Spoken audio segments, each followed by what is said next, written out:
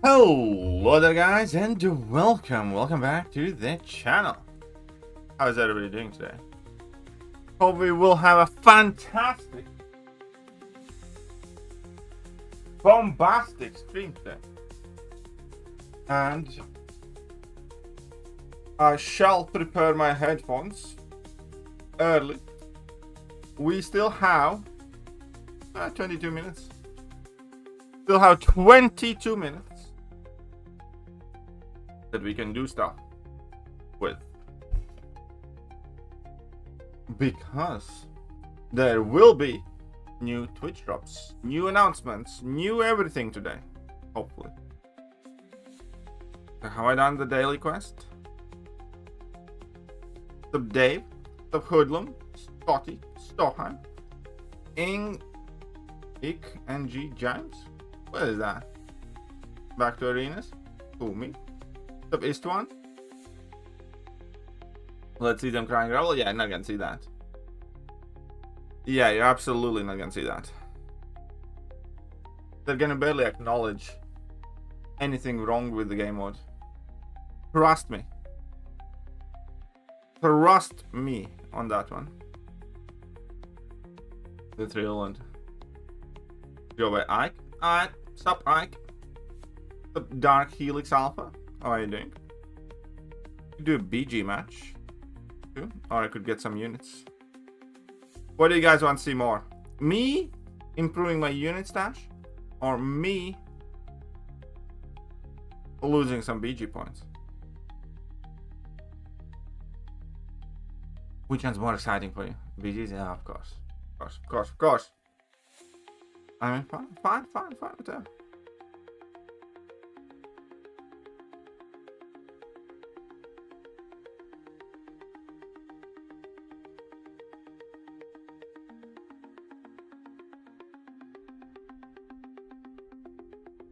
God bless. Well, thank you. That's good. It's very cold. It just got a weather warning today. It's gonna get to minus 26 degrees Celsius. Arena is so much fun. Arena is the best fun in the game. Arena is most fun you can have in MCOC without it breaking down your nerves. Because, you know, you do want to be susceptible to random fits of rage, play BGs. If you want a nice, peaceful life, go to arenas.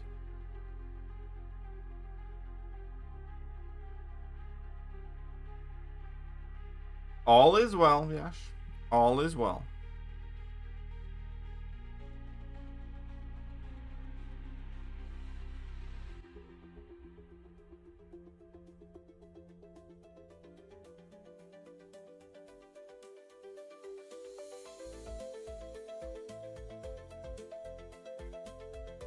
Ah, yes.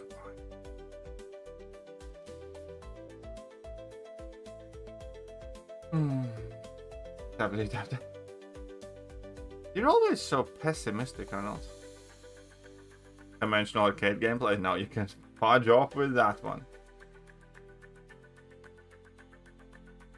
You can fudge straight off. So we're at 368 points right now. Yeah, it's been a while. Kabam hasn't been kind to Shatter with metas and stuff.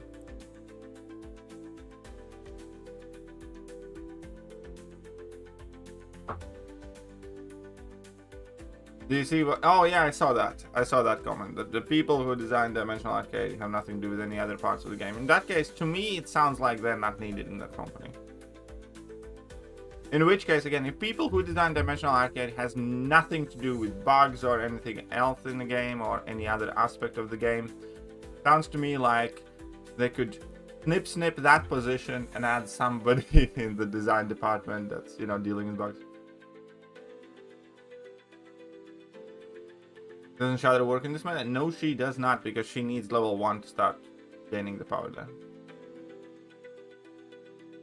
Gangsta BG? Alright.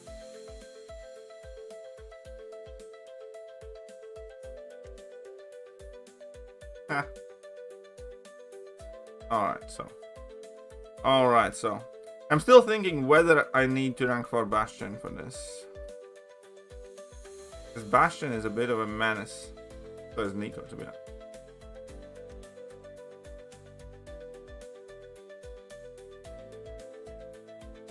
No, Kabam stream is not started yet. It's 18 minutes until Kabam stream will start. We are still waiting 18 minutes for Kabam to start their stream. And then I'm gonna watch it. I'm gonna take notes.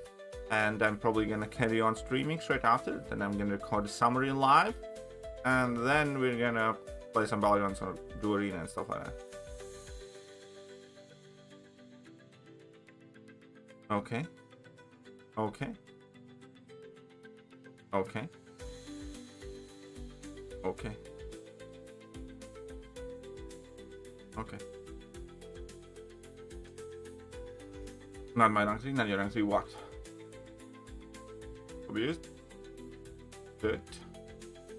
How much in though? Do I? Also, if you are watching on Twitch, you can hit that follow button. If you do have a spare Amazon Prime membership, I'd greatly appreciate it. We have fallen down below.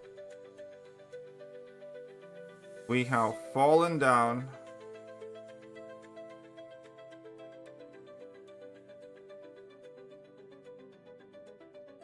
below 50 subscribers on Twitch. Not great. Didn't do arenas for a week and a half and feel so guilty. You should. Think of all the units that you missed. Week and a half, you basically lost out on an Odin. Okay, not an Odin, but should feel bad. You did bad and you should feel bad.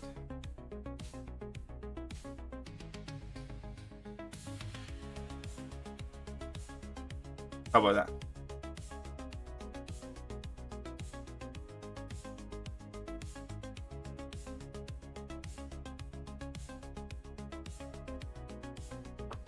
What did you want? Some sympathy here? Some pity?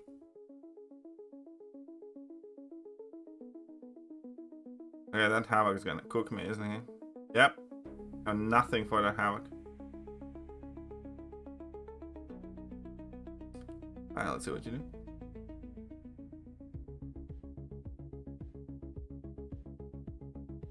Havoc's a bit of a menace in this meta.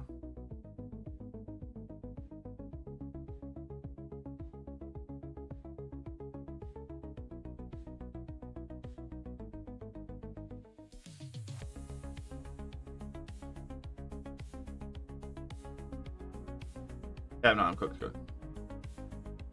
No, I do not complete every arena every cycle. I do the 2 of the 6-star ones, and then I do like half of the 4-star one or something like that.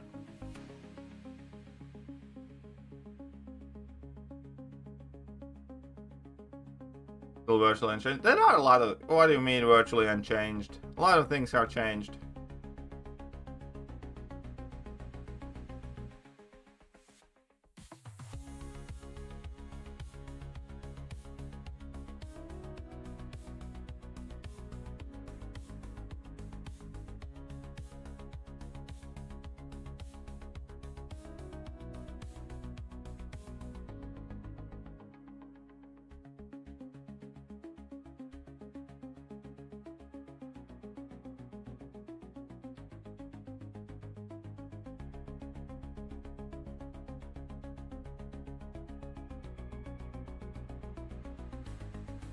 Fish.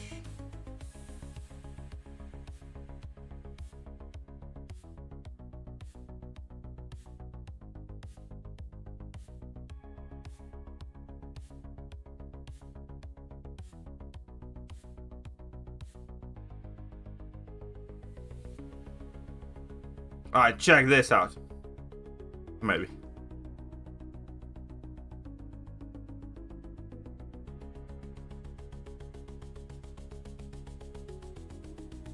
I mean, yeah, fair enough. But still, Kush can do this.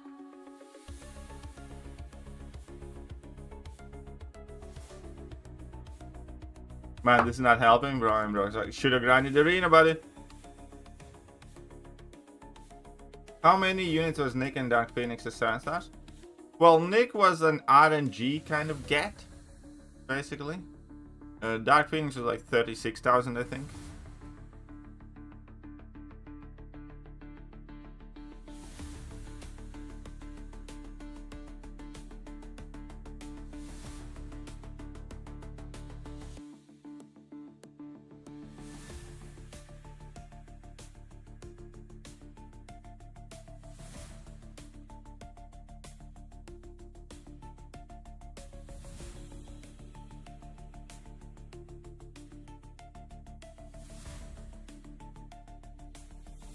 And I can take a big fat L here, but sure. Okay, so.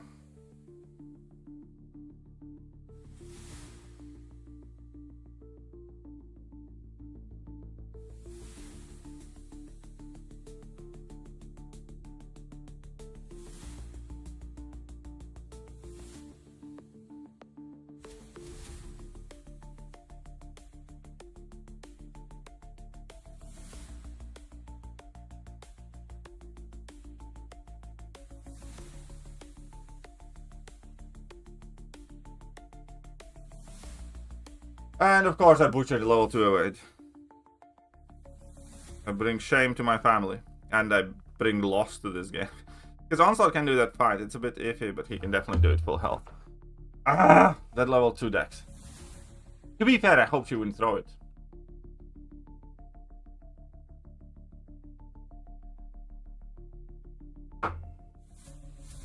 To turn drops active. Yeah, now the drops are active automatically because I have always designated MCOC as, you know, the game that I play.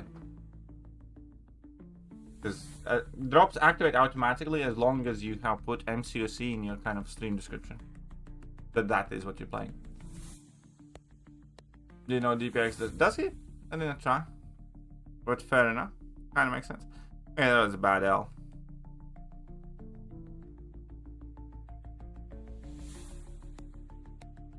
No, chill, yeah, chill. Currently sitting on 8.5k units. Nice. Good job, buddy. You can do one more. You can do one more match then. When does the stream start? In 11 minutes from now. 11. Don't worry, guys. I'll keep you guys updated. It's fine. We're gonna watch it immediately as it's stream. What do you think the golden stream could be a hint someone has chosen aka Colossus? Maybe. I think it could also be some sort of gold deals they did once. As far as I'm concerned, it could be a reference to Kabam giving us all a golden shower now.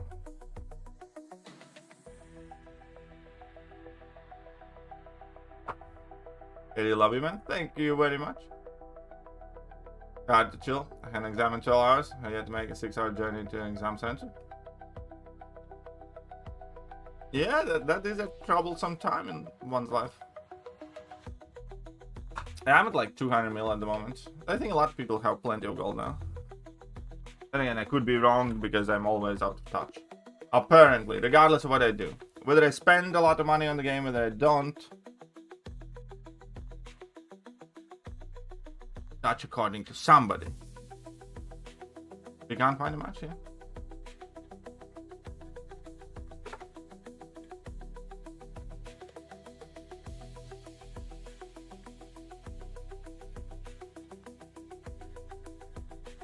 Haha.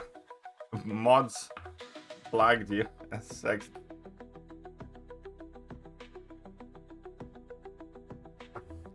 Did you guys hear?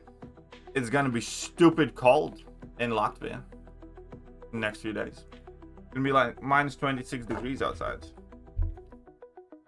Celsius. That's like cold. That's like no thank you weather.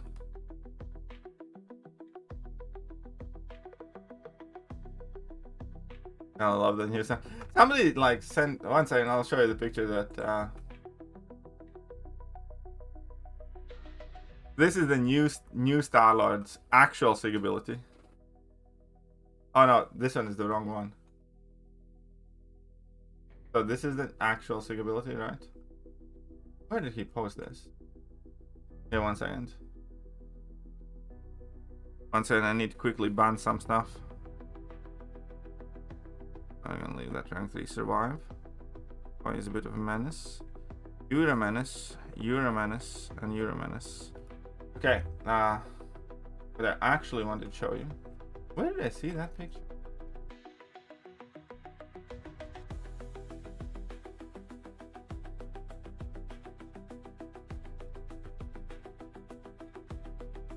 Okay, I'm gonna show it to you later. Some other time, maybe. Maybe later. I don't know, where did I see that picture?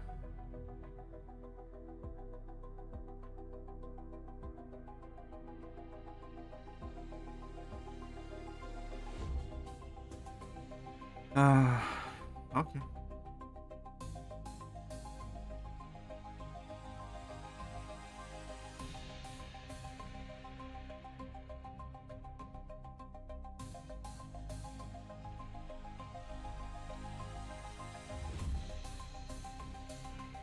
Already with the rerolls. Okay.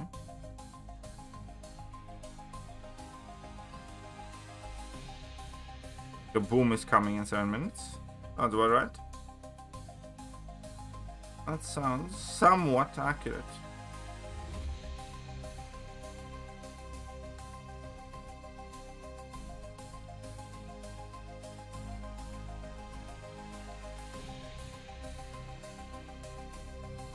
Don't love my draft either.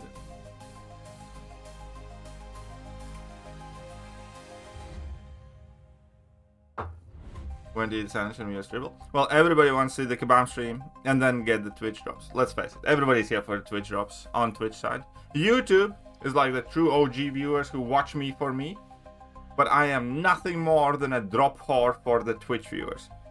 For most of them anyways.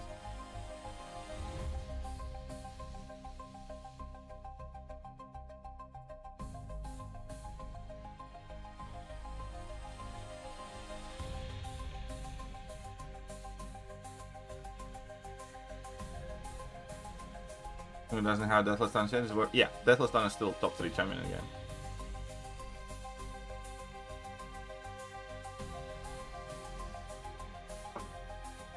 Oh, don't worry, Alastash. Kabam is nerfing that thing.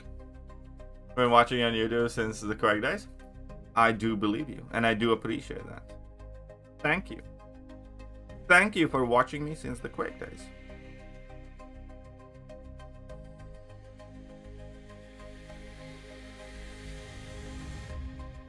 Twitch been something new for user.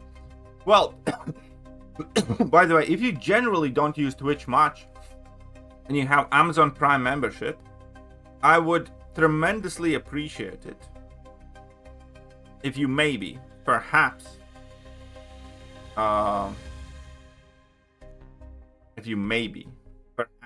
use that Amazon Prime membership on dear old me. We're trying to get back above 60 subscribers. Unfortunately, we have fallen down to 45. So if you do happen to have a spare Amazon Prime membership, I'll gladly take it. Every bit helps. I have made over $200 from Twitch in a month. So, you know, it helps out. It really does. That's some sort of notification there.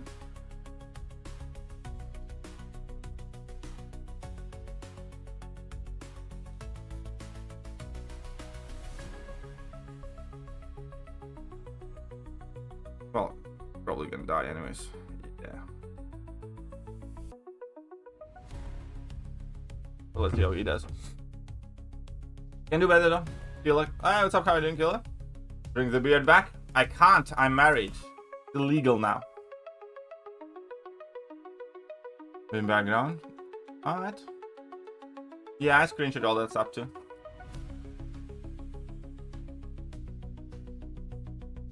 You need to connect your Amazon Prime account with your Twitch account or something like that, and then you can just subscribe. Every person who has Amazon Prime gets like 1 free Twitch membership a month that you can, you know, sub to me, and all will be well.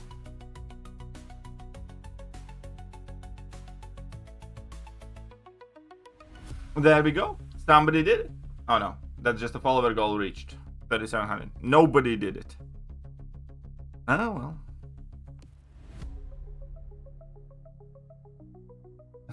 I thought somebody did it. My bad. But thank you for the follows as well, lads. Thank you very much. What's up, Chris? Is it all expensive there? Not particularly, no. Like €1 is more than $1. But I mean, every bit adds up still, because obviously the income level is lower.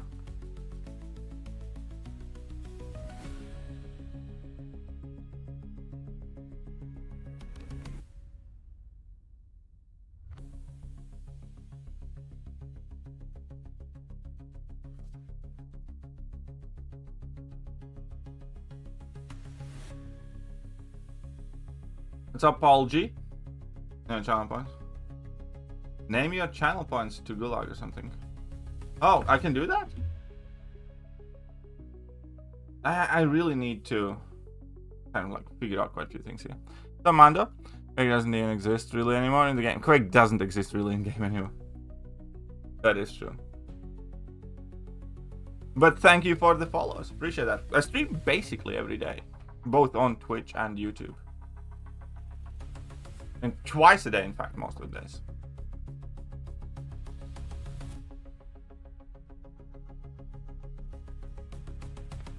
I need to mess around with Twitch mechanics a bit more.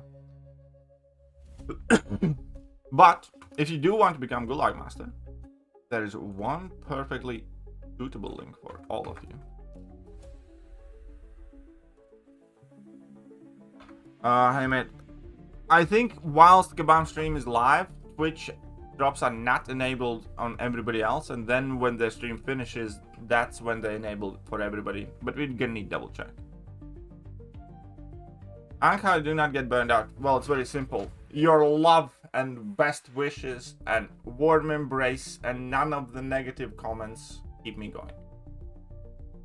Very, very simple. I just love you guys very much.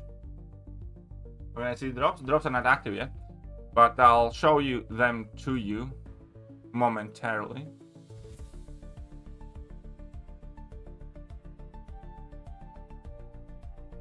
When they will become active, which they're not yet.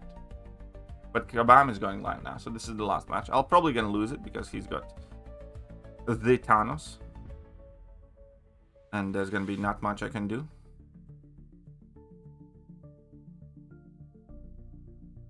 So can I say no? You cannot. You can absolutely not say Bastion without Gulag. I think the stream you will be able to get Twitch drops after Kabam stream ends.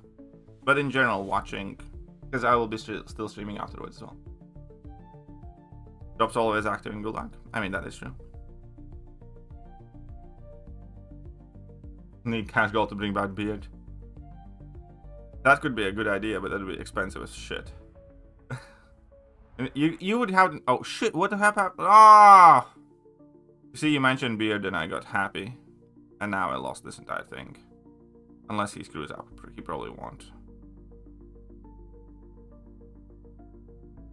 Parry that, but I am clumsy as clumsy can be today.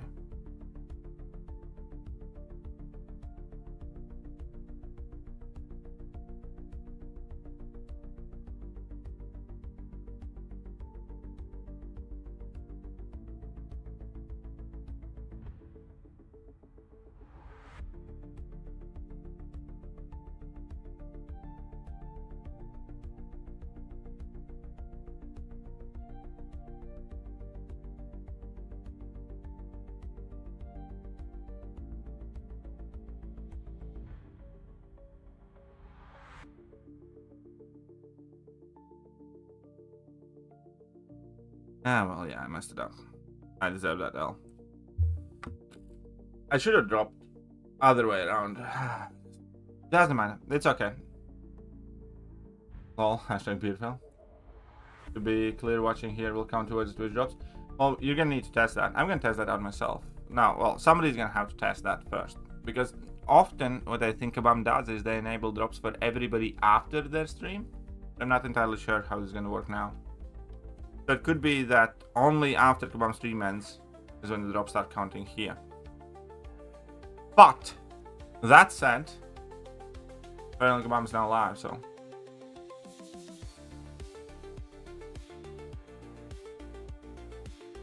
Previewing that launch pool of 7-star Ascension and reveal the winner of Summoner's Choice 2026. I can't wait to find out how far Phantasma went. He what? Round 2?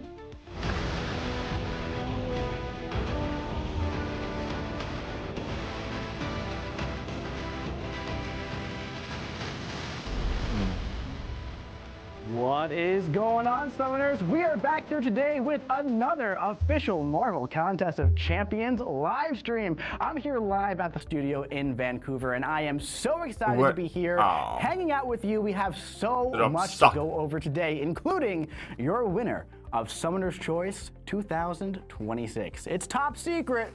We'll be getting to this bad boy later on in the stream, revealing the winner.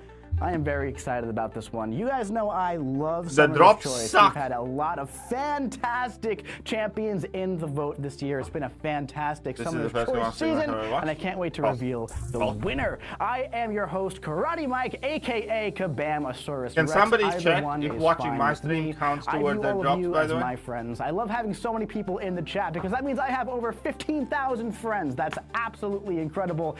Thank you so much for joining us here on our official live stream. If you are new to Marvel Contest of Champions, I do recommend you give it a download and play along with us. It is a very, very fun time. We got a lot to talk about today. We have a little bit of a preview of the launch pool of Ascension, 7-star Ascension to be specific. I know that people are very excited about that one, so I can't wait to talk about that. We're going to read those messages. Which messages are you talking about? As well. But before we get into all of that, we just got one rule here at the Marvel Contest of Champions official live stream. Oh, wait, what's that rule? Put it up on the screen. All you gotta do is just be nice. I'll be nice to you. You be nice to me. We'll all have a really nice time together. All right, we do have some announcements today, quick and easy ones. Let's get that slideshow up on the screen. Finn. All right, so that Tooth and Claw saga is continuing. This isn't the January 6th live stream. This is the January 30th live stream. Hey, if there's one mistake in this live stream, I'll take that one, all right? So our January events, of course, are going to be ending soon. Can we get that back up there, buddy? There we go. Concert of Champions is ongoing, and the Summoner's Choice winner will be announced today. What's wrong with you, Ronald? Details are coming soon. This stream, we have a very special guest to come here and talk about that Ascension launch pool. I'm very, very excited. But enough with the intros, enough with the announcements, enough with the rules. I don't see any active drops yet, shall we? For this stream? Now, before we do that, though, these are my active drops. Go into your Twitch settings and turn on those Twitch drops because, as always, we do have some Twitch drops for you, and you definitely want to get those because there's some nice rewards in there, and those are only going to get better as time goes on. Working out those details, a little bit more info soon. So make sure you get in there. And I have never won a single giveaway from Kabam. And of course, you all know we got those giveaways as well. So head on over to playcontestofchampions.com/stream giveaway for your chance to win one of 5 Titan crystals or one of 5 champion selectors for the February month. That is going to be either M'Baku or Blue Marvel. All right. So we are in the Tooth and Claw saga. We are 1 month in, going into our 2nd month of Tooth and Claw. That's pretty exciting. Yeah, we're good. We're good, man. We're good. So we're going into just checking out the technical difficulties here. We're good. No worries watching at home. So we're going into the Tooth and Claw, the 2nd month of the saga here. Let's have a little bit of a review of the story so far. You got any problem? Have you been roaring into the Savage Lands in the 1st month of Tooth and Claw? Well, for month 2, Central Park has been transformed into a dense ISO and vibranium-enhanced woodlands full of riches, wonders, and of course, foes. But thankfully, the Jabari ambassador M'Baku and keen scientific mind Blue Marvel are here on the scene to take care of everything going on. What powers will be unleashed upon the contest and its champions as this ISO-fueled adventure unfolds? I'm excited to find out. Make sure you're headed to the event quest this month so you don't miss one moment of this breathtaking story by our very own Kabam Vincent.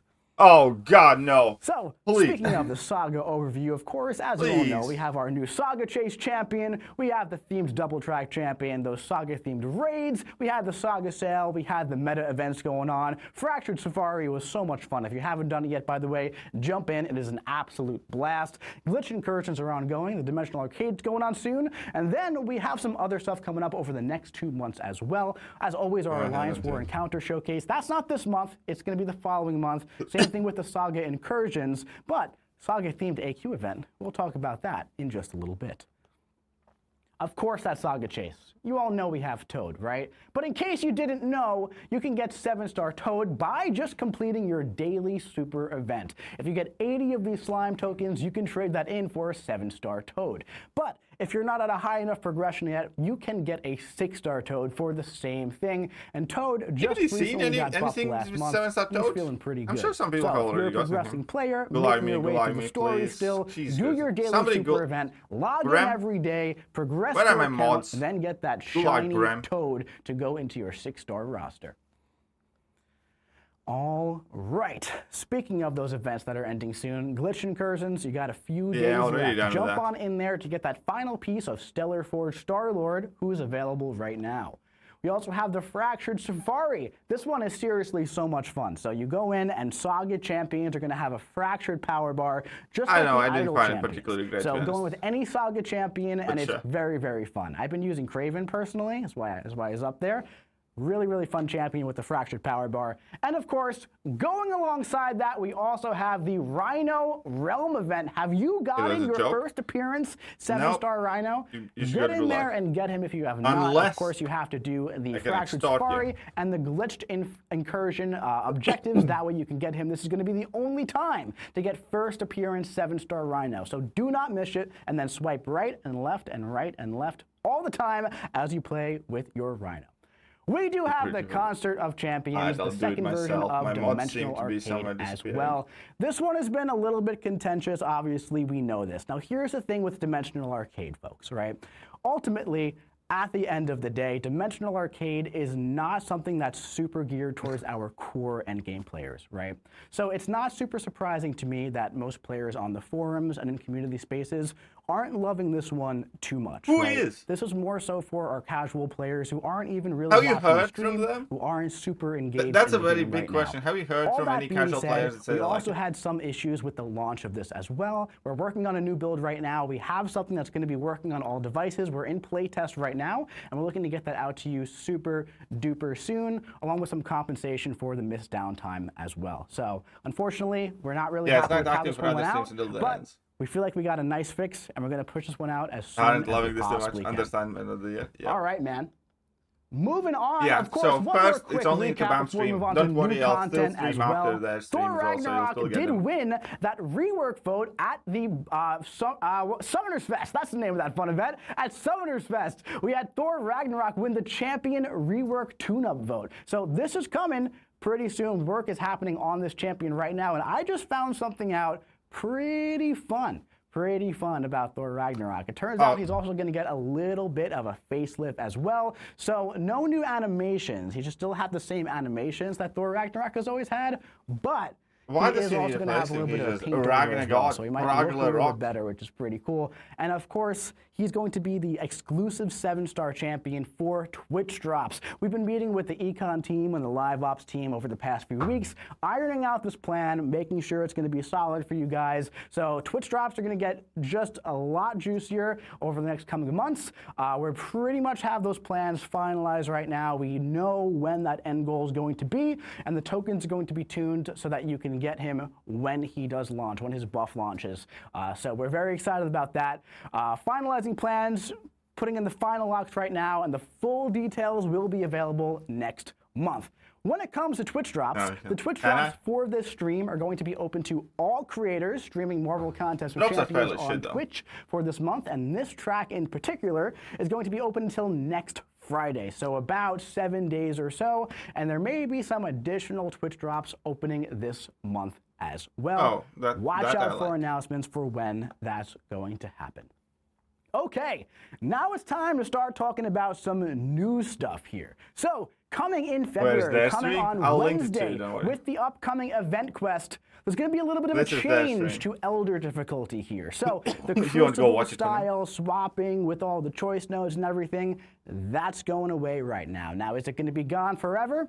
you could say, right? We're probably going to end up in a place where we a try out WordPress a bunch of update. different Thank fuck for formats. that. But the elimination nodes, they're going to be taking a break from the Elder difficulty in February. It's going to be a very similar map, but with a team and no swapping. So those synergies are going to be coming back. Some more places to use those fun synergies. And we still need to do the lower difficulty. We've definitely heard the feedback that the Crucible style gameplay is starting to get a little bit old. We feel like it's kind of taken away from the special nature of Crucible in itself.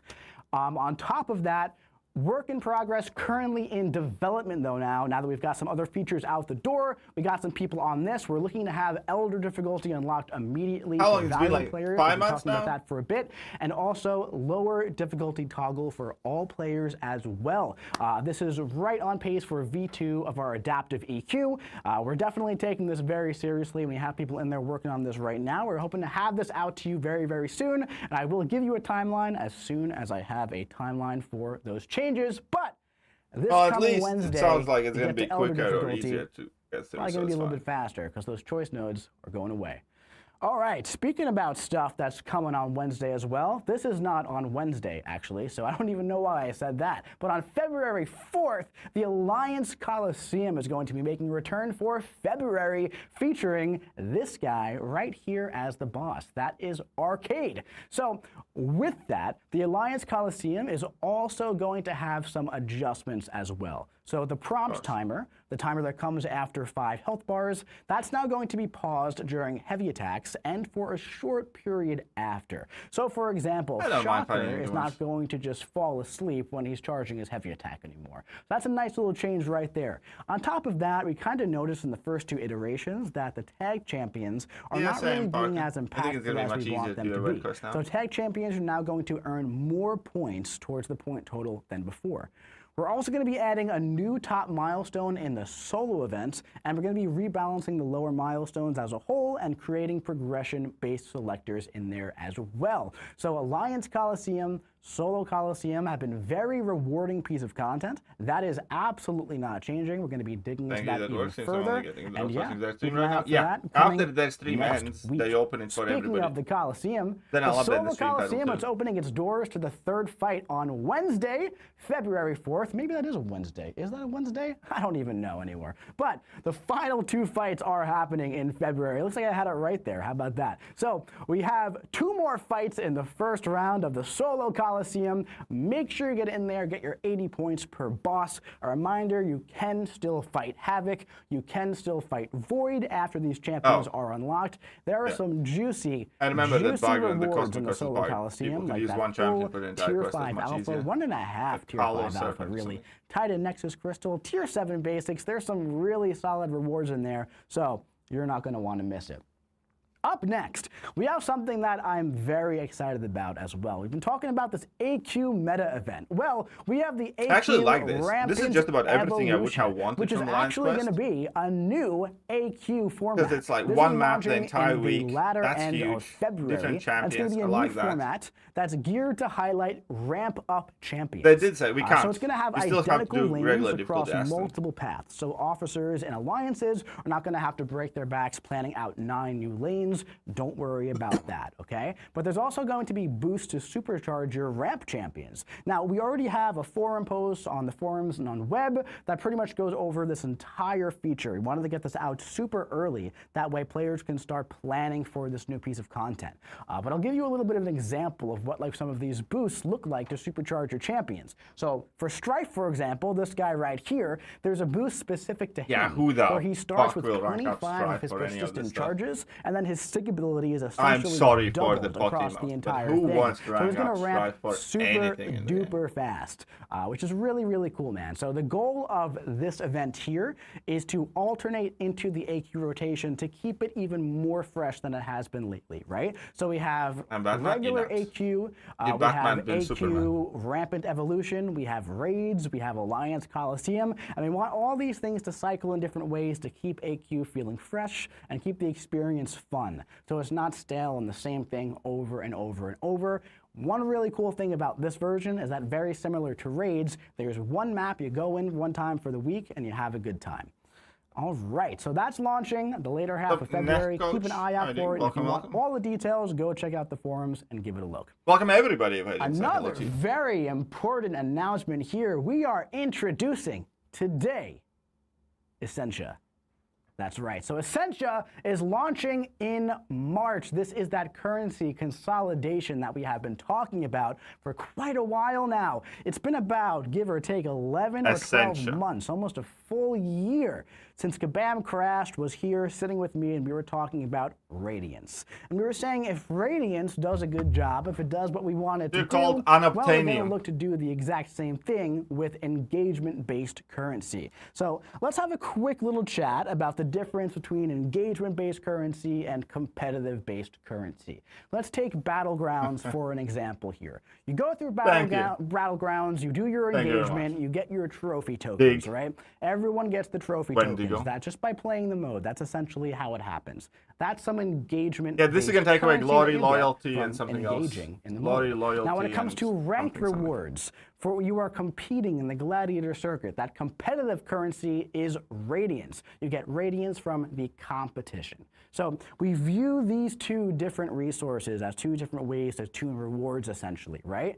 And we have so many different engagement-based currencies that it gets a little bit overwhelming all across the entire game, especially for newer players coming in for the first time, right? You got the trophy tokens, you got the artifacts, you got the glory. What do they all do? Why are there so many? There's the same stuff all over the place. Can't we make this easier? Well, yes, we can, and yes, we're going to. So Ascension will be launching. We're targeting March right now.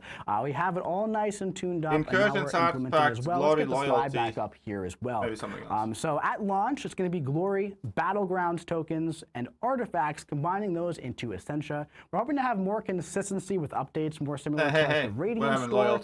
This is actively in development, and look out for a dev diary going over all of this, the intention behind it, what it's going to do in the next few weeks. This did get pushed back from, like, early February to March, so I did say the dev diary was coming last month. We do need to pay very close attention to this because they have the dev diary to be closer to the launch of the feature. But the guy who's been working on this has been working on this super hard since like September or October. I've been talking to him about this for a very, very long time. The feature's looking pretty good. I'm pretty confident you guys are going to like it. I'm really excited to roll this one out.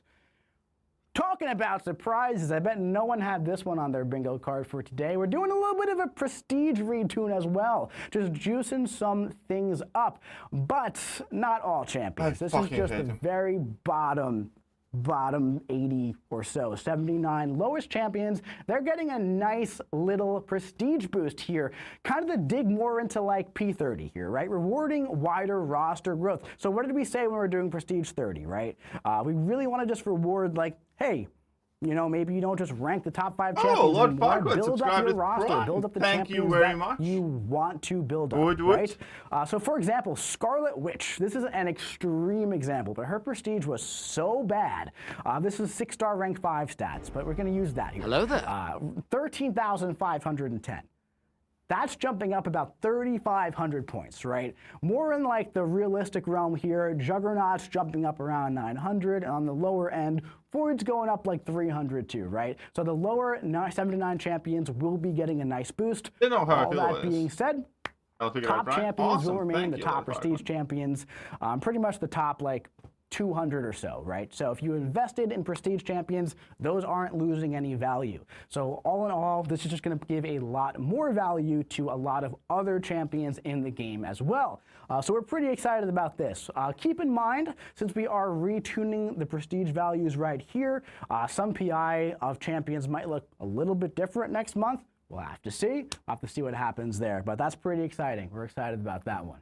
All right, moving on to some side quests next month. The side quest, Marvel Contest of Champions, is going to be a return of Squad Builder. Oh, Finn, that transition was beautiful, dude. Look at that. Right when I snapped, he turned it over. We got a professional over here. All right. How the February 11th, Squad Builder returns. This is going to be similar to the Fantastic Force recruitment event, except this one's going to be themed around the Lunar New Year event this year. And we're celebrating the Year of the Horse. So I got Beta Ray Bill right there. How about that? Shout so out Jessica red envelopes Parker. will be returning to the Gonna loot contest, up. of course, containing the usual goodies and a chance for first appearance 7-star gold pool. This is fun. I'm definitely very excited for this event to come back. It's going to be very similar to the first one, but a little bit more engaging. There's going to be some like small little gameplay prompts to complete as you're going through. That being said, you could completely ignore them as well, and you will be just fine. Just like you could in the first round of this. This is not meant to be difficult. It's not meant to be challenging. It's meant to be an engagement-based side quest, little meta event for February, which is fun. You know, we had a good time with this one the first time. We have a little bit of an update here, and we're looking to take this even further in the future. So we're pretty excited about this. We're pretty excited about this one coming back. So there are 2 events, just like the first time here. How does it work? So you play with energy for points in the solo event, and then you claim rewards and tokens from that event, and you gain other tokens, and you earn some rewards. Now, I want to say right now, there's no conspiracy here. I did not get to name this token, but there are Broncos tokens in the game. And for the first time ever, from my actual job here at Kabam, I can sit here and say, go Broncos. We love the Broncos. All the way. Bo Nix, get better. All right, so let's get the slide back up here though. Use Bronco tokens and you can earn 3 times the points here.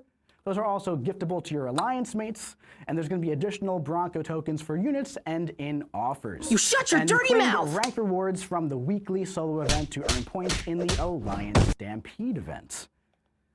Now, Alliance ranked rewards.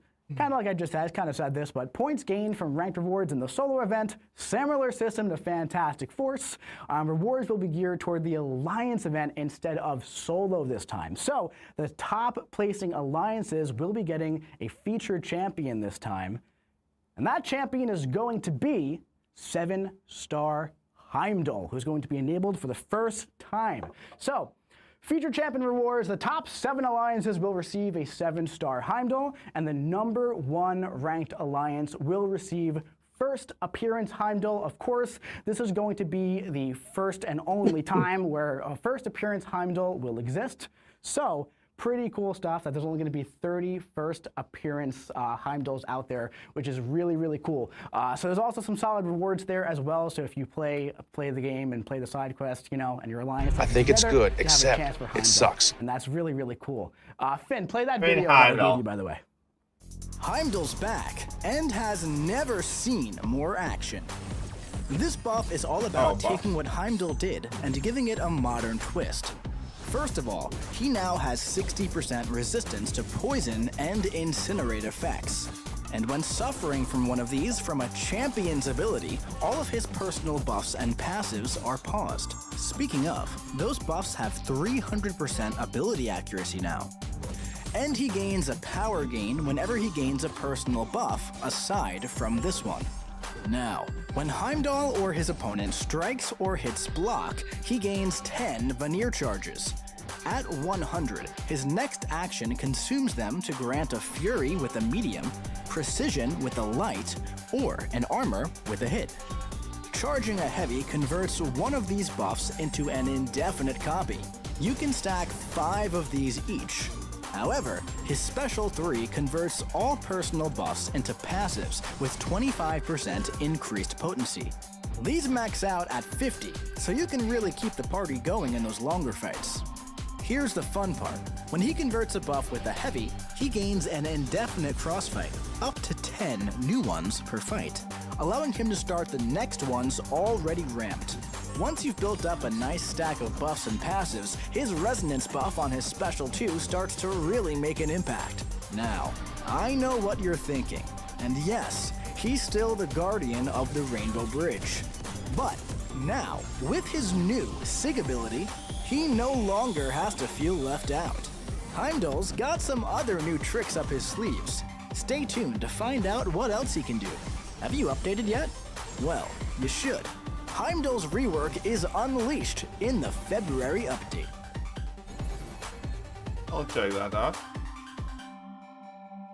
I doubt he's going to be particularly Semicolon significant. says, wow, this seems nice. And We're going to leave it at that. All right, so Heimdall, his buff is launching on he's Monday. like a multi-fight So let's talk about some champion, key updates here for the champion. I feel like the video kind of laid it all out. It was a bit of a longer one for a buff video. But his damage potential is pretty much just increased by a lot, right? Heimdall's been that kind of champion where he's always been like a classic cosmic champion that gets a lot of buffs, does a lot of things, has a decent amount of utility actually, but his damage just like isn't worth using compared to other champions in the cosmic pool, right? So that's definitely going to be changing. He's also gaining a lot more utility as well. So big damage increase. We also get 5 permanent fury and precision buffs and armor buffs as well, and those can be converted to passives on Special 3.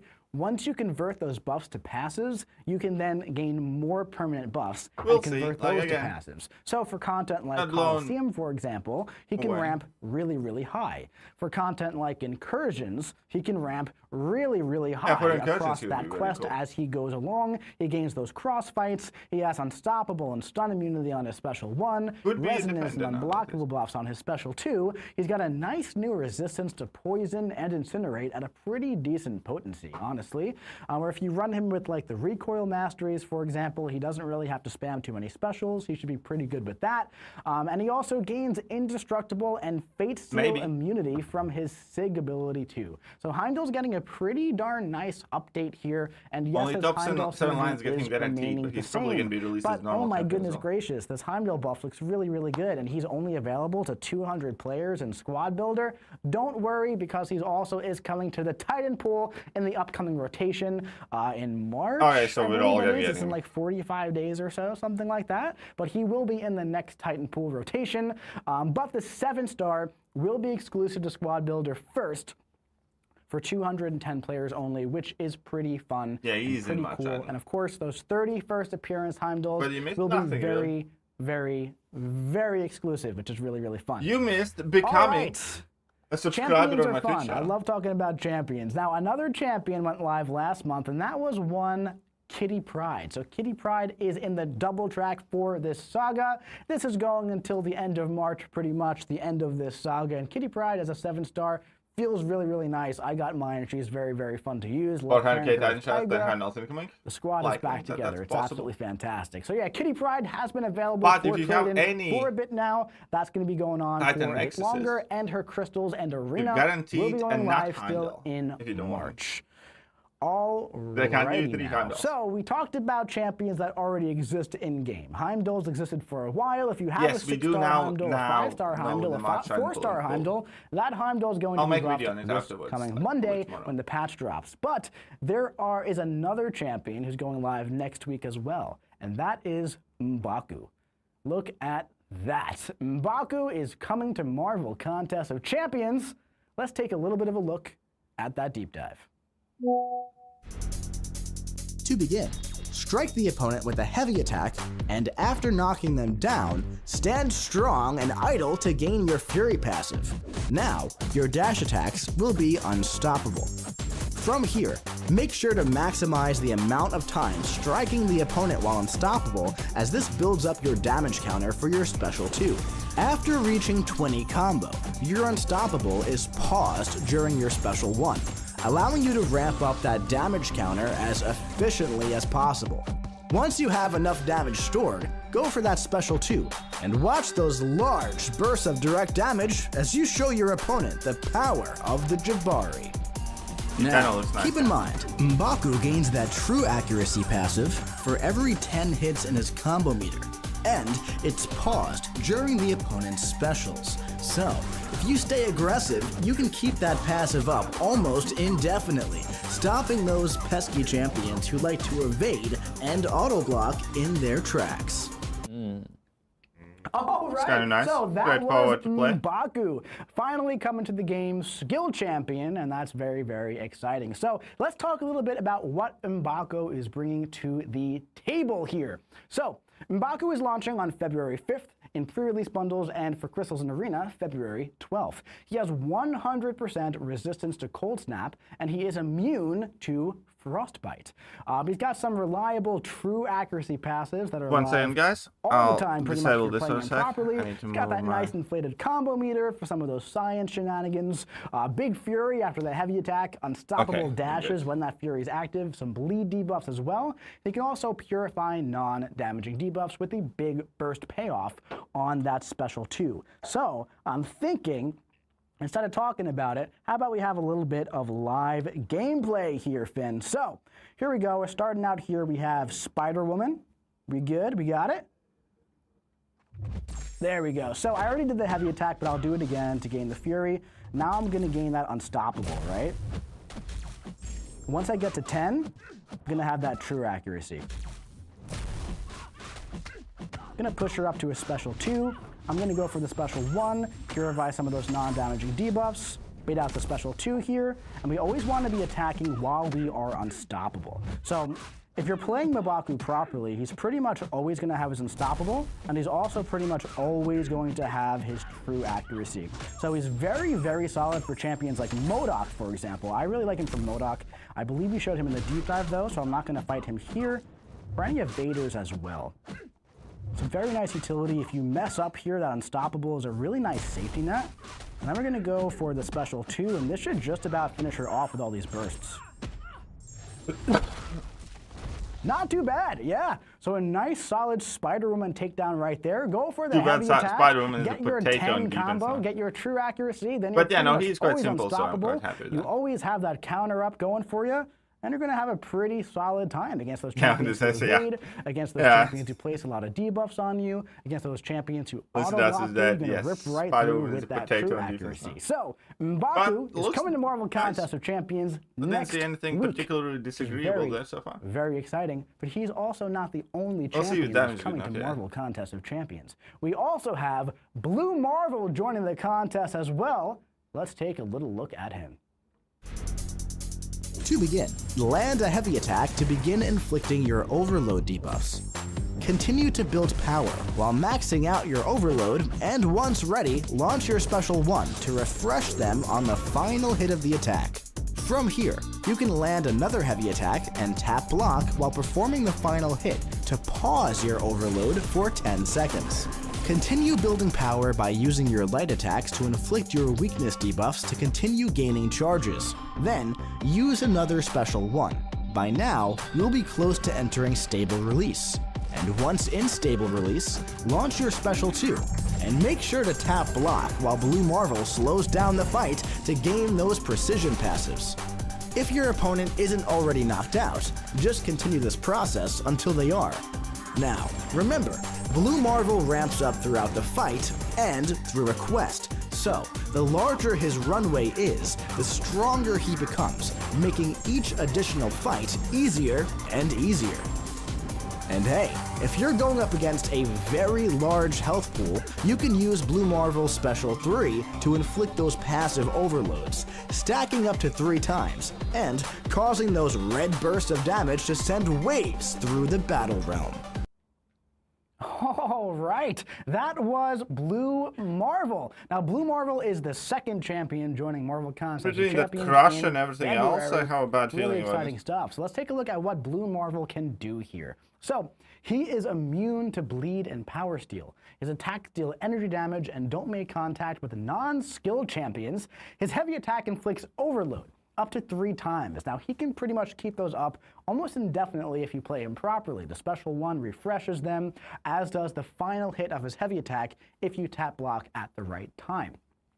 He inflicts weakness debuffs on light attacks, and he builds up antimatter charges to enter stable release mode. While he's in there, he can counter miss while that's active. He also gains indestructible from non-hit direct damage from champions from his SIG ability, and he has provoke and wither on his special 1, gains precisions on his special 2, and some regen on his special 3 with indefinite overloads from those as well. So if you're going to be using Blue Marvel in a longer fight like Coliseum or whatnot, you might want to go for some special 3s as well. That way you can get some extra burst damage going. So that's all well and good to talk about and have a fun time, but how about we have a little bit of a showcase here? I'm choosing a bit of a harder defender here. I'm doing 2 tough defenders today.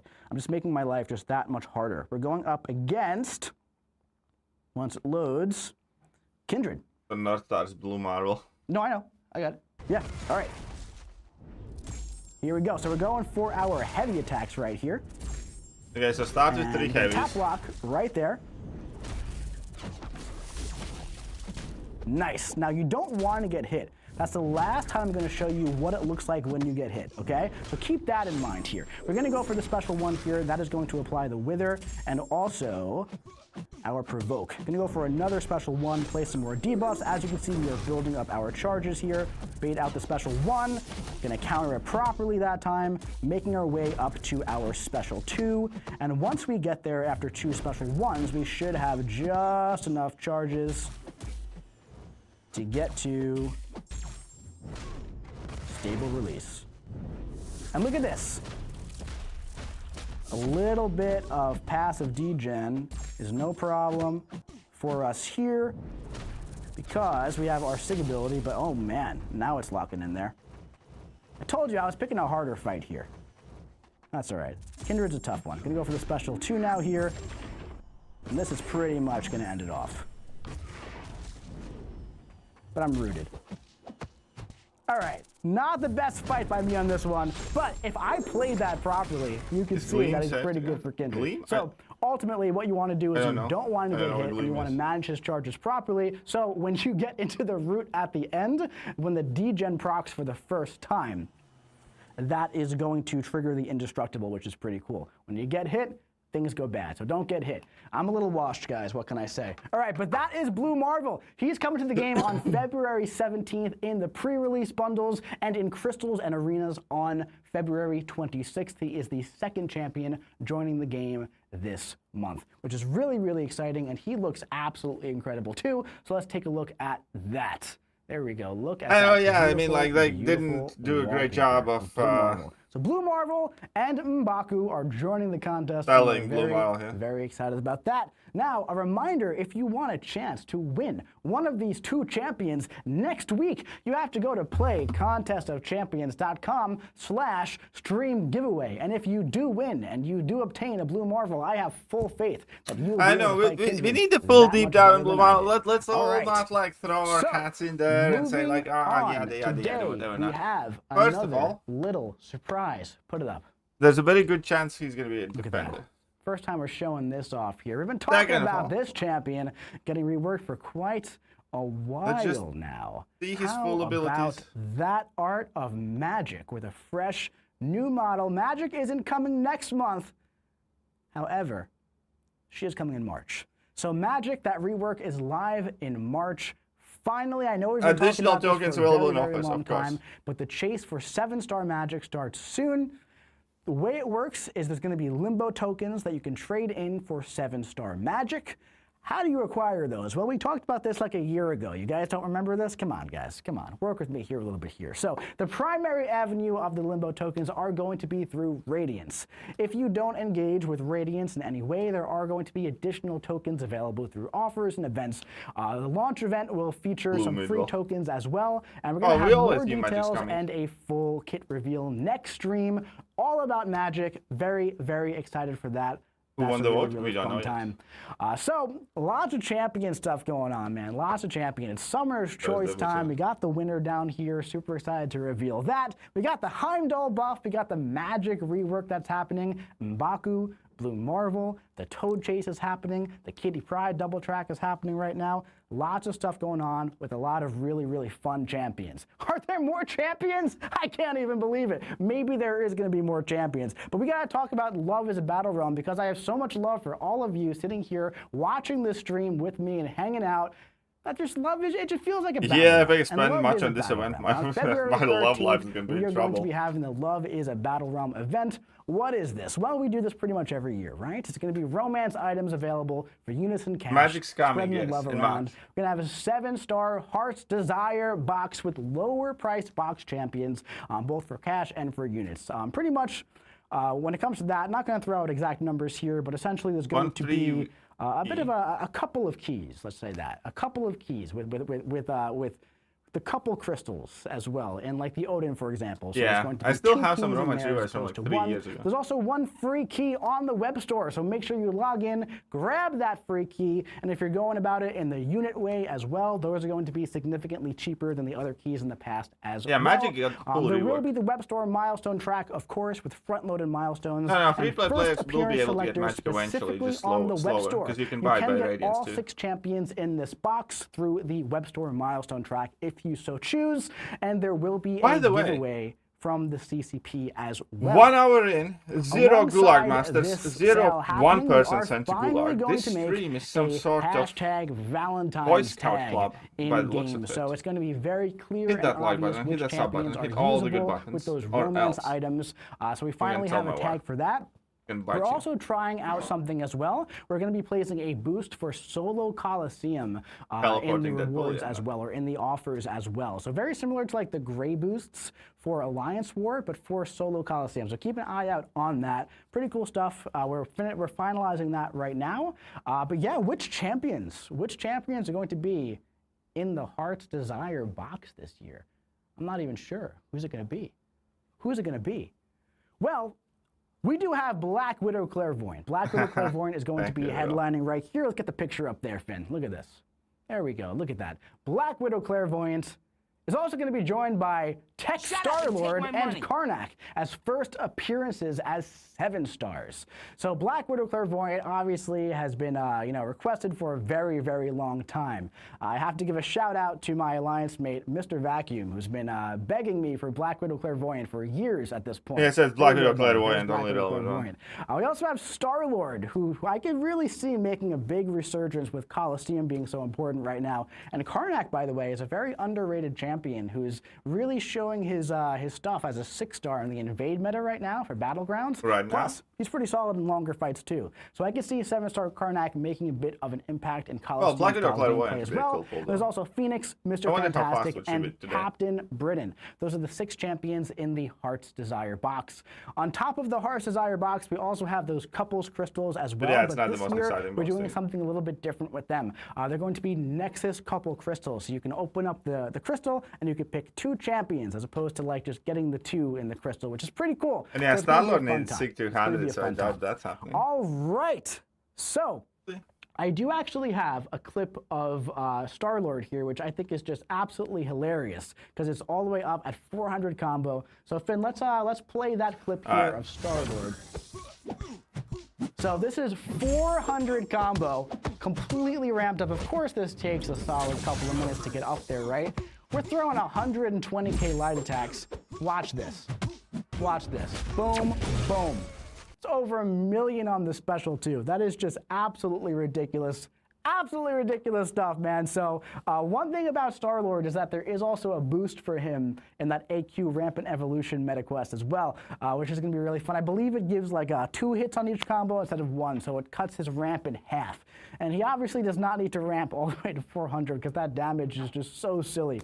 But yeah, so a really fun time. Black Widow Clairvoyant, one of the best defenders in game and now. Karnak are And she's coming to quite the decent 7-star on that, roster for the first time, which is really, really cool. So man, we've been talking about champions a lot today, so yeah, I'm feeling like we might want to take a break from champions, but at the same time, I think we should just talk about more champions because we got a lot of Ascension stuff to go over as well. So let's get that slideshow up here real quick. We haven't talked about 7-star Ascension on stream for a bit now. This was a feature, obviously, that we announced at Summer's Fest back in November. This is launching soon. The team has been just plowing away at this feature ever since before Summoner's Fest even. And let's have a little bit of a recap here for what 7-star Ascension is, in case you haven't been reading the dev diaries, or if you're new to Marvel Contest of Champions over the past 3 months, or if you just kind of forgot. Ascension is not a new feature to Marvel Contest of Champions. But 7-star Ascension is. 6-star Ascension launched maybe 4 or 5 years ago, something like that, maybe a little bit less, maybe like 3 years ago. But the way that worked was it pretty much increased your attack and your health. That was it. You had 1 rank and that was it. This is a little bit different. 7-star Ascension is going to go up to 11 ranks, with 2 of them being live at launch, and it's also going to increase your challenge rating and your prestige. On top of all of that, there's also going to be a new gameplay mechanic as well called Might and Isoburst. So there's going to be more detail. Well, all the details are pretty much out on that, but more visual features on Might and Isoburst and all of that kind of stuff probably in the next stream. But what we're talking about today is a preview of the launch pool. Now, if you did not know this, all brand new champions released in standard fashion will be ascendable at their launch date. For example, let's say Ascension was out today. It's not, but let's say it was. And then you go for M'Baku in the Valiant Crystals, and you either get him from your Grace Timer, or you get really lucky and you get a first appearance M'Baku. Well, you would also get a 7-star Ascended version of M'Baku as well. Now, the really fun thing is that every standard release from November is also going to be getting an Ascension in the mail when Ascension launches, or around the time that it launches, through retroactive rewards. So, what are retroactive rewards? Well, technically, that's already launched, and it's making your current rewards just that much more valuable. Specifically regarding Ascension, any 7-star that you require through the standard methods, we're going to be sending you the Ascension materials when Ascension is live in-game. So for example, Doctor Strange, right? He came out last month. If you have a 7-star Doctor Strange from his pre-release bundles or from his crystals, well, you're going to be getting an Ascended 7-star Doctor Strange, which is pretty cool. On top of that, specifically regarding Ascension, duping 7 stars now grants a new crystal shard. And yes, those are actually called super duper Ascension shards. Now, Max Sig Titan dupes also grant additional super duper Ascension shards. So if you have a Sig 200 Titan champion that you get from the Titan crystal, you're going to be getting extra rewards from that.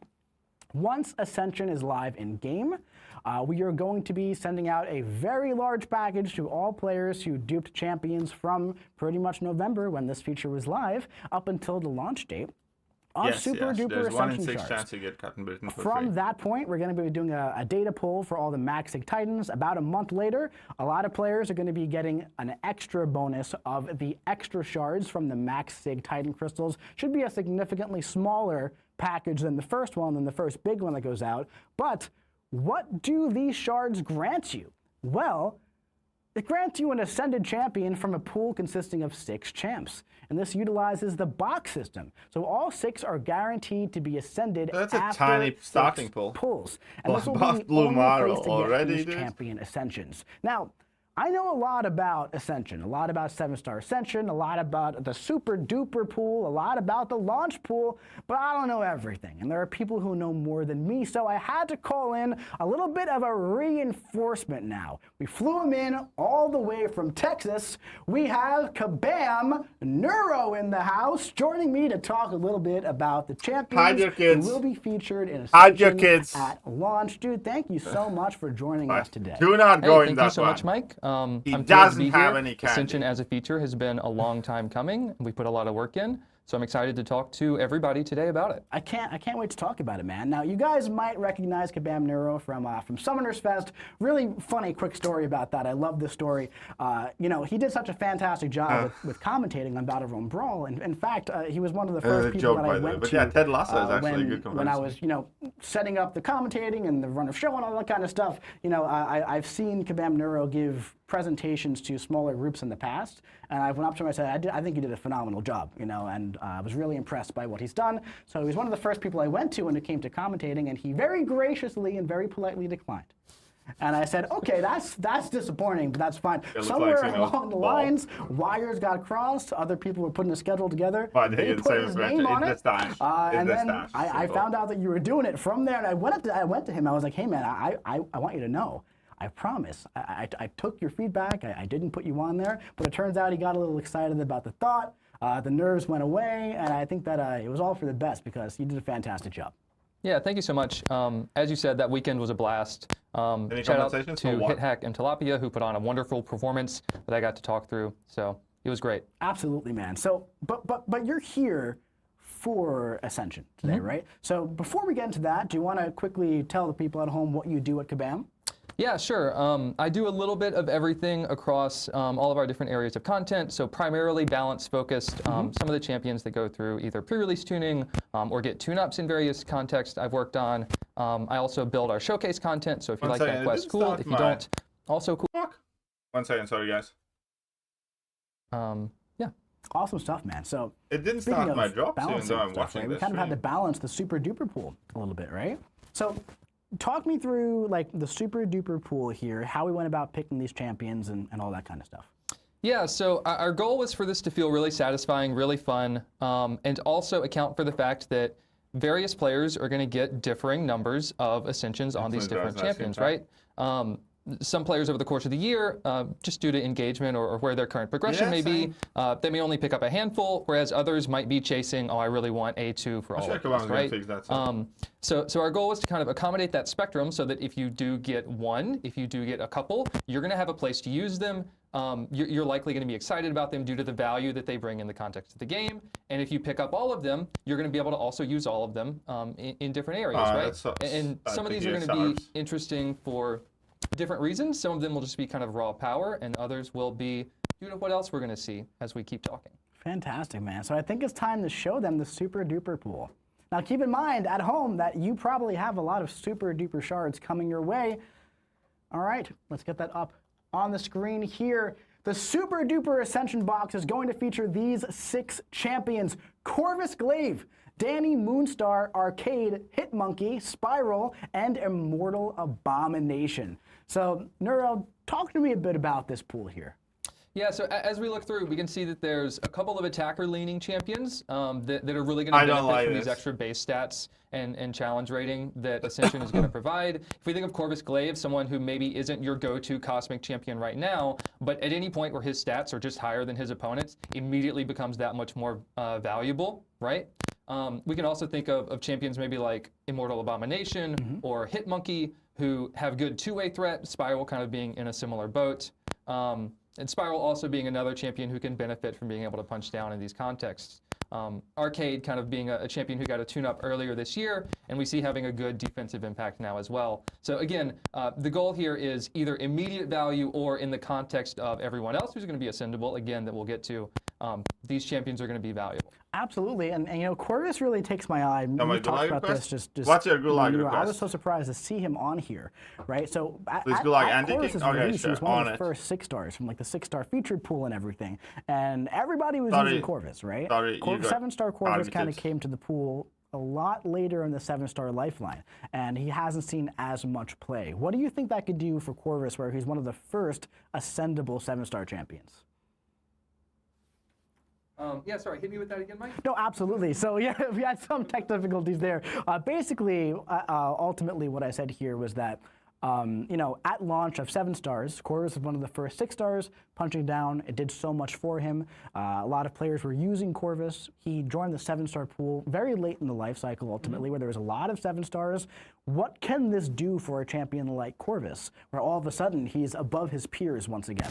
Exactly. Again, he has a limited reach, but he really enjoys exercising that in the fights where that reach is enough, right? And so any opportunity to just extend the amount of damage that he can do in a practical context, whether it's Alliance War, whether it's Battlegrounds, whether it's simply a quest like your EQ, where you can kind of do a limited amount of damage. This guy, while making this box out, the box it just really opens up the number of places across the game that you can use him. Absolutely incredible, man. So that is, again, just a super duper pool. There's a lot more than just that, right? So that's just the pool that you get from duping 7 stars, right? But there's also the Ascension base pool. So let's talk a little bit about what that is going to be. Let's get the slideshow up there, man. Yeah, so the base pool is going to launch with 5 champions per class. The Ascension pool was very carefully designed. There's going to be many different mechanics that are present within the pool, and these champions will be available via new crystal sources. New cluster drops are going to reward the champion and the individual champion's Ascension items. There's going to be more details on the acquisition method in the coming weeks, but today we're going to preview some of the pool. Now, we don't want to overwhelm with too much information, and we really want to talk about like some intentions and everything. So I think today we're going to show you 2 champions per pool per class for the entire launch pool. And then over the coming weeks on social media and on the forums and on the web, we have some nice graphics made already. They look fantastic, by the way. We had them all done yesterday. I'm really excited about them. So we got some nice graphics showing off the entire pool and then how the whole class fits together as a whole. And we're going to put out some blog posts and everything, just like about intentions and all that kind of stuff. But are you ready to start talking about some ascendable launch pool champions? Chat, are you ready to start hearing about some ascendable launch pool champions? Oh, that box is not launch pool. That box is like a super I'm going to pretend like they're all saying yes, yes, yes, yes, yes, as if it's live, right? So let's start jumping into it today. So guys, listen, I don't want a conspiracy here. I don't want anyone to, any conspiracies happening. We already had the Broncos token for the Lunar New Year events, okay? Now, I need Kabam Neuro here to confirm that I did not do this. Correct. I'll take it. It's confirmed.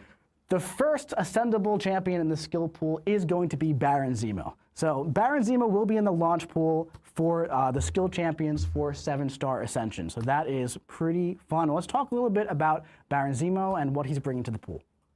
Yeah, so Zemo, again, kind of a versatile two-way in that sense, has the opportunity to present defensive value, offensive value, longer fights, shorter fights, and again, really benefits from those base stats that can sort of enhance his value in a variety of contexts. Yeah, absolutely.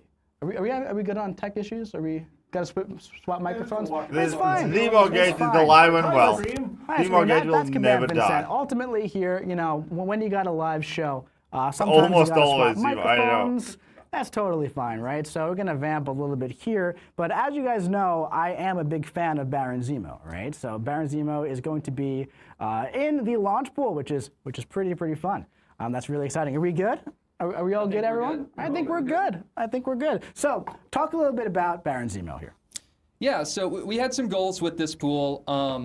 We'll see as we keep talking about these champions that there are some trends amongst classes and some things that we're trying to set up so that all of these champions can interact in a healthy, interesting way with one another, right? So we think of Zemo, we think of the cleanse and the debuff interactions there. We think of good bleeds, and that being kind of traditional skill mechanics that we can lean into and that we'll continue to reinforce and maybe interact with on the science or on the mutant side as well, right? Yeah. I was again, just right coming back all to it, those Zemo years being a champion ago. who has good offensive value, good defensive value, and when he has even more stats, those values get enhanced, and maybe he starts then competing with someone who's more of a specialist but doesn't yet have those increased stats. And so again, just interesting choices.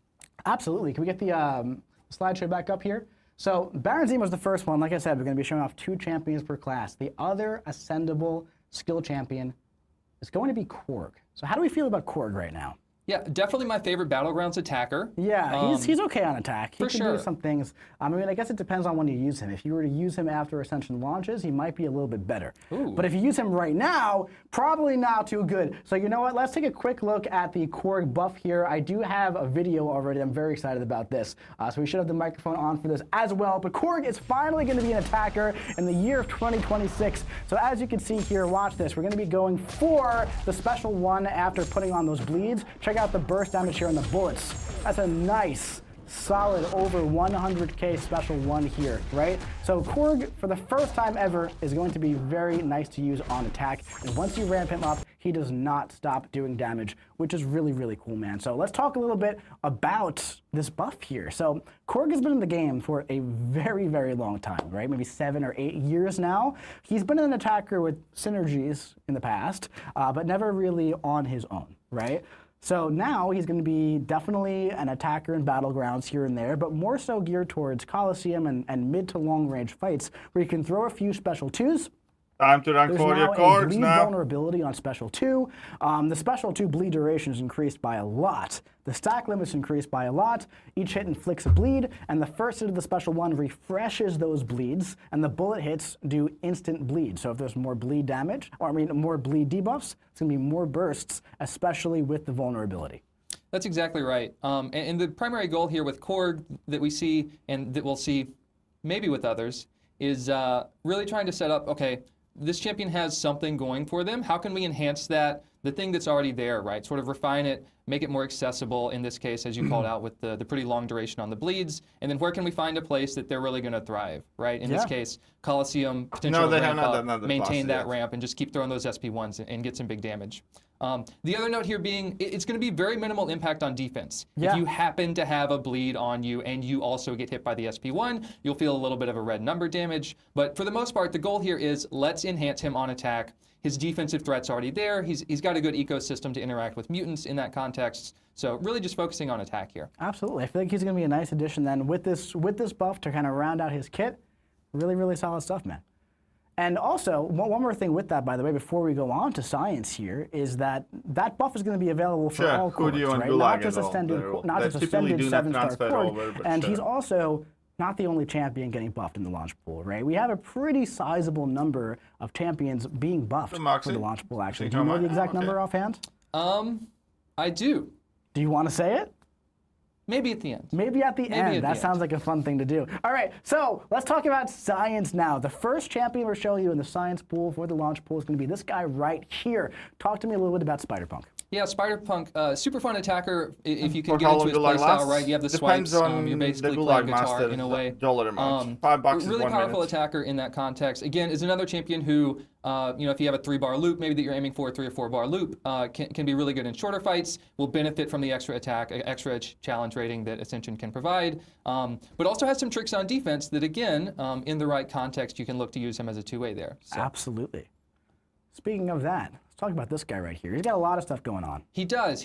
Very strong defender. Brother! Kind of is the upper limit, really, that we're looking for in terms of ascendable defenders right now. Okay. Obviously, he's pretty modern in that sense, and we feel like he was a really good candidate for kind of this is what we're looking to embody in this pool right now as far as defensive threat.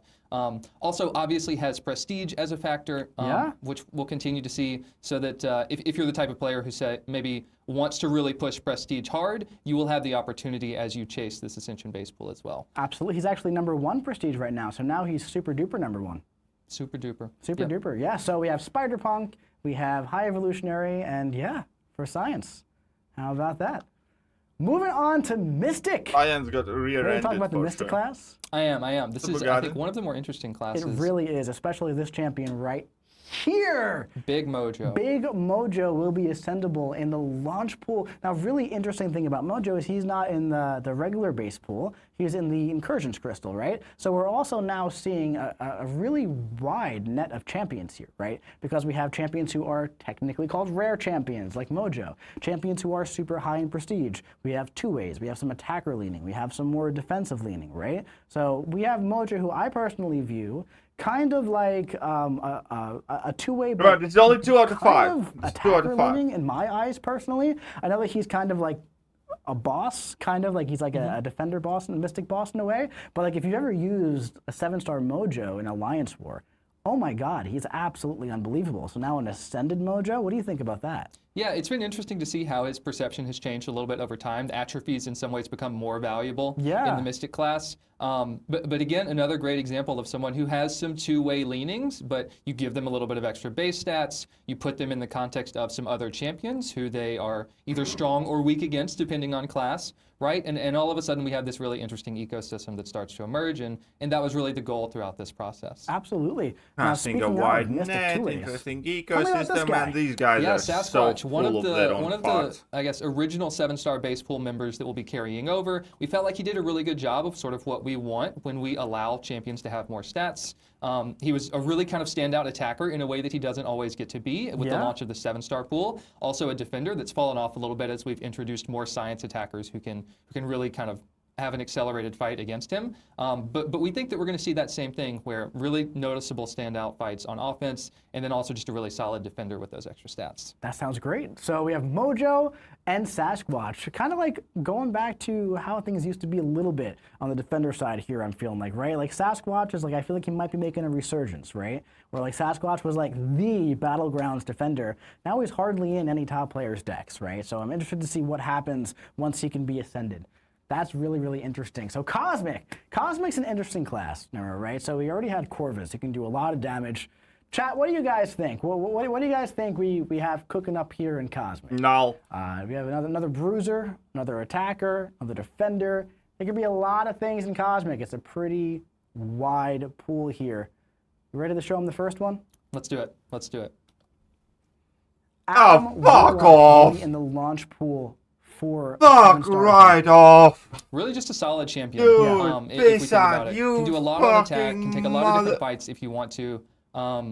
Yeah, lots of buffs that you'll be gaining for the various contexts that you need those. Pretty serviceable as a defender in the right context. But ultimately, our goal with this pool was to let players have fun and to set up a sustainable system for fun. And we feel like Adam is a really good champion just to let players have a lot of fun with. If it's with. Gladiator, Absolutely. I swear to God, Is if the next one is Gladiator, he's so I'm gonna powerful. fucking His break pod something. is really interesting, and he's just a fantastic champion to use. We also have Vision Arcus coming to the Cosmic Launch Pool too. Oh, that's pretty cool. course. You know, Arcus he's an interesting champion to me, where he's always kind of felt like, oh, he's good. He's good. Like he's not bad. But he kind of feels like he's right there. You know, it's like there, yeah. he's there. He's on that line. But like, would I use him over other Cosmic champions? Would you? Well, what if we pushed him over that line? We could push him over the line. I mean, if you want to, we can buff him a little bit, right? We could boost him up a little bit. So Vision Arcus will be one of the champions getting a buff alongside the Ascension launch as well. Let's talk a little bit about what this is going to be doing for Vision Arcus. Yeah, I'm really excited for this. I got the chance to directly work on this, so it's really cool. The armor breaks are going to be there just a little bit more quickly, which is really the only thing that's going to be defensive oriented again here. So it's a minimal impact on defense, but on offense you're just going to be able to stack those up that much more quickly if you're trying to set up for your SP2 Armor Shattered, for example. The armor break duration is also increased on attacks, so that if you have to bait out some specials, for example, and just play a little bit slower tempo, he can actually afford that. The SP1 is now going to offer a decent amount of comfort and just extend your damage cash-in because it's going to pause that Armor Shattered, as well as your SP3 Fury and Cold Aura, kind of once you're set up and just looking to close out the fight, deal some good damage in Coliseum, whatever the context may be. Then that also just got a little bit of damage, and then the Fury extended, as well as the Cold Aura. And then giving him a little bit of modern tech utility in being able to interact with Special Lock, which is something that we see more often now. Yeah, that sounds great. I mean, in all honesty, though, it's like, you know, all jokes aside, Vision Arcus has a lot of damage potential already, right? So taking him just like taking those quality of life features, sometimes it just takes like a little tiny thing to really take a champion from like pretty good to like, oh, that's a really solid champ, right? Yeah, sometimes just the line between, this is slightly frustrating because I can't quite chase this, to Arcus was good when they bugged him. Then There's he not was so much good, distance as you might expect. Because he could stack armor shadows. Now let's moving on to tech, right? We talked a bit about like, oh, the good old days with like, you know, the meta and battlegrounds, all this kind of stuff. There was a defender who came onto the scene a while ago, and she was really making waves. She was really making waves. She was kind of like unlike anything anyone's really ever seen before. She was very competitive focused, and she's also kind of fallen out of the meta a little bit as time went on. So I'm personally hoping we kind of see a little bit more of this champion. Penny Parker will be one of the champions in the tech launch pool for Ascension. How do we feel about it? Yeah, we love Penny for multiple reasons. One is a really good example of a defender who, if you're willing to slow down the fight, you can kind of beat with anyone. But if you have the right RPG keys, then it becomes a lot more explosive. So we'll be looking to set up that with defenders as much as we can within this pool. Yeah, and kind of reinforce that as we saw with Cosmic, or at least as we will continue to see. So we also feel like Penny's a good example of someone who, again, in the right context, can be a really valuable attacker. Absolutely. So we'll be setting that up too. Yeah, and maybe there might be some keys in the Cosmic class that like interact with her auto block in an interesting way. Maybe. We'll have to see. Moving on, we also have Lady Deathstrike, who we did have as pretty much like the feature example for Ascension. So we kind of knew this one was coming, right? But now Lady Deathstrike, she's a very interesting champion. She's got some weird quirks in her kit, right? Like for example, the armor stuff, and she's got a lot of debuffs, got a lot of damage. But you know, she's solid, she's good, she's really fun, but she could be a little bit better. So we're gonna go ahead and make that happen. And Lady Deathstrike is gonna get a little bit of a buff, and we're gonna talk about that right now as well. Okay, so talk to me about the Lady Deathstrike buff.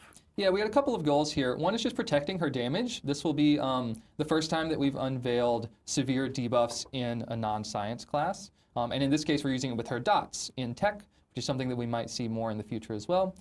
Just protecting it, allowing her to be more consistent. If you need a lot of dots, you'll be able to access those. making her slightly more comfortable with the ferocity coming down. Sometimes you're building up to, if you want your first SP2, you might be getting close to that SP3 instead, just making it a little bit easier to set that up. And then something that players have been interested in for a really long time, and that we've been interested for a while as well, and keeping an eye on. She could be her ruptures scale in a really interesting way with the armor. That's a nice change. That can, in some contexts, be really good, and in other contexts, leave you wanting a little bit.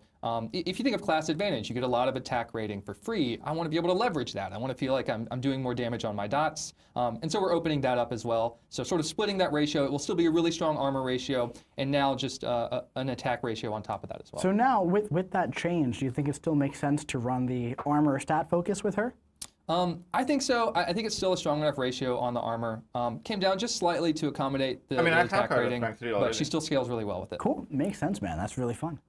All right, and now you need the to be final a class louder here. or make Now, Mutant's an interesting class. There's a lot of interesting I champions. am We have another champion who is in the initial 7-star roster here. We have Bishop coming to the pool. Now, Bishop is another champion who was like that standard 2A at launch, right? When Battlegrounds first started, this was one of the most valuable champions in the game. Now we hardly see him in meta decks anymore, but can we see that shift now that he's going to be ascendable? Yeah, I think we will. I think he's another, again, one of those champions who, if you have to bait out more SP1s, let's say, all of a sudden you're taking that much more chip.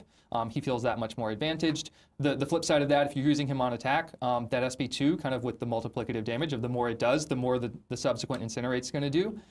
Again, just really allowing him to close out some fights that are maybe slightly outside of his reach right now. And again, setting up an ecosystem around him between skill and between techs. That's quite a bit super important things. I'll make a video summary and I think we'll see a bit of a resurgence. Sounds good, Matt. Now, the other mutant is actually Toad. And now, to be entirely fair, they already knew that Toad was ascendable. In the initial blog post, I wrote, 30 champions that are not owned yet, plus the January Saga chase, right? So let's go ahead and tell them another mutant as well.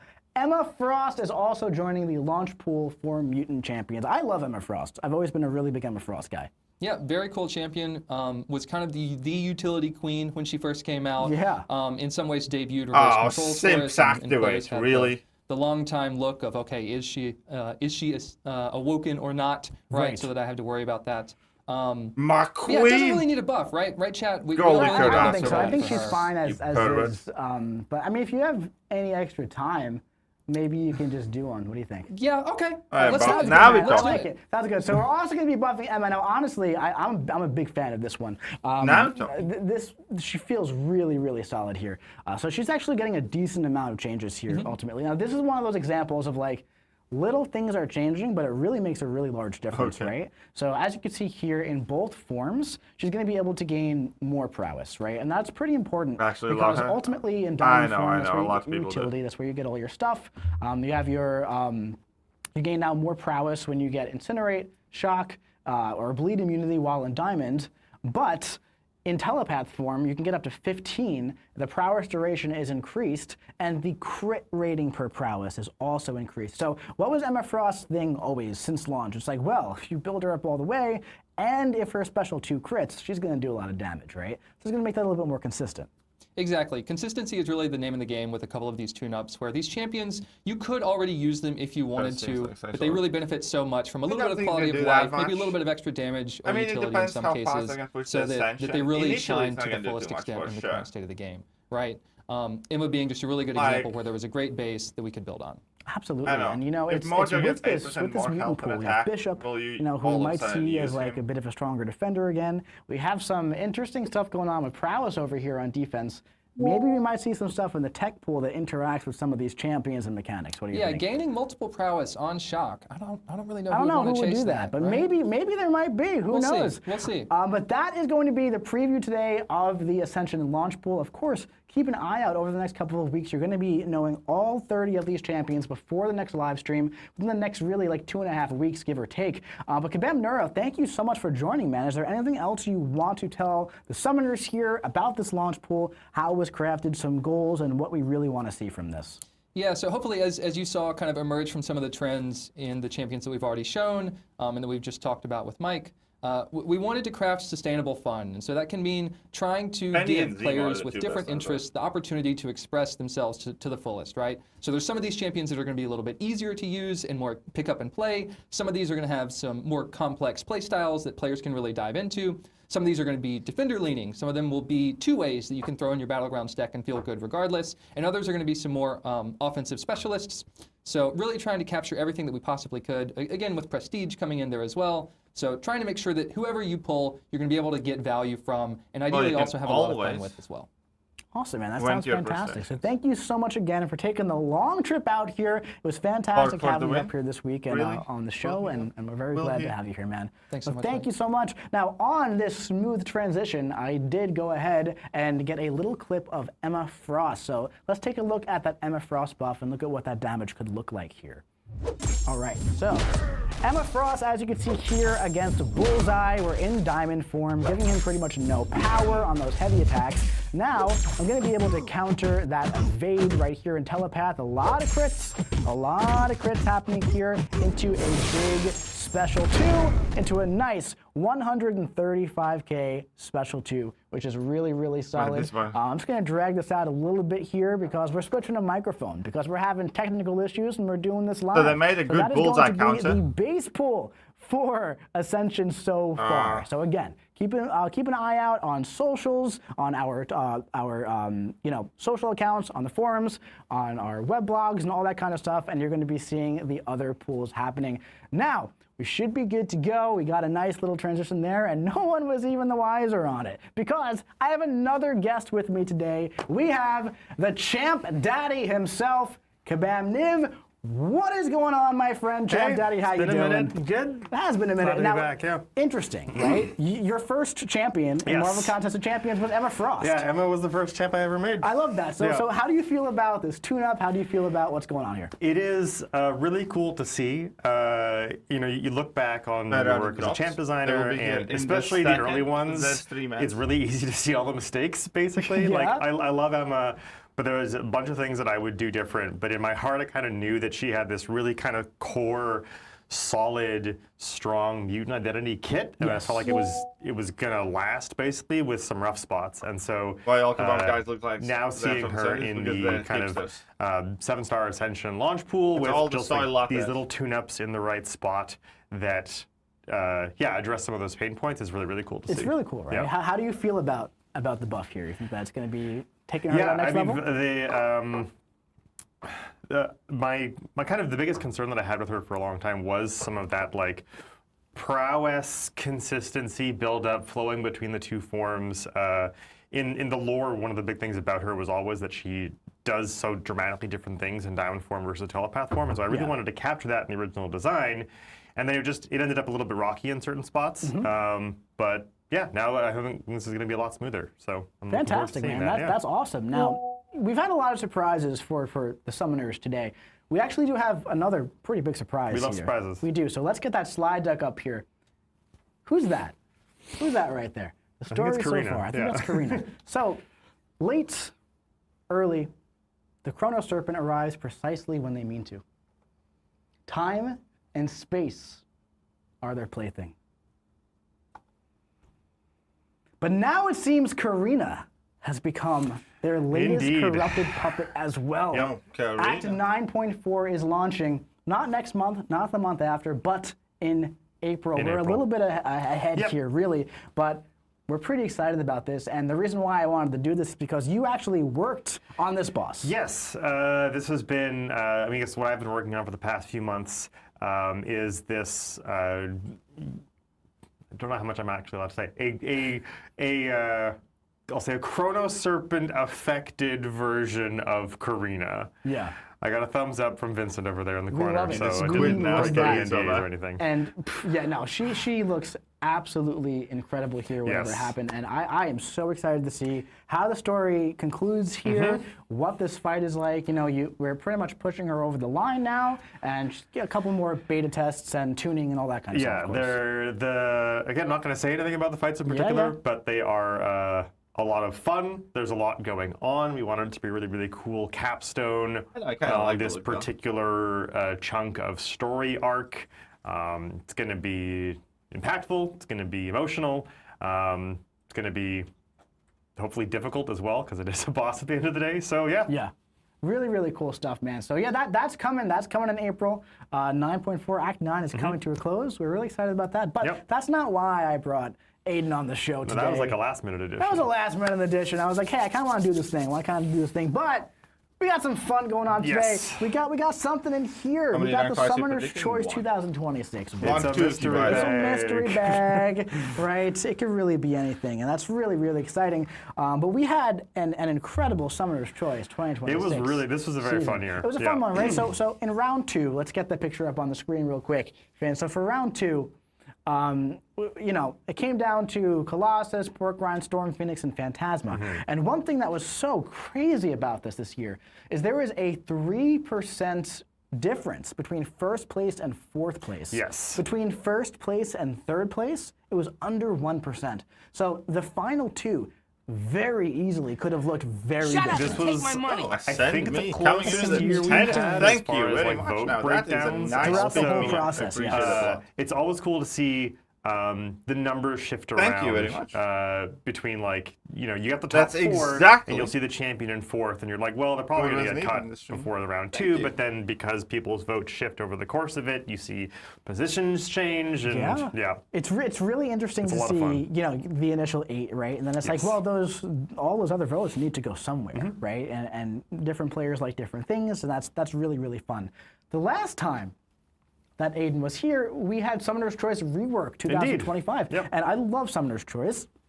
I love giving our summoners the chance to vote for a champion to be reworked or added to the game and all this kind of stuff. And Ghost Rider won Summoner's Choice Rework 2025, and he's getting the full rebuild, kind of like Cyclops did last year. Yep. He went head-to-head with Doctor Strange, and Doctor Strange was just released with the rebuild last year, who's absolutely incredible, by the way, right? But today we're going to give a first look at what that Ghost Rider just model, a peek. Yep. Yeah, just a peek of what that model looks like.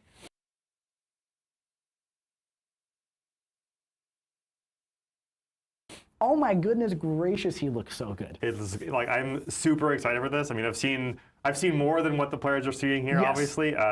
This looks incredible. Work has already kind of started on this. Oh yeah.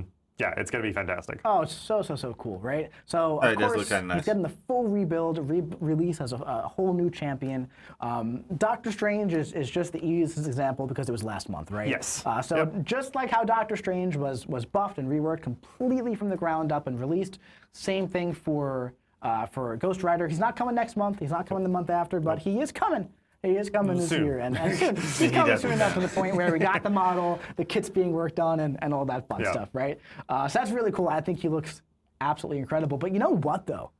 There was also another vote for a champion. Indeed, this one was a little bit less known about, I guess. I think so. Yeah. Anyway. So actually, in the top ranks of Banquet this year, there was a selector for voting for a rework of a champion. Those champions were Vulture, Cable, Ragnarok, or Airwalker. And today, we're ready to reveal who won that vote. Are you ready? Yes. Are you ready to reveal I know the answer, but yeah. You know the answer. 3, 2, 1. Who won it, Aiden? Nope. Nope. Absolutely not. Not that picture. Nope. That's okay. That's fine. But Cable won this one. That's all right. Cable won that vote. What a bunch of dinguses. Cable won that vote, and that's awesome. Yes, so getting reworked. Really fun thing about Cable. Like, he's getting a rework, and that's incredible. Now he's not going to have new animations or anything. No, he's not. But he is going to get a really nice facelift makeover, right? So he's a very old champion. He's an old champion, and he's going to look a lot different. Yeah. Which is absolutely really cool. And he's coming a lot sooner than you may think. So of course we'll give you all the details on all that kind of stuff, and we're about to find out. Well, actually, we're not going to find out yet. We're not going to find out yet. We're going to go over. Summoner's Choice. Let's talk about Summoner's Choice. We're gonna talk about the history of Summoner's Choice real quick. So it started off with Hercules, infamously, right? Hercules is of course a fan favorite champion. I love Hercules. I dressed up as Hercules on YouTube and streamed the arena grind and everything for a long time, way back in the day. So that was really fun. Then of course we had Quicksilver. We had Gladiator, who is probably my favorite champion in the entire game still at this point. Age like a fine wine. Oh my God, I really love Gladiator. He's so good. Shathra is such a fantastic champion, and then a champion that you designed, Mr. Knight. Last year. Mr. Knight from last year. That feels like it was just yesterday, but actually it was months ago. Doesn't it really though? Actually, Yeah. Like that's actually also, insane. It feels like Hercules launched just yesterday. I know, it really does. Time is a flat circle and it's crazy. Anyway, so Mr. Knight, really fun, underrated champion in my opinion. I actually use him quite a bit. I like him. I've been seeing some folks kind of key into a lot of his utility, especially with the sleep on the ESP1. And then getting the chain of light proficiency, which is with the crits and full, when you see all the numbers line up, it works out really, really clean. And I think he's also going to age well, really, really good utility on the tranquilize too. How mutant fatigue? Yeah, oh, poor baby, you. He's very, very cool. So those were the past few years, and now let's talk about this you need restart the streams or something because the drops were bugged for me too, and I had to restart and only then they recounted it. Two champions that are kind of similar to champions we have right now, but through different dimensions. Yeah, and that was. I can't remember how much we've talked about it, but the theme of this year was so I periodically check in on them and I restart the streams. Yes. To give people periodically different takes on fan favorites. So that was kind of the general through line. Absolutely. So I think it's time to reveal for the very first time, never before seen, definitely not on this stream before. Or anywhere.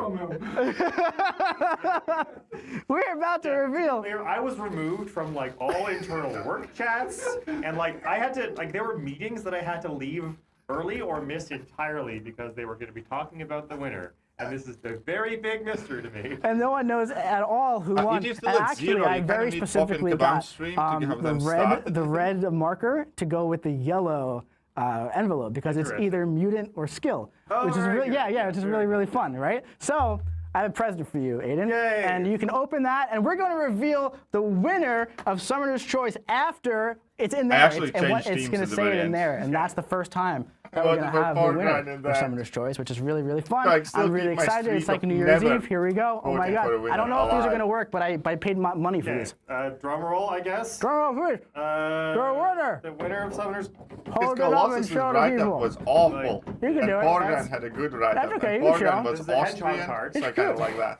Okay, the winner is. Oh my goodness. Colossus, Age of Apocalypse. Colossus had the worst write-up ever.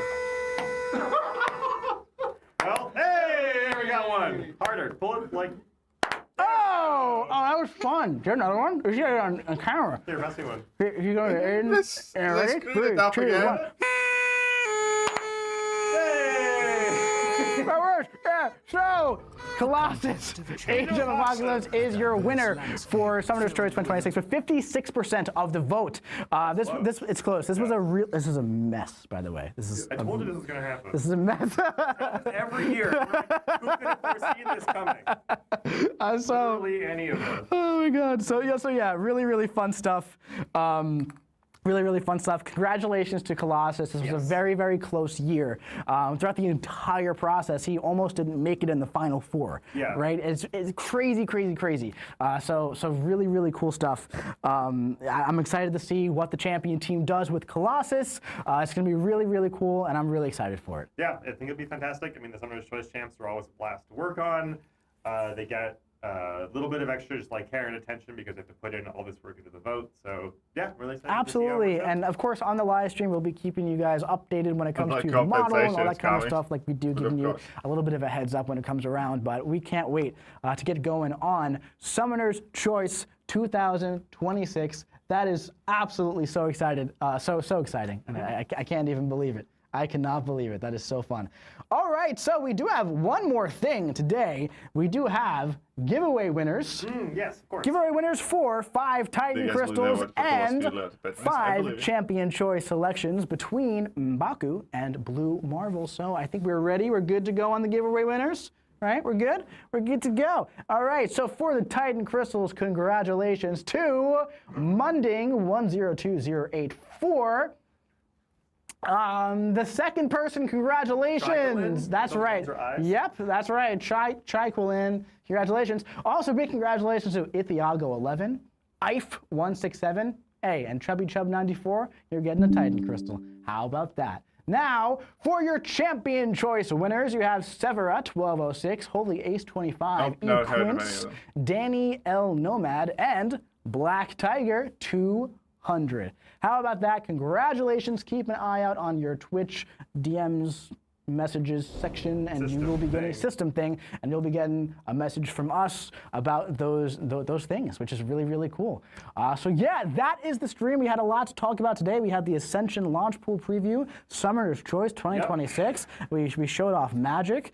We had the AQ meta event. We had a lot of stuff really going on in the stream. Preview for the Karina fights coming down. That is absolutely right. The end of Act 9. That's incredible. Plus, we had 2 fantastic mustaches on the stream between Aiden and So when are you gonna shave a mustache into place? Oh my God! I mean, I could do it right now. I just gotta get rid of this part right here. All right. What do you guys think? Chat. What do you think? Should we do it? Should we mustache it up? Should you peer pressure me into getting a mustache? I don't even know. I see one person saying no and one people saying yes. So I don't know. We'll have to see. Anyway, this was a really fun stream. Thank you so much for watching. Thank you to everyone who was watching at home. It's always a pleasure sitting here, and I love doing this with all of you. I hope you enjoyed watching it. If you are new to Marvel Contest of Champions, make sure you download it and play along with us. And until next time, we'll see you in the Battle Realm.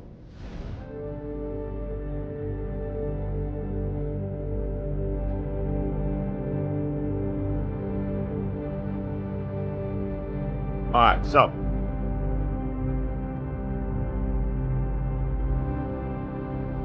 this sounds bad. We're gonna do this. We're gonna get rid of this sound. And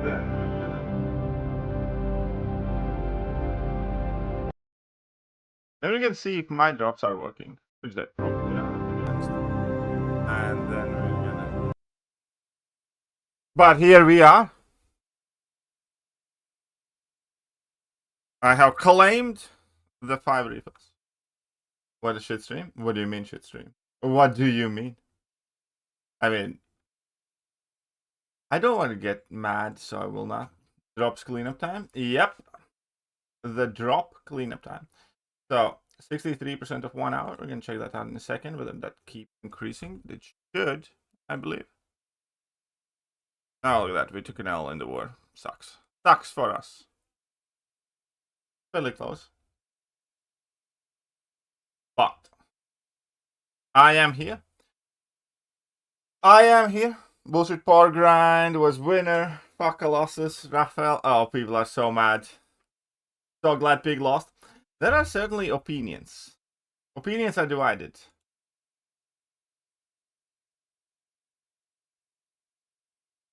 %% minds that. Watch to earn drops. There you go. Drops are live on my stream now. For sure. So watch to earn the drops.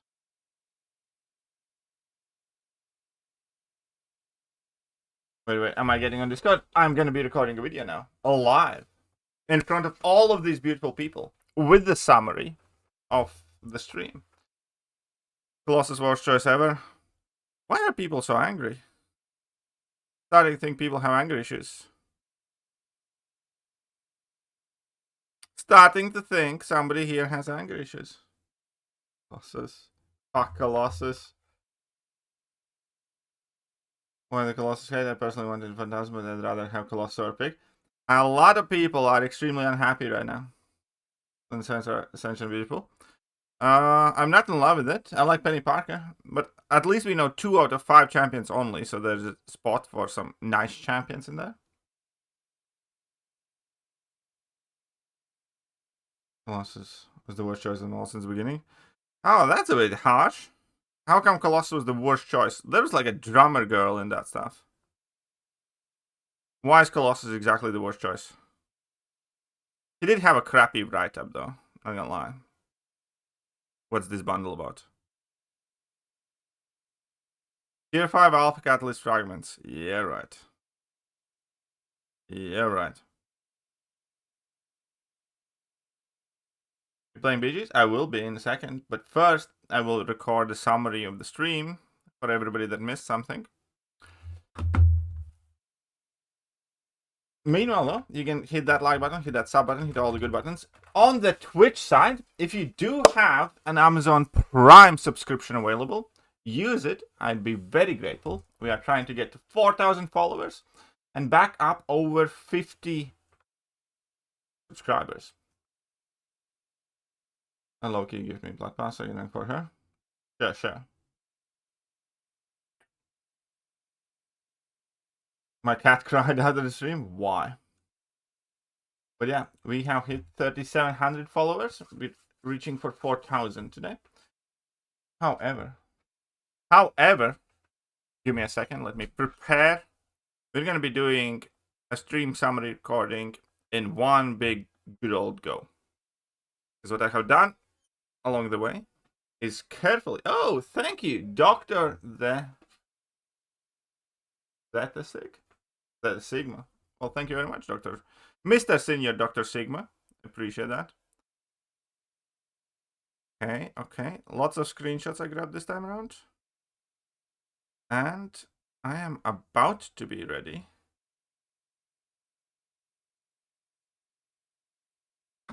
to make summary video. Hello, peeps on Twitch. Hello, peeps on Twitch. What's up, Biker Jacks? Thank you very much. Look at that. We're getting some subscribers on Hype Train just started. Can we get Hype Train to level 2? Meanwhile, do not disappear anywhere. Watch and learn. Oh wait, I can actually remove this now. For now. Haha. Free. My ears are free.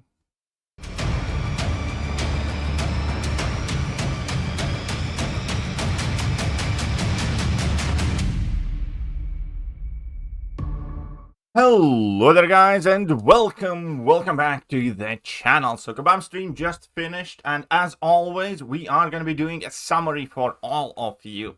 So a lot of things happened in today's stream, some good, some bad, some neutral, some very divisive, I would say, because there are a lot of people crying right now and a lot of people very happy. So let's just go over. First of all, we obviously had the summary of everything else. Tooth and Claw Saga, January events ending soon, all that boring stuff.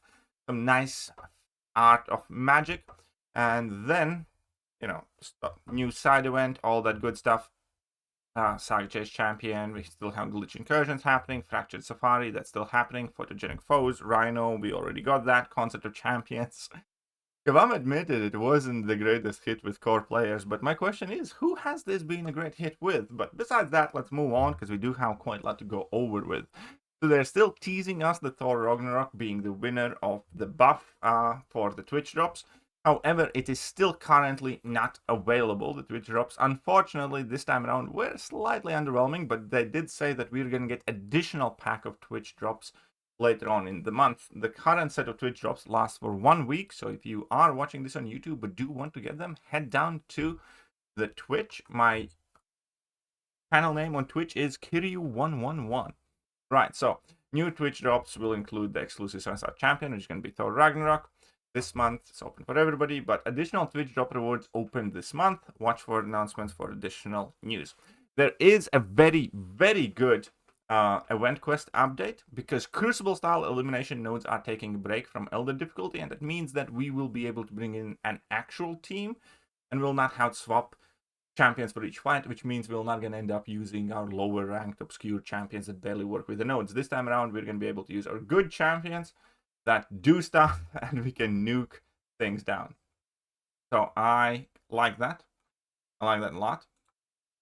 And that's a good change.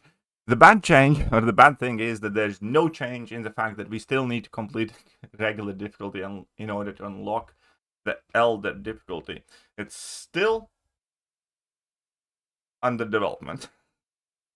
Lower difficulty toggle for all players is also coming at some point, sometime. We don't know exactly when.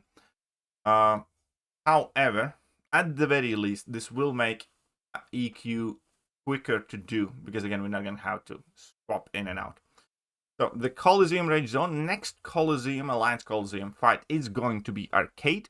There will be some adjustments, like prompt timer is going to be paused during heavy attacks. That's the one where we need to land X amount of lights or mediums. That is a very good change, because then sometimes if an opponent randomly throws a heavy, you don't have time to get your hits in. Tag champions will be more meaningful than before, so they increase the point bonus than they used to have. And the new top milestones in solo event rebalanced lower milestones and created progression-based selectors. So we can see exactly how that expresses itself. But arcade, as we saw, the date on there is on February the 4th. So very soon after this cycle of AQ, we're going to get the Alliance Coliseum.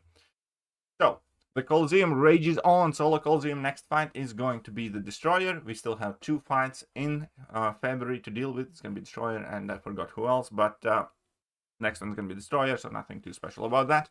AQ new format is going to be launching on February the 23rd. And actually, this is kind of like a very cool change to AQ. This is AQ version that I had imagined it could be if it was actually pro player, because it's only 1 map for the entire week. It's a longer map, so but you can do it whenever you want and you're not going to be blocking everybody. It's going to be geared towards ramp up champions in this case, so it's going to be identical lanes across multiple paths, and we're going to get extra boosts. And I don't know, at the very least I do think this sounds better, and it's absolutely worth giving it a shot too, in my personal opinion. So then we have a new currency, Ascension, or Unobtainium, or the Magic Crystal. This is the consolidation of the in-game currencies, so I don't mind it too much. We do need to be very vigilant with how Kabam implements this, because they could easily rip us off without us knowing. It's kind of like every time a government creates a new currency or changes currencies, you need to be very, very careful how they reprice everything, because we might be losing on a lot of things. So besides that, it does look, fine. I long since said we have too many currencies in game. So this currency at launch will combine glory, BG tokens, and incursion artifacts. I kind of wished it took away loyalty as well, but hopefully that's coming soon. But having 1 currency obviously makes it easier to keep the store updated, for instance. Still actively in development, expected to go live in March. So not quite next month, but it is coming. Did want to let you guys know about that as well. There is going to be a dev diary, speaking more on that later. Additional thing, prestige retunes. Now, initially, this kind of a little bit rubbed me the wrong way, because there's a handful of champions that I haven't ranked up to rank 4 purely because of prestige initially. Now, I kind of don't care about it as much, because, I have over 30 rank 4s. But initially, definitely, Jugs would long be rank 4, and so would Starkey. I mean, eventually, I did rank the Starkey. But anyways, point is that the 79 lowest champions are getting a nice prestige boost, and that is not going to replace the top prestige champions. I doubt any of them will make like top 15 prestige or something like that, but they will be like more in line with the current high prestige champions. Some examples like Scarlet Witch, Juggernaut, Void, but basically the 79 lowest prestige champions are going to get an update.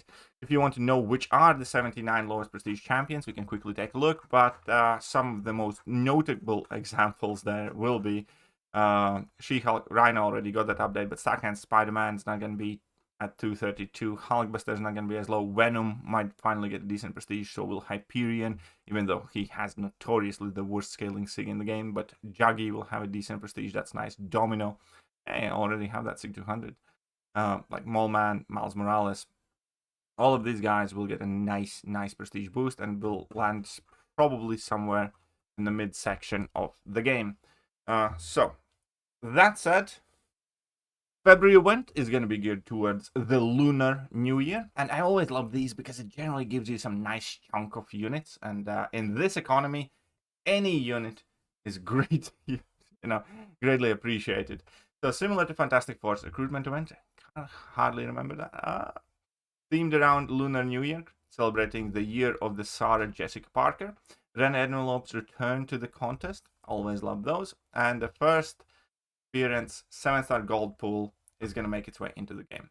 I don't even have a regular gold pool as a 7-star, so hopefully, maybe, if I get lucky. It's going to be 2 events, so play with energy for points in the solo event, then claim rewards and tokens from the event.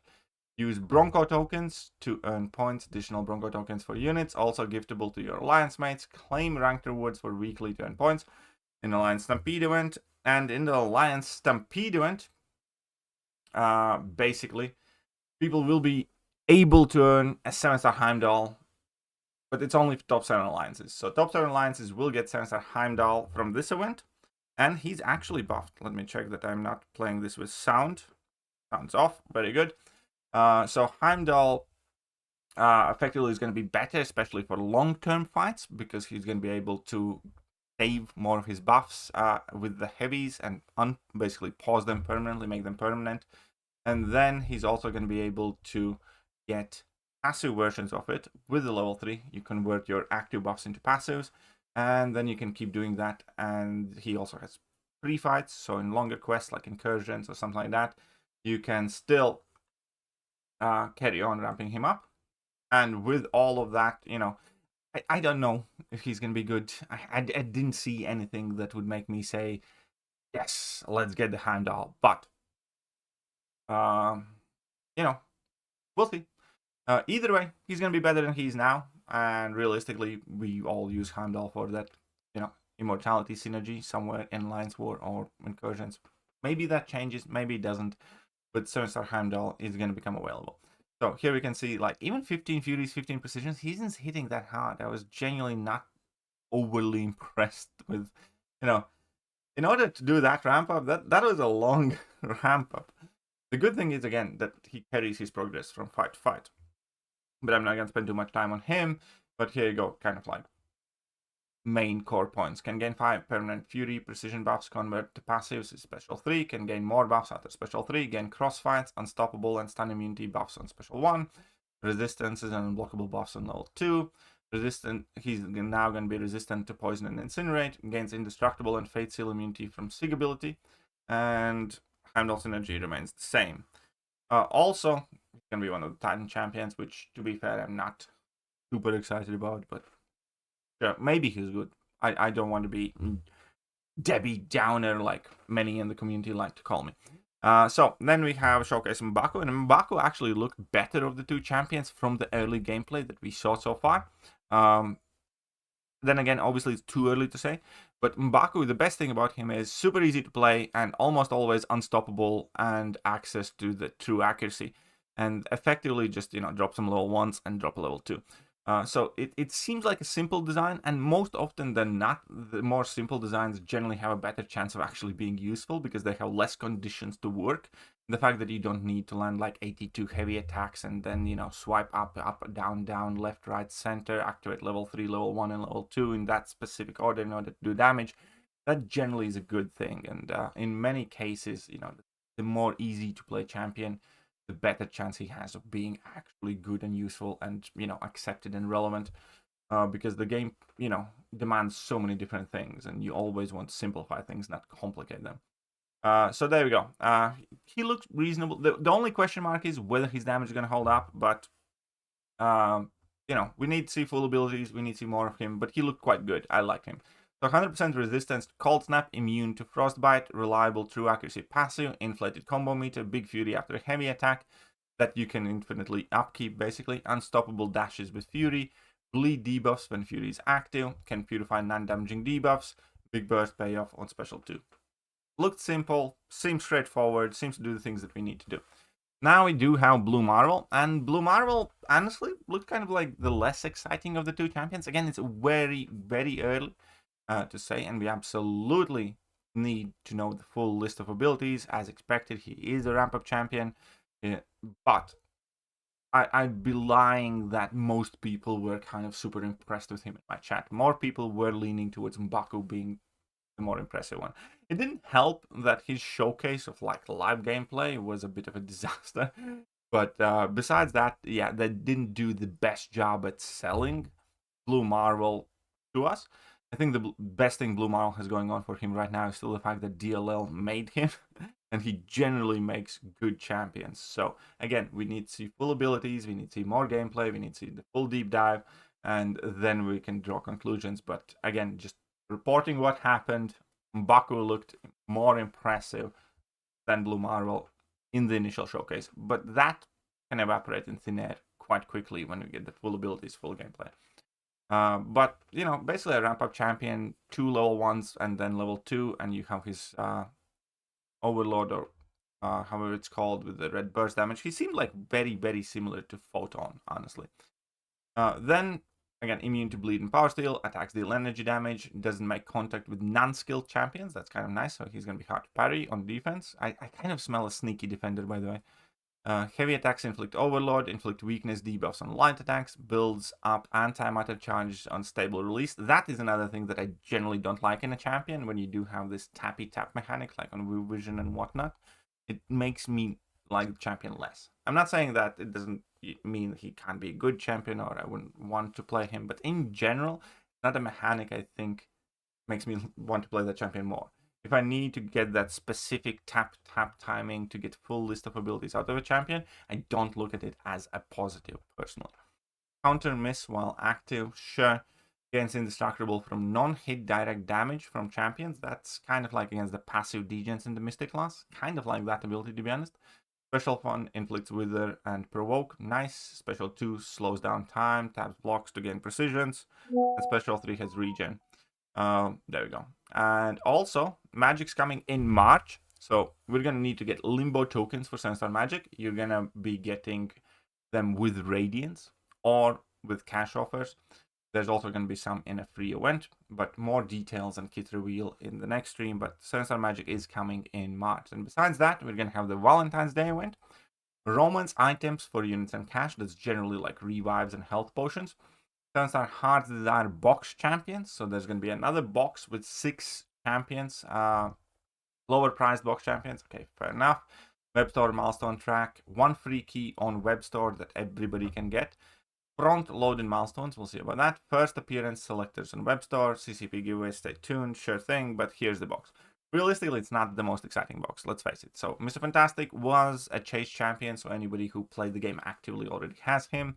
Then we have Phoenix, who also was a chase champion, so anybody who played the game actively also already has him.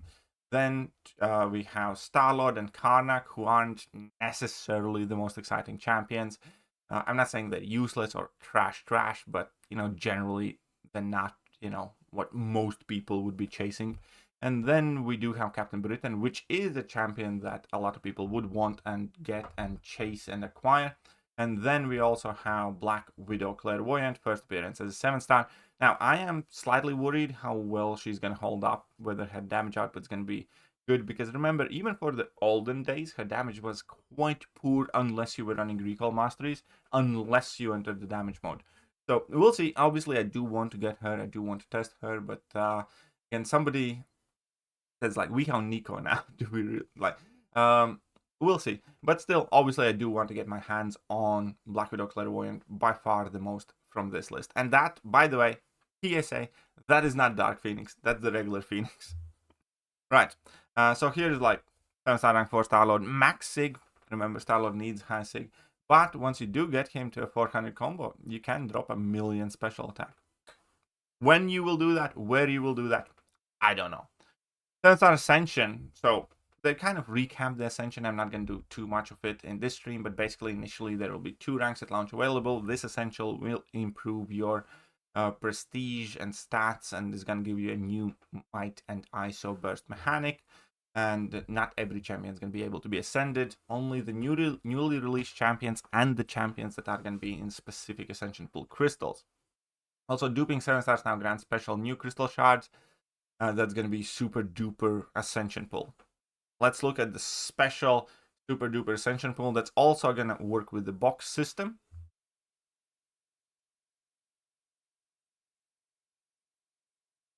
Super duper, my pink butt cheek. There's nothing super duper about this. Honestly, I wish I never duped a single champion. Barely. Okay, anyways. Kid Monkey Spiral, Danny Moonstar, Curse Glaive Arcade, and Abomination Model. I guess that means I'm ranking up Danny Moonstar at some point soon. I really was trying to avoid that. Anyways, these are the champions from the Super Duper that everybody basically will be able to send eventually. Spiral, I guess, fine. Hitmonkey, then it's Danny Moonstar. Curse Glaive again seems wildly out of place. I don't think that 8% increased attack is going to do much for his relevance. Arcade, sure, Immortal Abomination.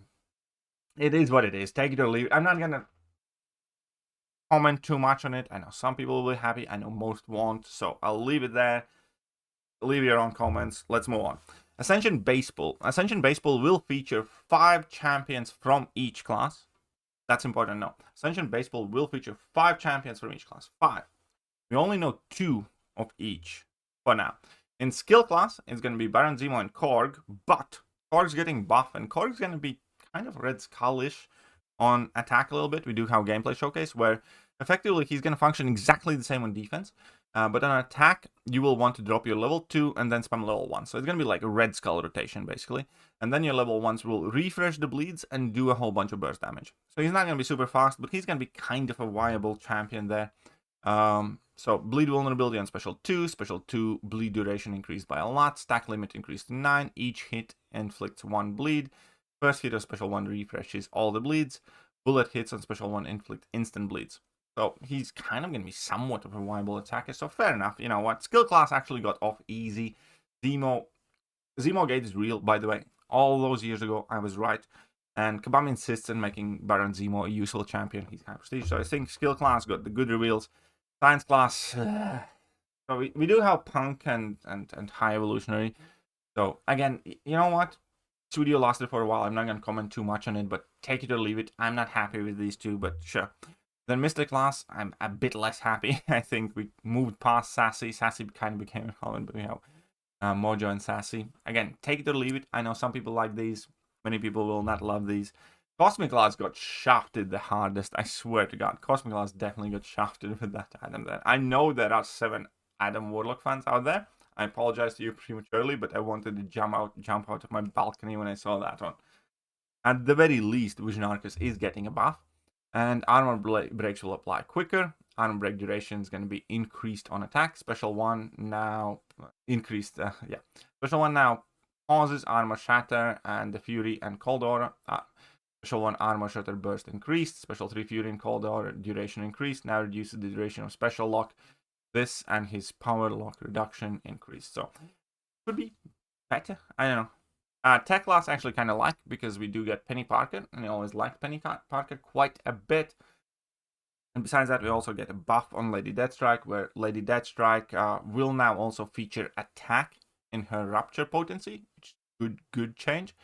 Also, severe damage over time debuffs. Her Raptures, that's going to be first time we kind of see that, where her Raptures will not be able to get shrugged off. They slightly reduce the threshold for ferocity, and that's kind of the main thing. Right, moving on, mutants, we do get Toad, Bishop, and Emma Frost. Emma Frost also gets buffed, and obviously Toad got recently buffed. So Emma Frost basically will be a more effective version of her.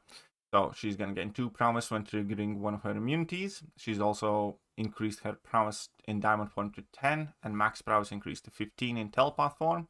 They have slightly increased duration, and crit rating per prowess potency increased, so she should be critting more. So, you know, better version of Emma Frost. There we go. So here's a quick clip. She's actually going to be a good bullseye counter now, because you can just initially parry him a couple of times, and then when you enter telepath form, you shut down their Wade, and then you should be able to nuke. So that's kind of nice. Right. Also, they kind of teased 9.4 that launches in April. Karina is going to be the final boss here, and I didn't say much about it. And then the Summoner Choice winners. And first, I suppose, here's a quick sneak peek of how the Ghost Rider is going to look like. But besides that, Colossus won. So now there are a lot of people very mad at half of the community who voted for Colossus. And then there are other part of the community who are saying, suck it, poor grinders. I'm going to stay out of it. You guys deal with yourselves. You guys do what you have to do. Cable won the Whale rework, so Cable's not going to get the new kit. Sorry, Cable's not going to get new animations, but he is getting a full-on rework, so hopefully Cable becomes a viable mutant champion as well. Mutants just can't stop winning, I guess. And that's it. That's it. That's all the 2-hour stream summarized in 20 minutes. I hope you guys enjoyed this video. If you did, hit that like button, sub button, all the good buttons, and I'll catch you guys later. Bye-bye. Hello there, guys, and welcome back to the channel. So we have all the information about the next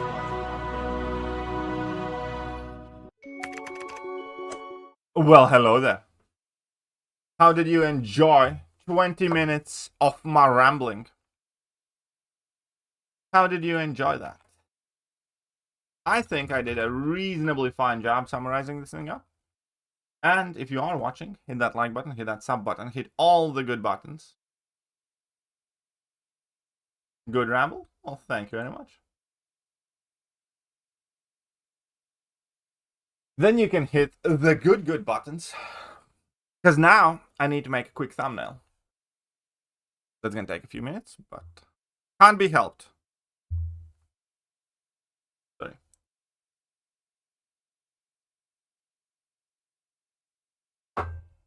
And also, if you are watching on Twitch and do have spare Amazon Prime membership, consider it giving it to moi. I do stream MCOC every day, twice a day, most days, almost every day. So we can put on some background music, keep you guys entertained, but I need to make a very quick thumbnail now. Game is more attractive by the day. I don't know how is it more unattractive. I know I'm less attractive by the day because I'm getting old. How about you? My slogan is vote for whoever you want. Of course. Thank you. Welcome. Oh, Doofus is gifting memberships. Gifting 1 tier 1 sub to Kiryu's community. Gifted total of 2 in the channel. Thank you very much, Doofus. Appreciate that. Appreciate that, Ralvioli and Daniel. We can start a hype train in this space. So right now, I'm going to make a very quick thumbnail for the video that I just recorded. And I'm going to put the video with the MKD. Popcorn line? What is that? I mean, I should probably quit it. To be fair, I use the wipe to quit SIGs, so I know what's better. Really don't know what's better. I haven't even heard of popcorn line. Yeah, I probably should at some point. Okay. I'm cycling through things right now, okay? From South Africa, welcome. I am from Latvia. Getting old and bald. Yeah, of course. Getting old and bald. Slowly but surely. What you can do. I'm already married. It's not like it matters much. Like, one lady already fell for this. So. Did Speed Visitor play Smoke? Ah, Doofus, another one. Aren't you extremely generous? Is it Gulag Master now? Okay, so we need this image, this image, this image. We're gonna take this image. We're gonna take this image and this maybe. Okay, anything else? This. Cool. There was a lot of info drop today. Hey, Doofus is now. We're at 54 subscribers. Hopefully we can get back up to 6. Thank you. That is very, very generous. New sub call. Appreciate that. Okay, so I'll show you the thumbnail. You guys, if you guys want to, you can watch how I make the thumbnail, if that's gonna make you feel any better. But basically, I just uploaded a few images from the ones that I showed, and then I'm gonna be cutting out parts of it. People still kind of get a little bit hyped. Get to see that, and we're gonna stack it somewhere here.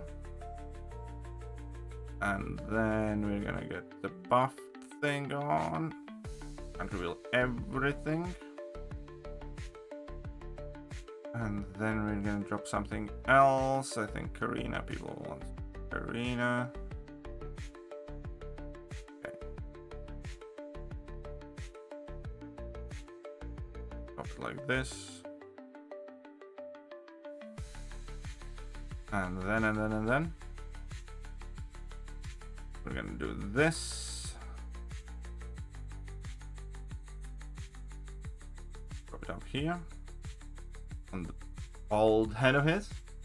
Grotto King is gifting 5 tier 1 subs. Oh, dude. That's very generous. That is very generous. Appreciate that. You with Puncher and Grotto King. Puncher. You guys are very, very sweet. And we can drop this here.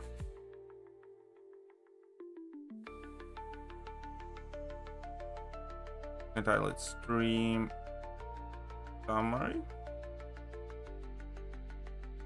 And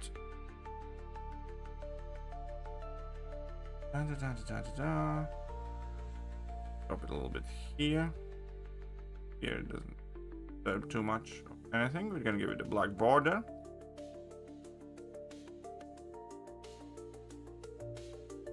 Like that. We're gonna pick a frame. Gonna go with the light blue one. Whoops. Right, rush here. Summary.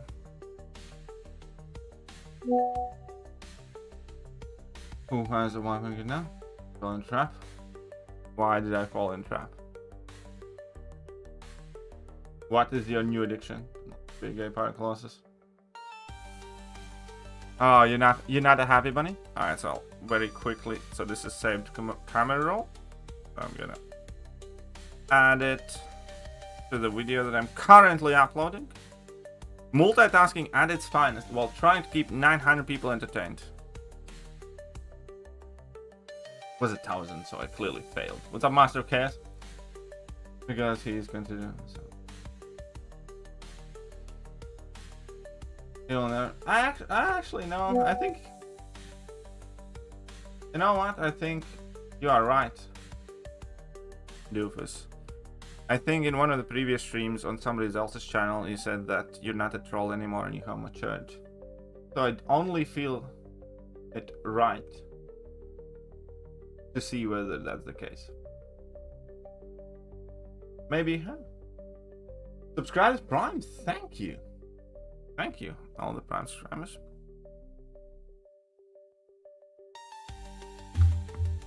E-bombs. Thoughts looks sensational. 14,370 out of 15k shots. Oh, well, I'm sure you're gonna get the missing ones in just a moment. And now I can actually log in the game.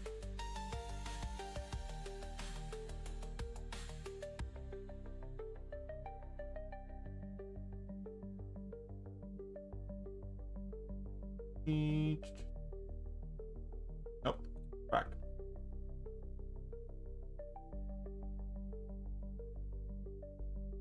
I don't want to watch stream that's ended.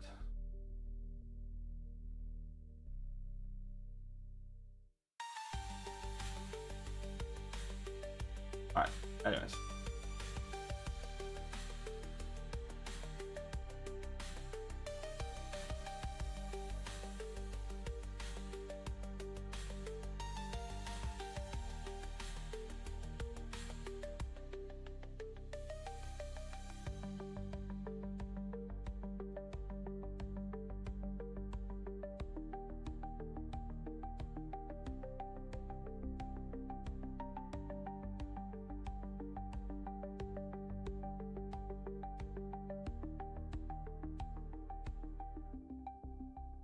Alright, so that should do it.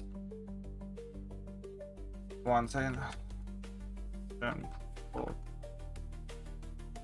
off.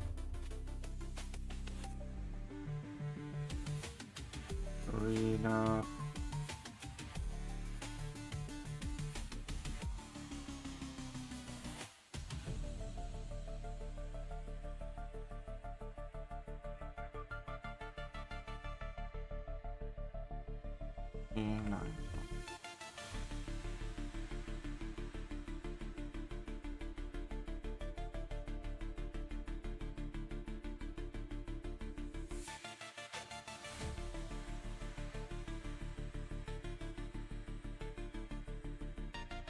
Alright, let's just add in all its Google decides on that, by the way, not me.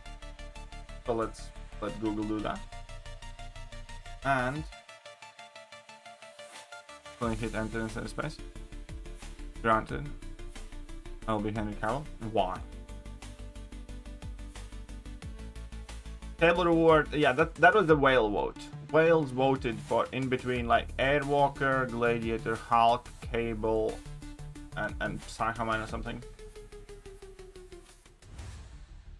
So that was the whale doing for Cable.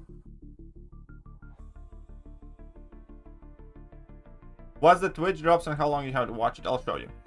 Twitch drops, basically if you have your Twitch connected to your Kabam account, you need to watch my stream or any other MCOC stream really, but watch mine, only mine. And yeah, I need to do the solo raid thingy. There's gonna be 3 rebirth crystals, 5 energy refills, and 7-star shards in this set of drops. Nevertheless, yes.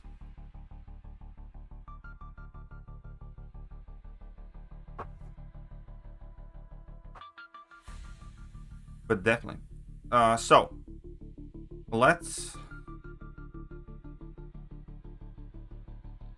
do this. I need assault champion and then skill, mystic, or science. Let's quickly do this solo raid. Then it probably would break me from retirement only because he's my favorite champion. But 7-star Cosmic Doom's coming. So I need an assault champion, right? What were the classes that I needed? Anybody quickly check. I have like memory of a goldfish sometimes. Skill champion, right? As a skill champion. Shang-Chi good for raids? I have heard Shang-Chi is good. Mine's only rank 2, but should be fine. What's your Twitch channel? Kiryu111. It should be linked in the stream. The jobs only enable on Kiryu channel. Confirmed. Accurate true story. Exactly. Ooh, I actually like that. Well, how is it? Okay, so. Oh no, wait. Which class did I need? I needed skill class or. Ah, it's fine. Which hack do I pick with. Yeah, with prowess ender? Okay, cool. Rank 2 should be fine still. We are at 63 subscribers on Twitch, thank you, and 3,800 followers. If you are here, if you are new, then hit all the good buttons. Prowess ender. How did I get the prowesses here? Like, how did the prowess ender works? Combo ending attacks grant 50% prowess buff. Okay. Max X2. Alright, cool. Well, so pretty good about it. True.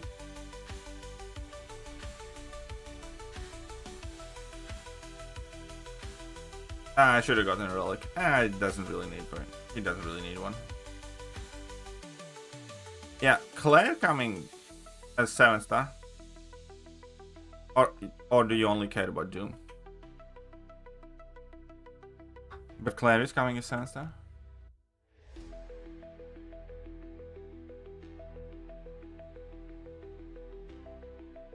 He was better with dot boost. Oh, dot boost? I don't know. Well. Either way. I actually have never used him in raid, so. I've never once used him in raid. What do we want to do? Do we want to play some Battlegrounds or do we want to grind some arena? I think I still have it in me to play a bit of Battlegrounds, but I'll probably do poorly so.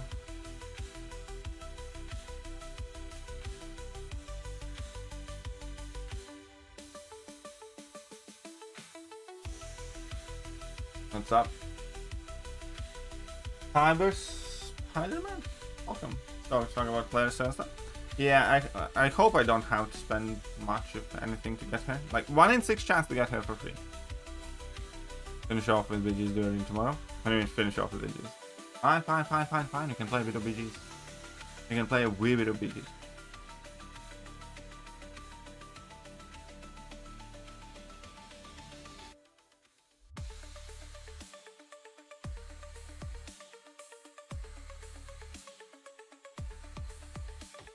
Alright. I'm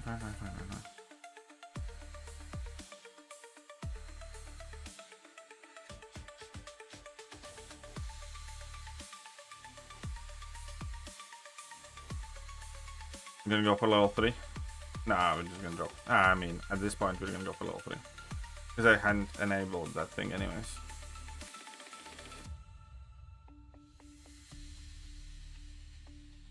Taking all the champs you got picked from your ass. Oh, Master of Chaos subscribed with Prime as well. Thank you. Thank you very much. Every bit helps. I'll have you know, I have made over $200 from Twitch now. So, money's rolling in. I only started like a bit over a month ago. I started when the Summoner Fest thingy happened, so. Or a bit after.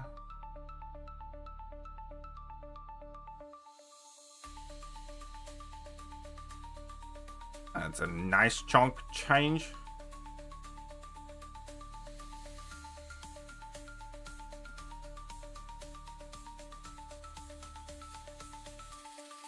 Sweet.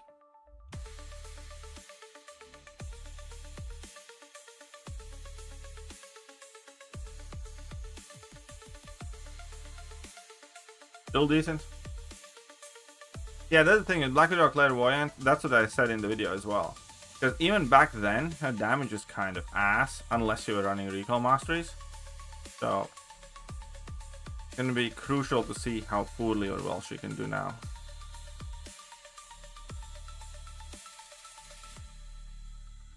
Come on, really? Really? I mean, Shang-Chi does well. I'm not denying it. This is only like a rank 2 Shang-Chi. Much. Way too much, I'm unsubscribed now. Way too much what?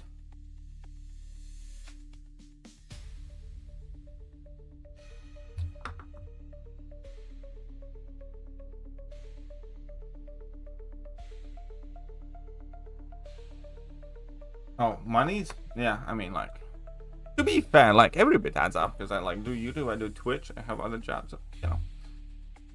Every bit does help, every bit adds up. New truck from all the money I saved from retiring? Oh, bastard. Or, you could put James in Gulag for, like, a year, and I can get a new truck. How about that? Regal Mastery and Incinerate Phase, then head down to... Yeah, exactly. Any chance for a prestige list? Yeah, sure. You mean the new one? Or, I mean, like, this is currently up-to-date prestige list. If you want, I'll drop it both in YouTube and Twitch chat. In case you care about it, here's a full list of prestige champions. I didn't make it. Starting feel effects from Kabam. I played 10 years still now. Right? I mean... what I'm gonna say is, like, after the banquet, oh, holy fudge. That's like doofus at, like, I don't know how much, but thank you. That's 64 subscribers. Appreciate that.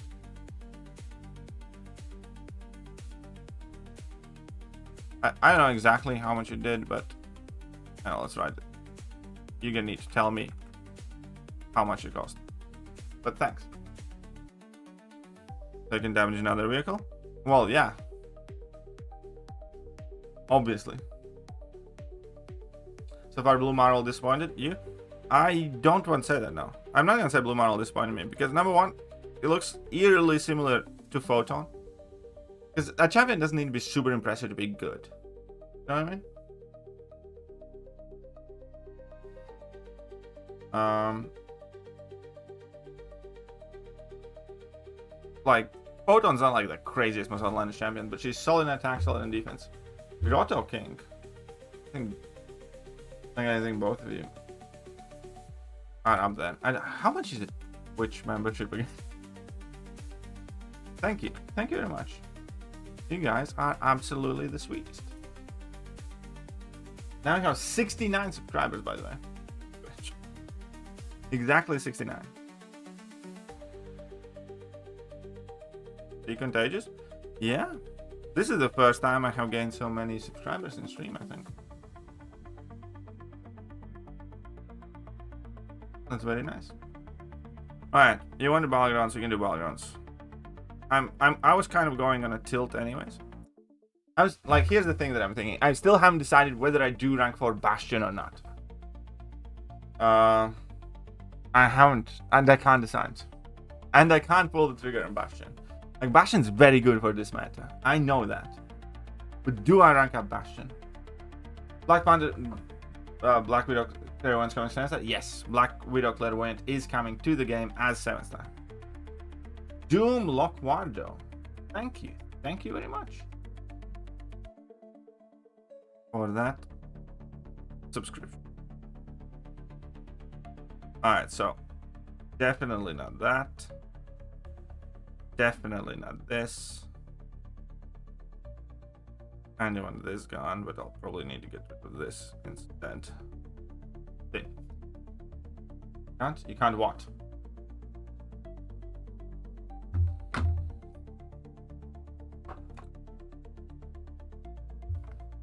What about Iceman? What about Iceman? Yes, for Bastion? I don't know, I really don't. Iceman, make me.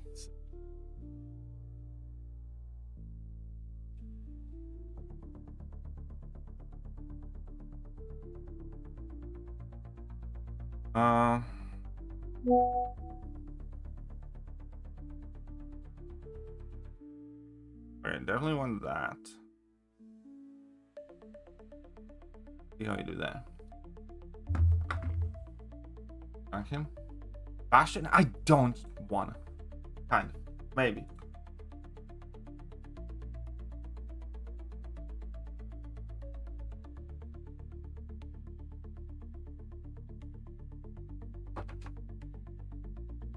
But still Stellar Star-Lord least rank. Well, Stellar Star-Lord is not a great champion. No, he would not be worth a rank up. But Kabam will make him must have rank up. You can count on that.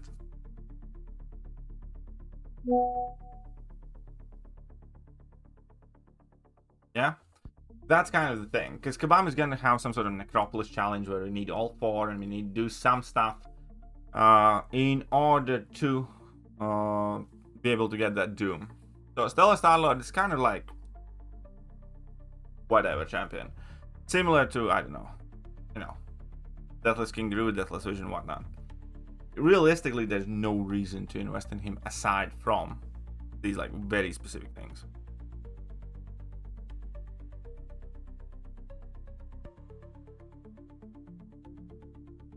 Definitely want that.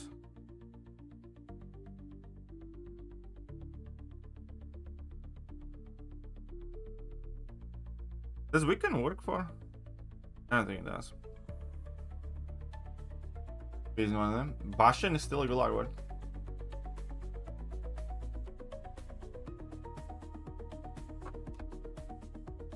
Mathematically, Bastion is value rank. But do I do it? Who's your favorite champion? All-time favorite champion has always been Quake. But then I love using Carnage. I like Juggy. Spider-Woman was one of my favorites for quite a while. So that has kind of gone to wayside. Is there any announcement? No, it did not. Allow my rank for Bastion. 75 subscribers on Twitch. Will we ever make it to 100? Who knows? But we have made a very good progress towards that though today. So yeah, if you do have those spare Amazon Prime memberships, please do use them. Additionally, you can become the Gulag Master, and then you can send anybody you want into a timeout.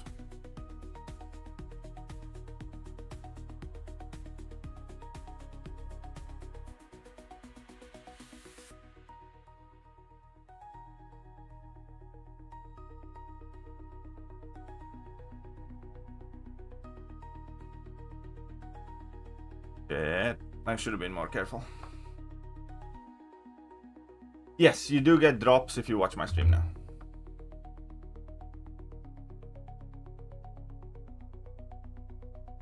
Maybe if you rank up Bastion.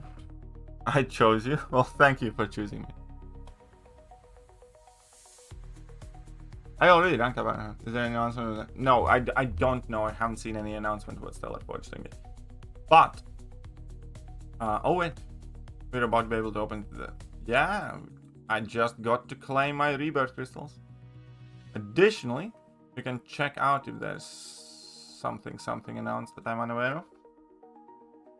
6 hits on block for 1. Yeah, sometimes does that too.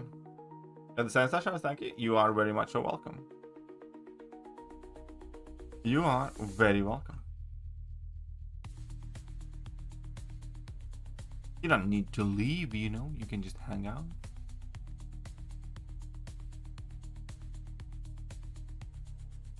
Okay, Heimdall.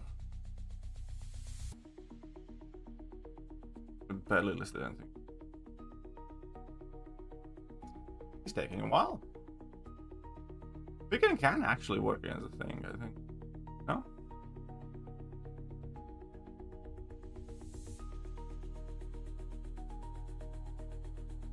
Rhino worth ringing up for BGN duped. I would not rush to do that. I think realistically, I think people got a bit carried away with how good of a defender Rhino is. I'm personally kind of like on a wait and see situation. I took mine to like rank 3 because why not, I suppose, but I'm not taking him to rank 4 immediately unless I see like great improvement value. Because so far I went up against a couple of Rhinos and it wasn't like that big of a problem. So I think Rhino is going to be a big problem in some metas, similar to like High Evolution and MODOK, maybe not in all of them. Greetings from Germany. Well, greetings from Latvia. Greetings to you too. Let's go with this, see how he does. Tiger, sure, that's fine. We're gonna go with this.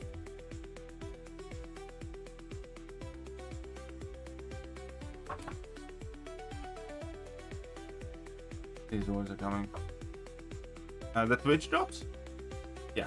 You need to claim them on Twitch. You get a message when you have watched long enough.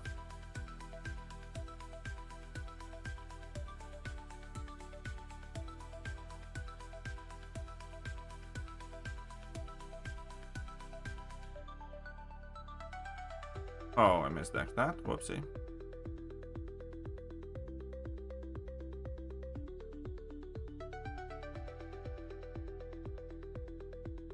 Fine.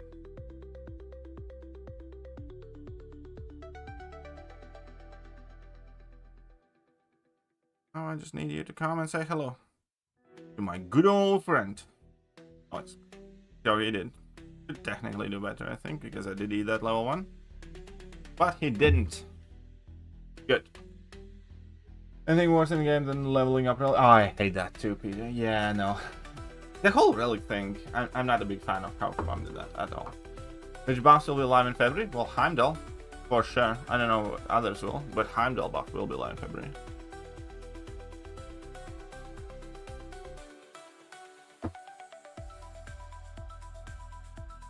So, check this out. We got 3 of the fancy crystals. Hopefully you can get tier 7 basics from these. Ah, from these 2. Attack becomes still a Forge version.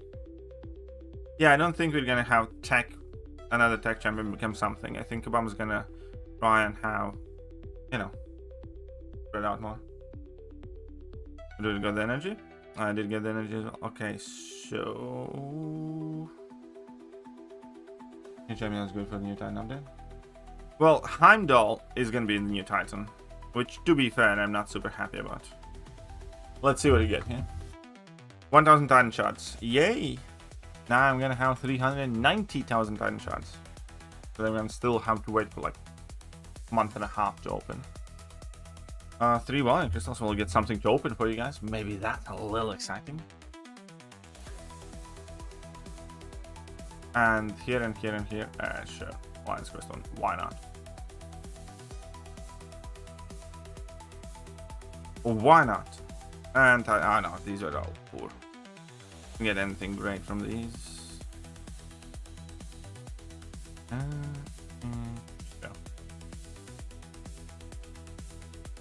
Why does they call us here to buff one champion? I ask them. Hayden, because they have 89 meetings about it. That's the real reason. Because they have to have 89 meetings. Wait, what was I gonna do? Oh, right. Volume crystal. Let's say Heimdall is going to be in the next Titanfall. Heimdall is going to be in the next Titanfall, but his buff is going to be live basically right now. Well, with the update. Still for Drax maybe? That is possible. Still for Drax I think is possible. Like, I don't know, Tech Drax. No, but they said like a champion that could be a different class. So it's not gonna be Tech obviously. He could be skill, but Starlord's already skill. So I don't think he's gonna be anything other than that. So no. Actually, now that I think about it more, no Drax.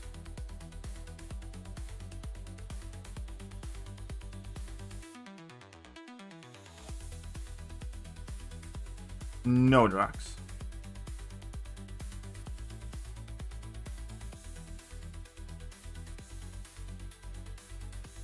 Get that max sig, why not? You want any hand also? And make the rules? Yeah, probably.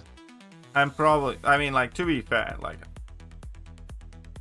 actually, like, I mean, I will be opening the Titan crystals because I don't want to wait another like 3 months for the next one. So they really need to do something with Titan crystals. I'm telling you.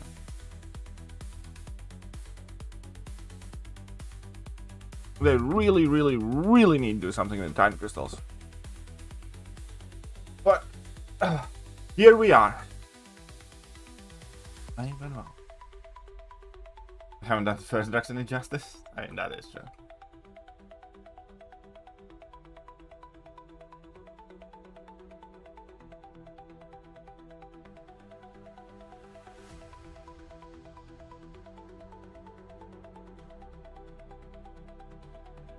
That is very much so true.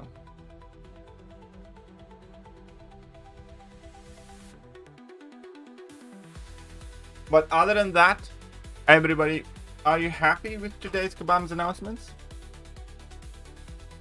With all the good information that you found out. Oh, nice.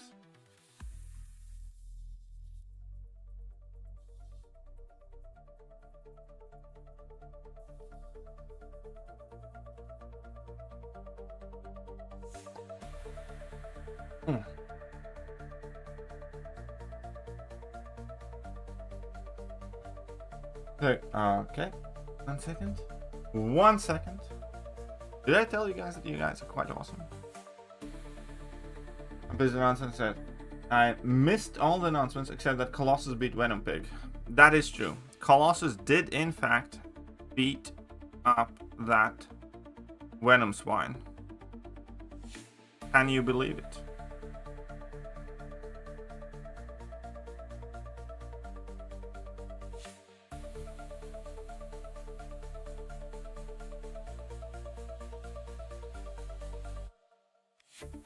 Well, Troy Elric, if you can't stand the stream, then you should know that I always make a short summary video straight after the stream that I have just uploaded already, that you can go and take a look.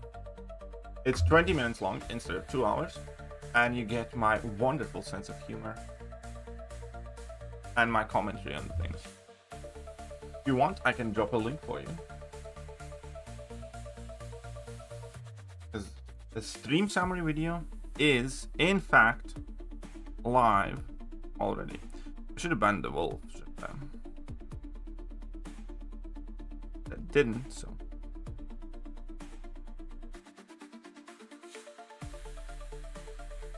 Either way, if you want a summary of all the announcements, then here you go. In both chats. I need to buy the rerolls.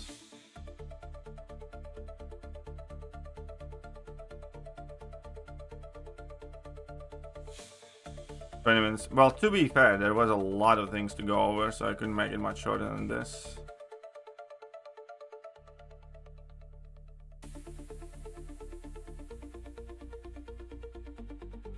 I went to Thanos, but oh well.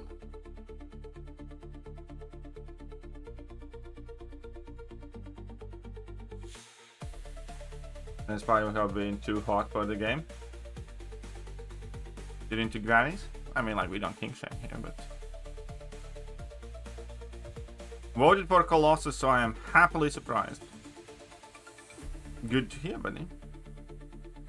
Good to hear.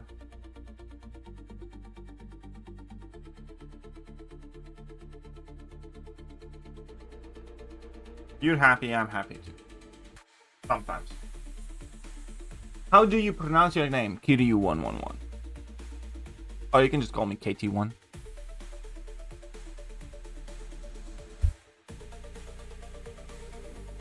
What's your plan for that soul work? Magic. My plan for that soul work is magic.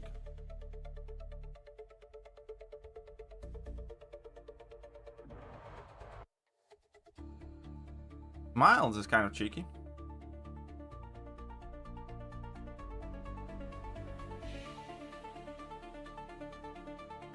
Anyone's better? There you go. Kiryu, like Kiryu? No, Kiryu is Yu-Gi-Oh! TCG card. What country I am from? I am from the greatest country on the planet. Oh shit, wait a second. With the worst parry mechanic in the game. But besides that,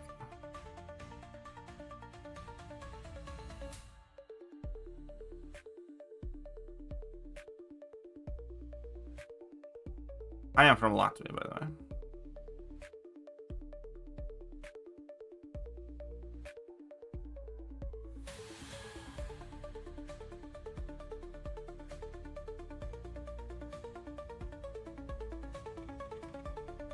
Should probably went for level 3, but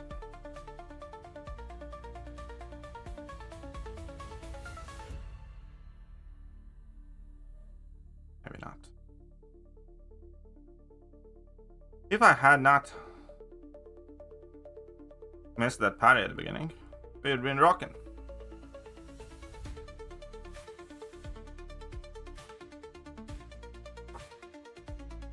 And he did Latvia? Yes.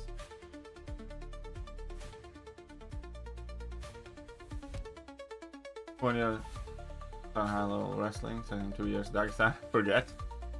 That's true. And he's going into box though.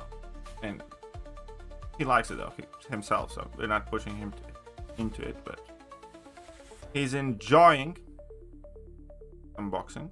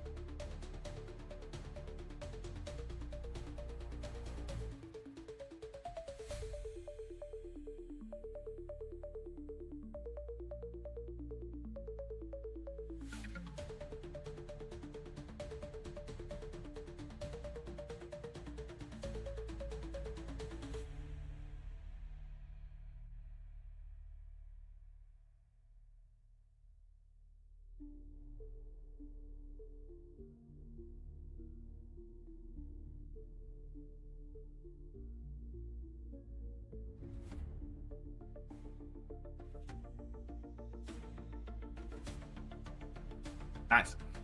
So that was my plan for Solvar. Oh, come on. Who's a good boy? Who's a good boy, huh? Who's a good boy? Me. Oh, who's a good boy? I am. I'm a good boy. But no, look. I got stuff to do today. All right. Solvar's fairly new. He came out last year. He's one of the 4 Kabam original creations they call idont champions, which is effectively the chase champions last year. It's Kabam original champ again, basically, and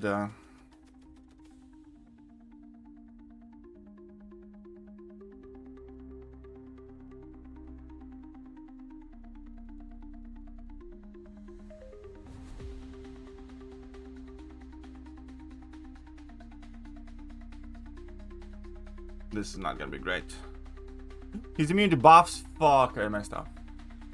Screwed up. Yeah, he wins. I needed Sentinel for this and I still would have lost.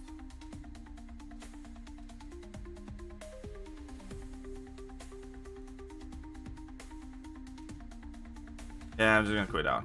I can't do damage here. Whoopsies.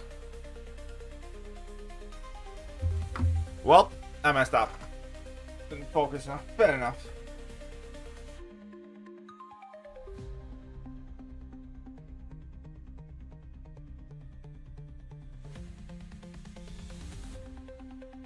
I forgot that he's immune to buffs from other champions.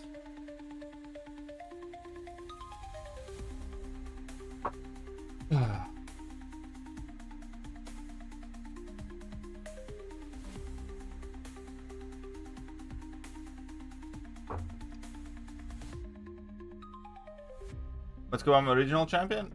Kabam original champion is the one that Kabam creates conceptually. Like Chels is a Kabam original champion. Aegon is Kabam original champion. Champions that do not exist in Marvel until Kabam makes them, and then sometimes they can appear in some Marvel media, like Guillotine has made it into some comics.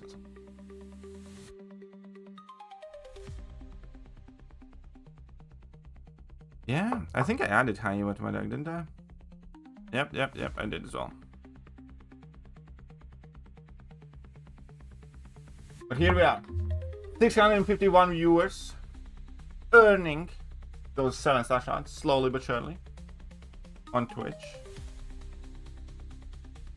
Meanwhile, hit that follow button. We're at 3,800 followers on Twitch, trying to hit that 4K mark. You guys aren't making it easy. But thank you.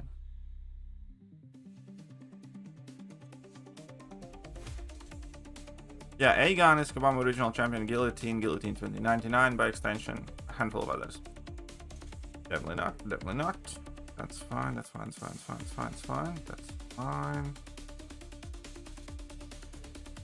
Now back to Bastion dilemma. Good science that chance time. You're welcome. You are welcome. It doesn't mean you have to leave, you know, Bastion. It means you can still watch. Stay.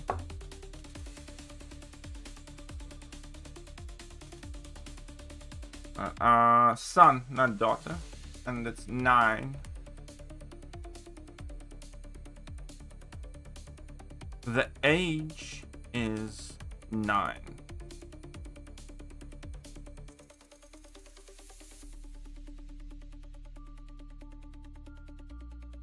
How many 7-star shards is it? I actually haven't claimed it myself. It's probably like 10k, right? Last time it was 10k, so I suspect it would be 10k this time around too.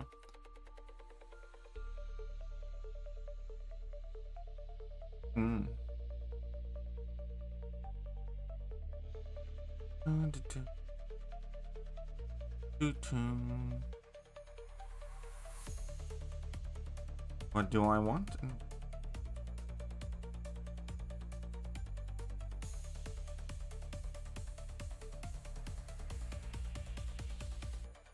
I like Bastion more than Jack.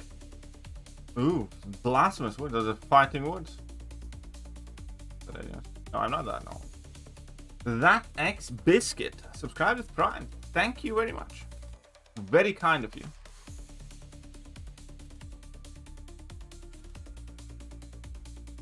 That is extremely kind of you. Thank you.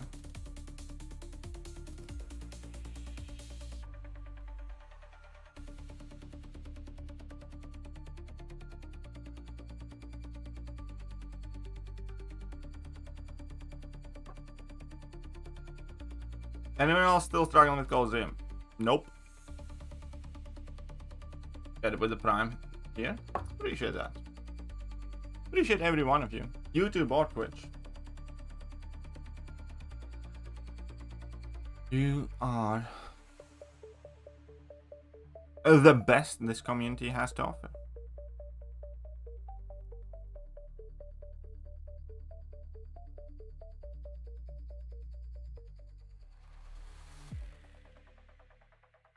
A 6-star Iceman. I know. Poverty Iceman then. Stop, Super Soldier.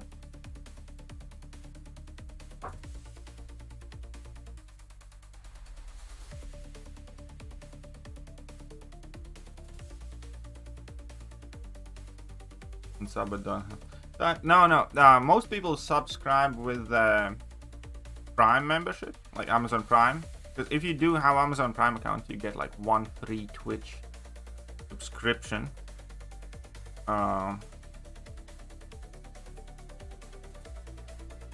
With that.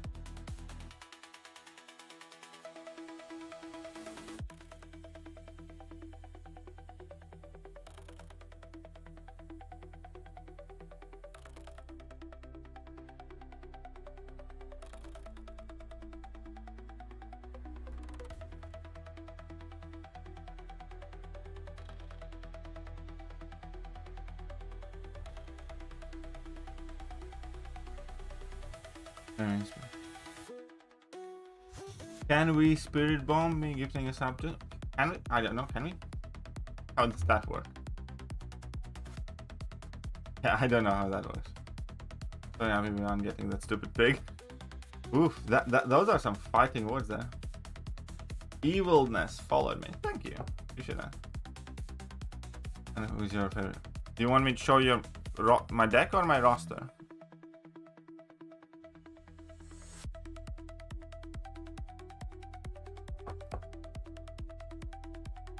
My deck or my roster?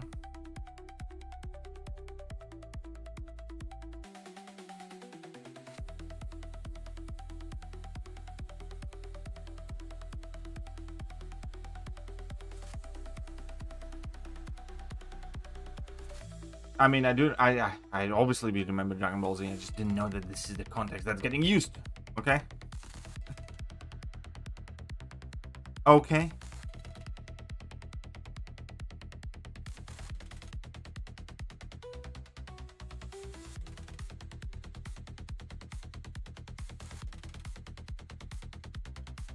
Saying Kush is a very good rank 4. Roster? Alright, sure.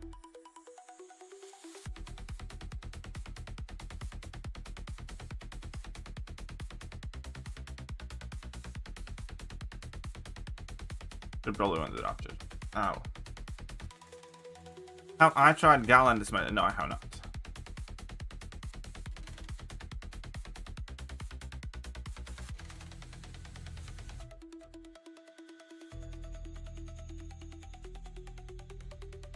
Uh-oh. Okay, yeah. Deserve to lose this one now.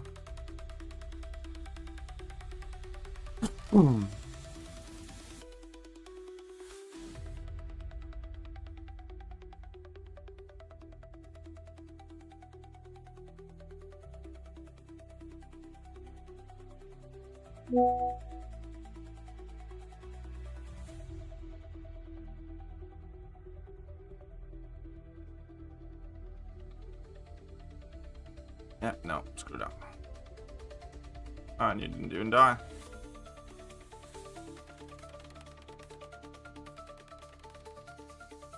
Should've just waited a little bit. Ah, well. So happy. Yeah, I definitely messed up. Should've won, but no, messed up. Now, though, be cooked. Destroyed, bamboozled. Unless he messed up worse than I did. But he can heal with Diablo, so. Who did I vote? Initially I was voting for AoE Colossus all the way up until the finals, but then I really didn't like the write-up for Colossus, so I ended up voting for the pig. But at that point I didn't really care. Hey, the inner eye. Thank you very much.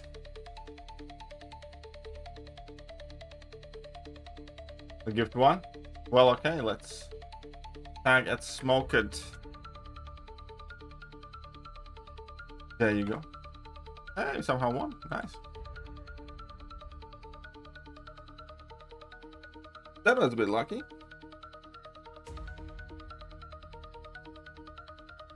Alt and up. I'm gonna try this alt and up.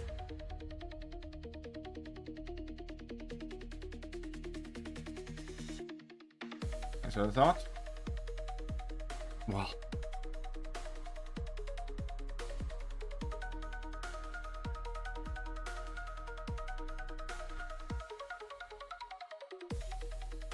Do I do that stupid Bastion rank up? Okay, so I'm gonna show you my champions now then.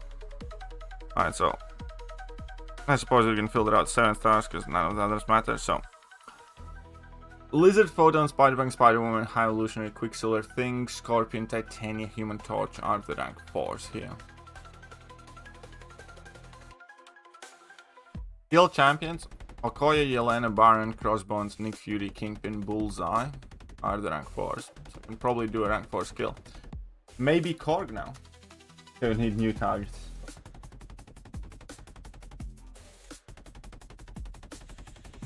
Mutants would be Onslaught, Jean Grey, Captain Britain, Domino, Havoc, Cassandra, Dust, Gentle, Deadpool, X-Force, Mr. Sinister are the rank 4s. Cosmics: Dark Phoenix, Silver Surfer, Caroline Dean, Imperiosa, Serpent, Deathless Thanos, Hulkling are the rank 4s. Pulling some more Cosmics. Tech ones: we have Infamous Iron Man, Prowler, Nimrod, Shocker, Ironheart, Red Skull, Sentinel, Jack, Animal, Spider-Man, Taki, Yondu, and Solvark as the rank 4s. In the Mystic class, we have Mystic Spell, Pavitra, Chatra, Tiger, Kindred, Wolfie, Destroyer, Nico, Kushala.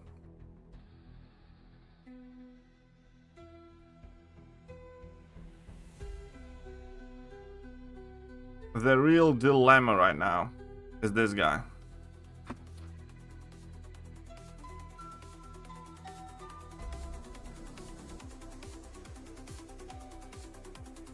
Do I hit that rank up button?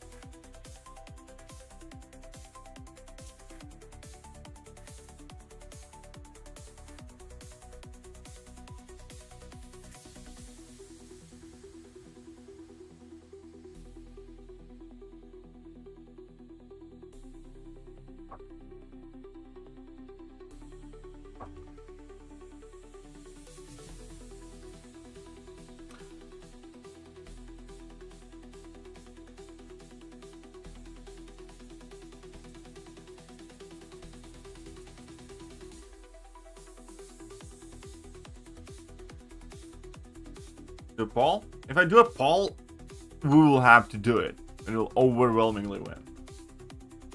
Yeah. Do you enjoy playing him? Barely ever have. Whoopsie.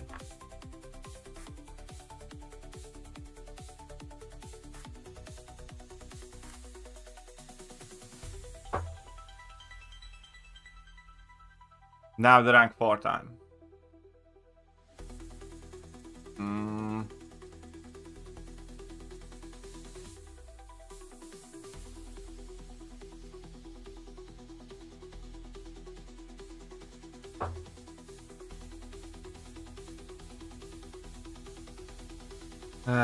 Fine, whatever.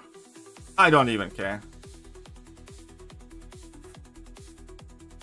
Whatever. Nobody's gonna get to call me Bastion hater anymore. Nobody. Doofus giving 1 tier. Who got it? Who got it? MCOC forever got it. Not smoked. Ah, sorry, buddy. I think Doofus is up at 40 now. Doofus is the daddy of the stream. With the biggest willy. Obviously and clearly. Doofus has the biggest willy in this stream. Right, now I need to give him relic. Which relic did he need? I think he had something in the champion info about yada yada yada. Different armor, Paseo. Remove him from Gulag? Yeah, sure. Remove him. Does he need a Sentinel relic?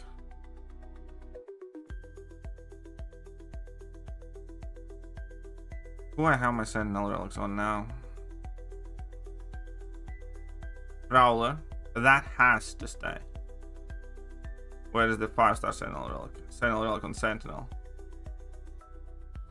That can go. Sentinel can. Don't really pause the incinerators there. There wasn't any extra additional benefit, right? So here.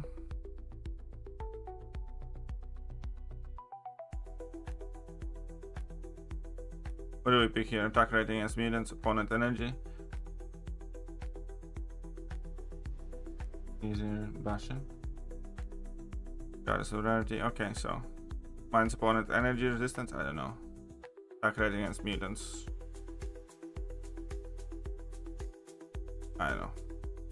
Yeah.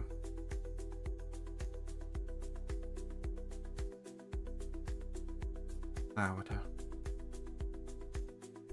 Like we're getting changed now? Yes. You can say Bastion now. Fine, whatever. Yeah, I need to give a relic to my Sentinel.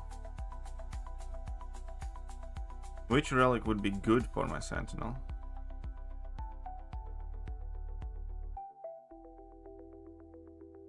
I think I need sturdy relics. Insulated relic, I don't think so either. Cruel relic, maybe. Damage.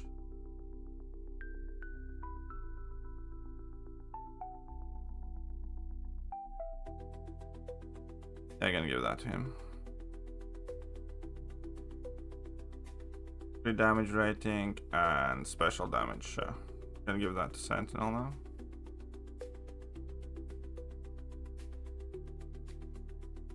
And idont can get any of the random ones.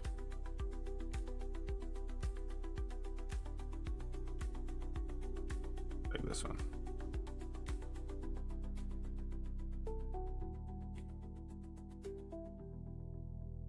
Okay, now I need to add him to my deck.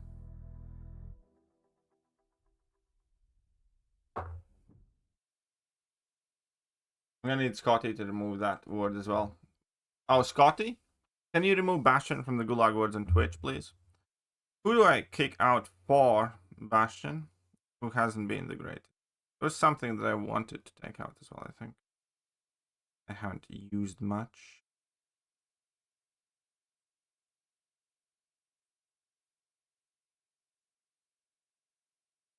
Try a Bastion? We will. Who do we remove? Einhard's there for like Iceman and stuff. Dollar definitely not.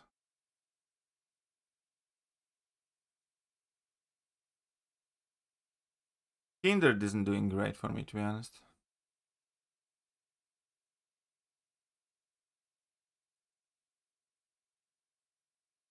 Fine, I'll just take out Iceman for now.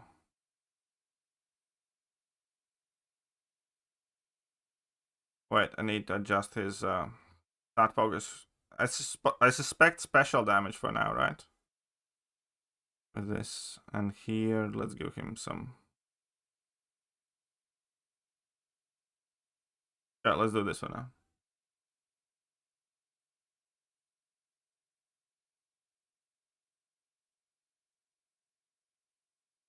Ravok is actually a bit of a problem. And then again, I don't know, we'll see.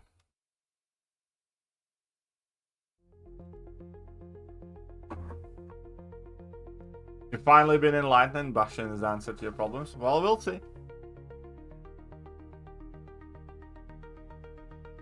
Yeah, I love Havoc.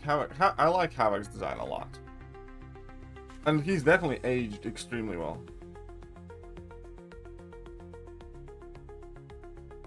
Chels is amazing in this match.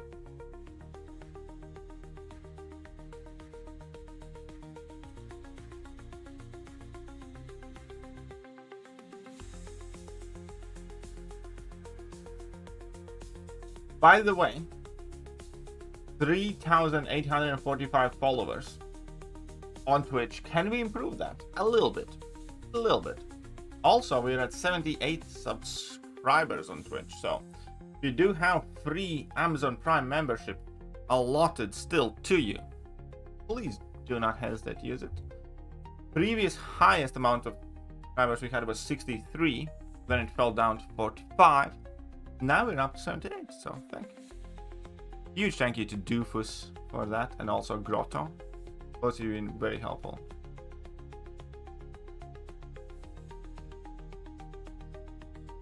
Alright, we're taking that away. We're going to take this away. I want to take this away.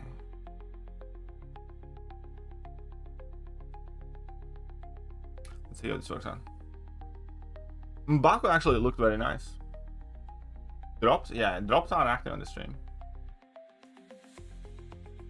Yannick99, thank you. Very kind.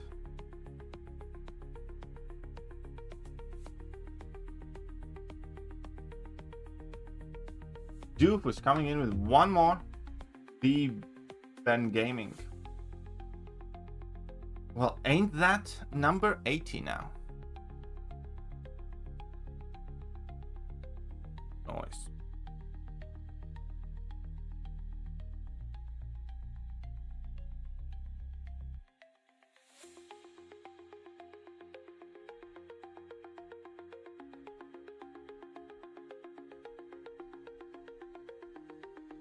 Big Sentinel.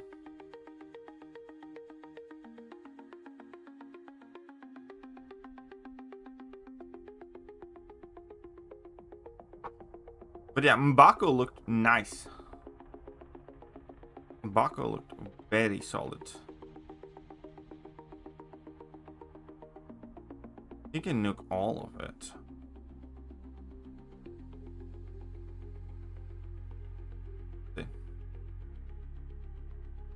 Blue Marvel didn't look super impressive, but it absolutely have to wait for the full abilities.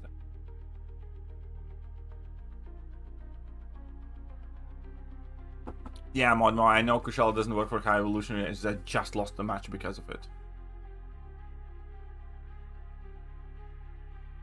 Do you think Hitman is viable rank 4 option? Yeah, kind of.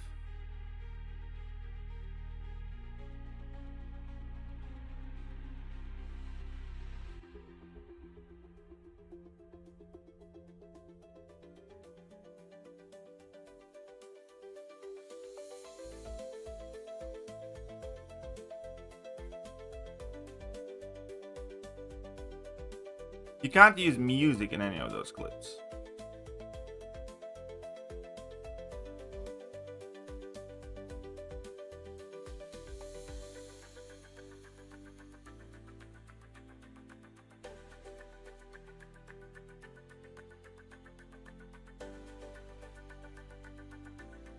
Did I download it? Yeah, in a few fights.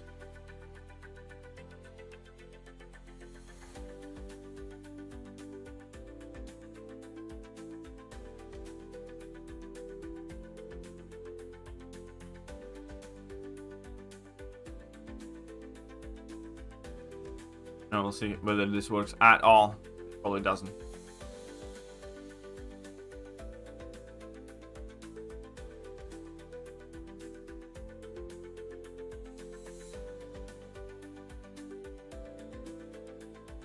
Bastion is not a Gulag Wood anymore.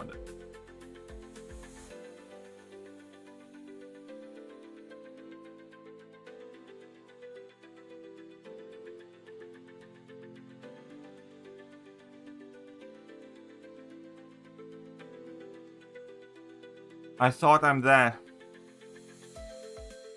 Okay. And you parried me.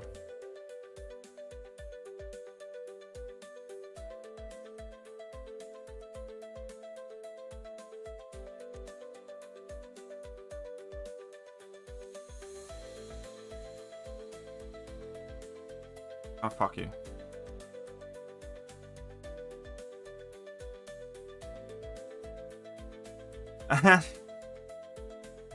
Yeah, I deserve this L.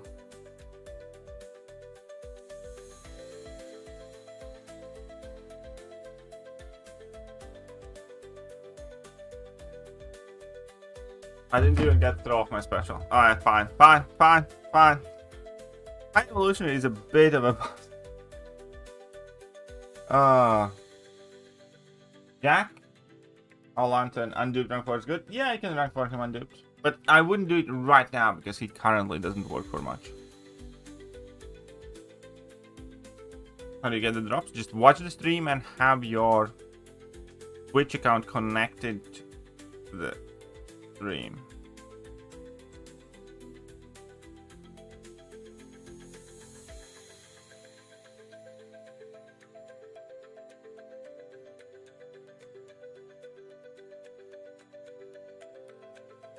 Yeah, he's gonna nuke the shit out of that. Yeah, I screwed up so bad. I mean, I'm completely outdrafted here too. Completely outdone. Have you countered high evolutionary? In general metas, it's much easier than now.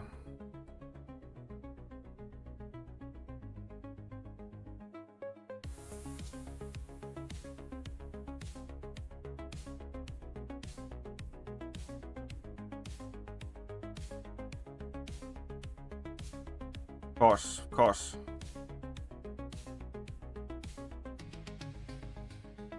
I couldn't get any pauses in either.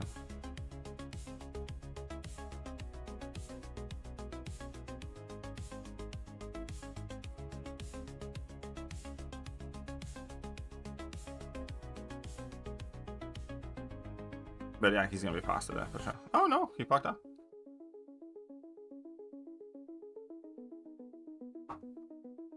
Yeah, I know that. With Bastion, you need to start with heavy here.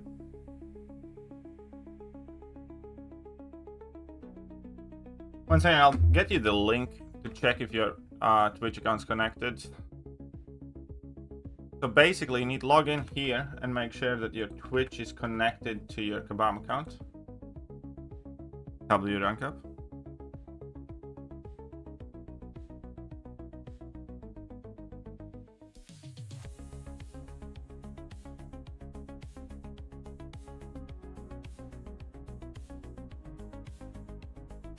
Yeah, I mean, like, he's still gonna win there.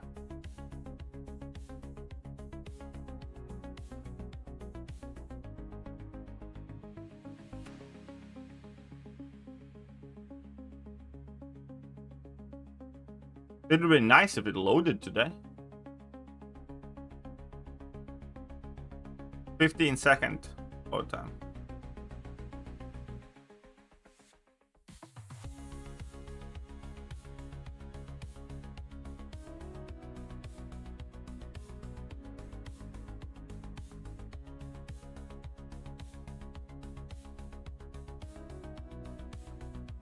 Second load time.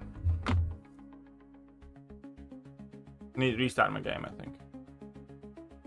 Yep, I mean, that load time could have been the difference. Yes, that load time could have been the difference in this.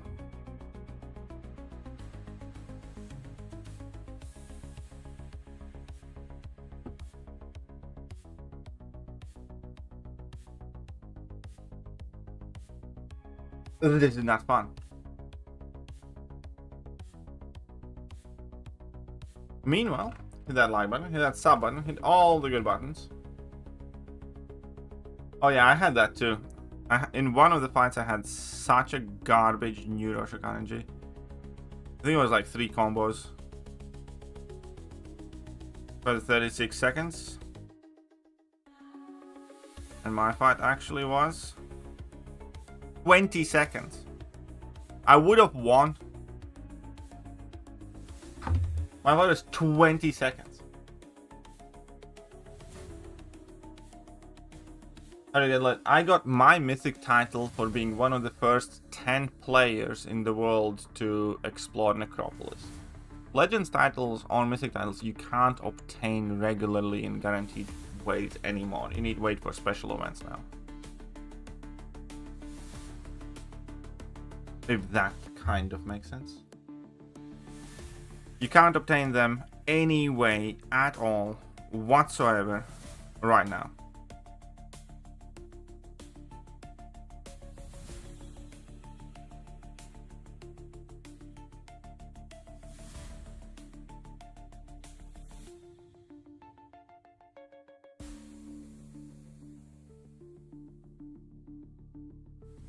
Wait 1 second, I need to.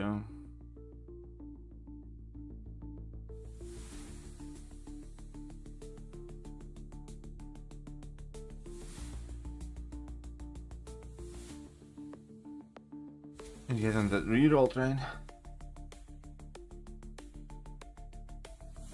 Oh wait, is there a way still?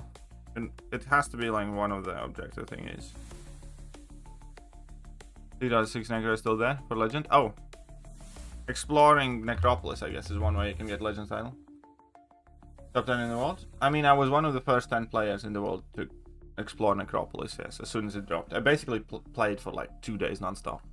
Slept for like 5 hours in between, I think.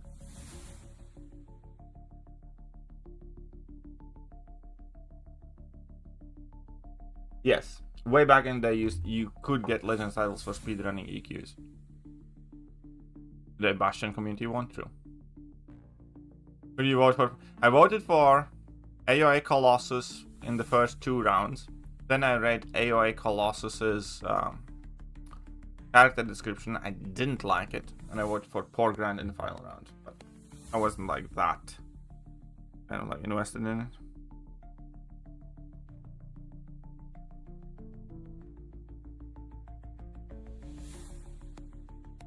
Well, it does turn out that Atuma is a bit of a menace in this matter. Okay.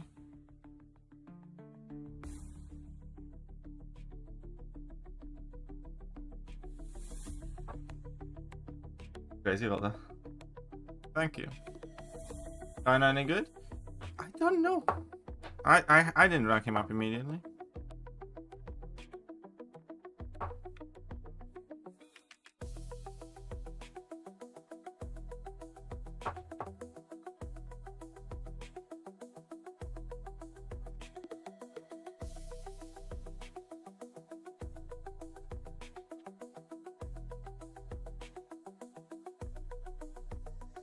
Killmonger. I know, I fought one Killmonger, but I nuked him with Tigra fairly quickly. 7 Traces? Anything besides BGs, please? But I'm gonna get a bit more tired. I'm gonna grind Arena. If that's more to your liking. The KT Bastion hate lore as well for a minute. To be honest, your chance people will be. Well, the thing is, I never hated Bastion. Truly.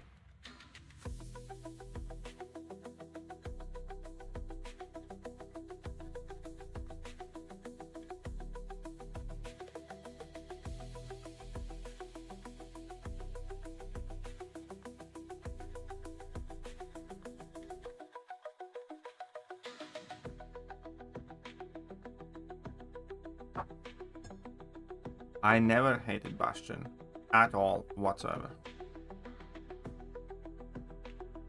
That is a lie.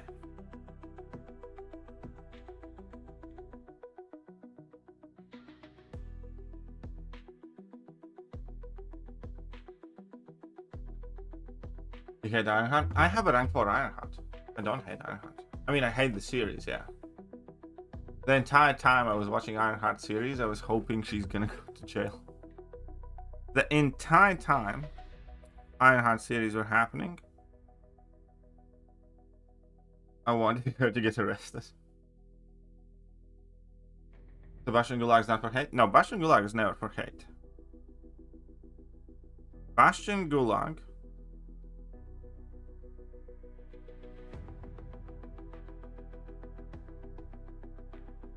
was because you guys kept saying I hate him, and I didn't. I just didn't think he was like insane, amazing, master rank up champion, you know, top 3 tech or something like that. Instead, like, I like Bastion, he's great at AW champion, and everybody was screaming at me that I hate Bastion and I don't love him enough and all this stuff, and I'm like, fuck you.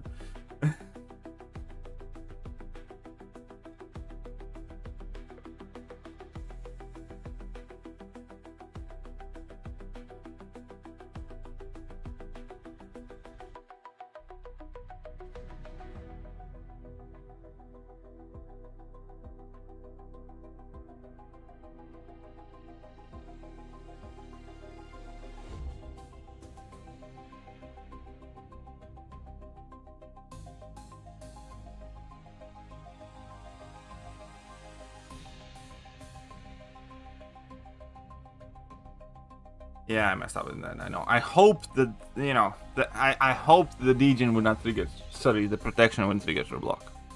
In which case I would have won, but that last hit still triggered the protection. Any idea who at Kabam named? No, no idea about that. Now he's your favorite? He's not my favorite. She was a legit horrible person in that show. I know, right? She literally sold her soul to the devil, and the entire time she was like breaking the law.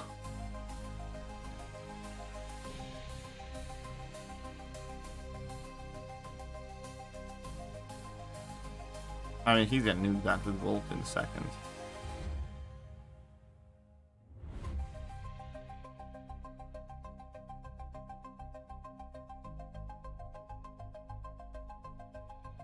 My option here. Can Bastion do this super fast? I don't know. Probably not. But yeah, he's gonna win this one. Do you change all your attack stat focused energy resist? Should I have? Should I have? No, I didn't. Is it that big of a difference?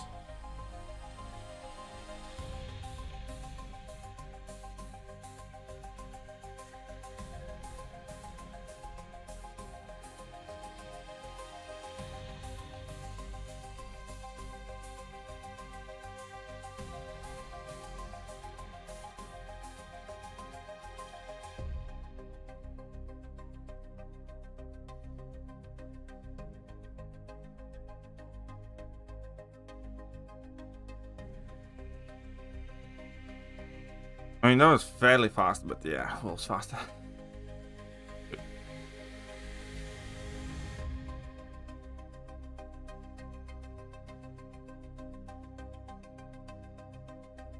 The Bastion's complete failure. Bastion's complete failure. He should be reinstated as a Gulag Ward. A waste of rank 4. If I lose one more, then I'm taking a break from Polygons. GG's? GG's, buddy. Got me completely outdrafted there, though. I mean, I screwed up as well. I mean, yeah. Solid proof right there. That he sucks? He lost my round.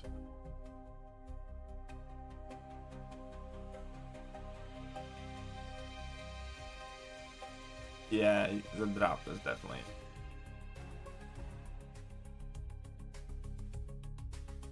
More Gulag. Well, James, if you become the Gulag Master right now, I promise I will strongly consider any Gulag Ward put forward. I still have the veto right. But yeah. Oh, that's actually a good idea. Whoever becomes the Gulag Master right now, and we're gonna come up with the next Gulag Ward together. Otherwise, we're gonna need to wait until next Titan Crystals. Oh, the hell not they should rank out tickets for Bastion? I know. I know. Werewolf completely outspent him. 52k points, he sucks. If he loses the match, he sucks. Obviously. The Gulag, no. No.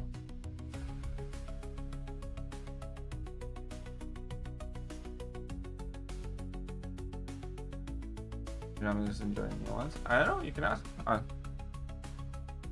I don't know, he's not crit telling me. Where did you ever get that idea? That is one of the reasons why I was harping on him. What's up, JWL613? Thank you very much. Thank you.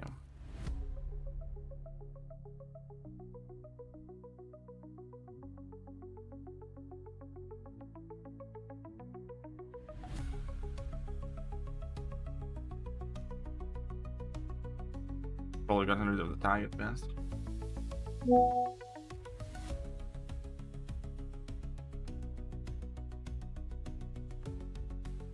There's it.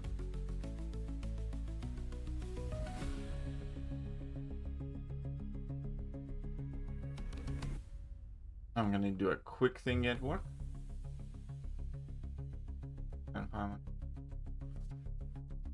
See, I'm technically working right now. Strictly speaking. Where the hell did that hammer come from?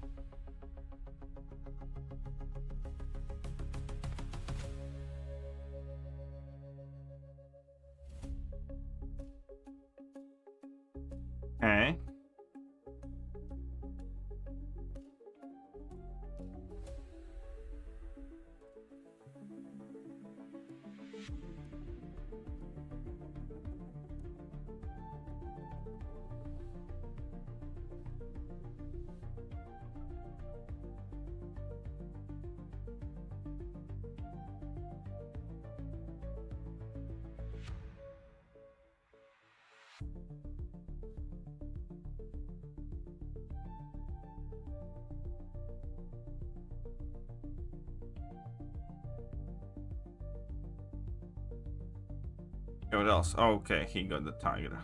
Yikes. I guess we can test you, buddy.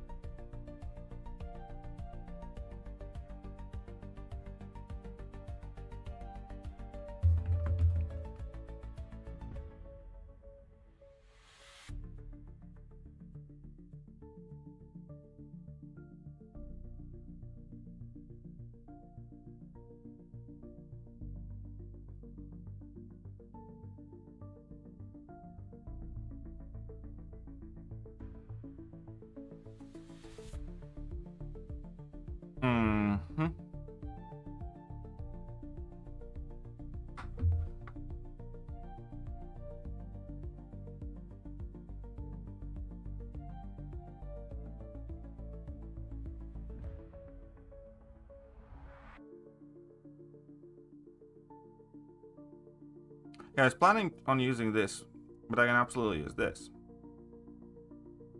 Right.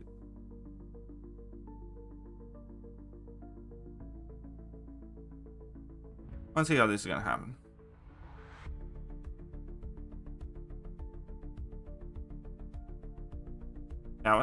Yeah, I kind of want to do that.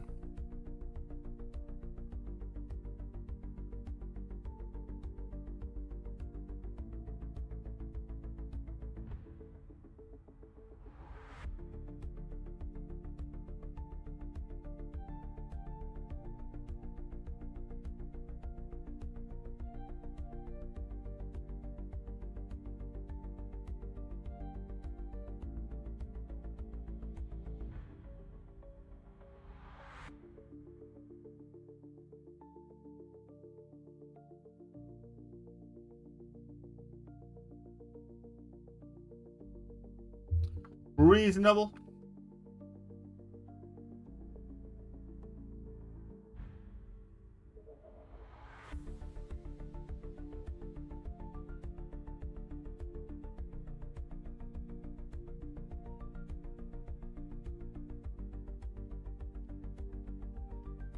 The Bastion sucks. 39 seconds. No, Kabam's not gonna do the Sensei rating boost at all. I don't know. You can say whatever you want. Bastion seems to be losing a lot. What are the drops? 10,000 Sunstar shards, I think. 3 rebirth crystals. 5 of something else. We're gonna try Bastion here.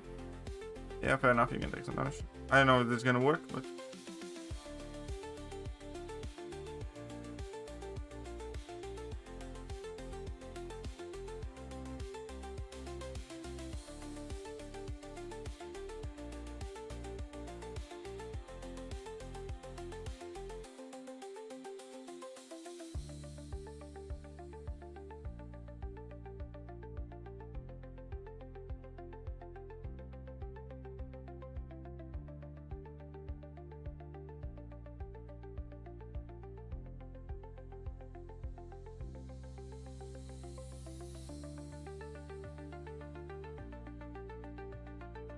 And that triggers everything, so.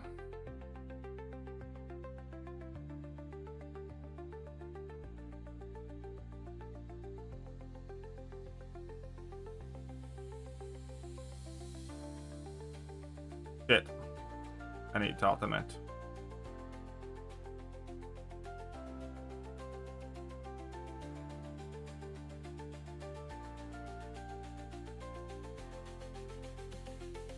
Okay, this one's kind of partially on me. I'll take a bit of blame. Are Twitch drops out? Yeah, there are Twitch drops.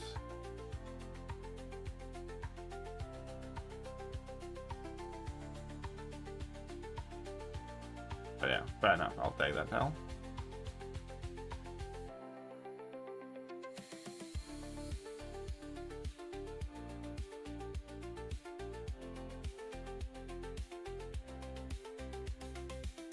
So you do still hate Bastion? I don't hate Bastion. It's just that Bastion's doing a lot of losing on every side right now. Yeah, the hurt locker node's definitely annoying.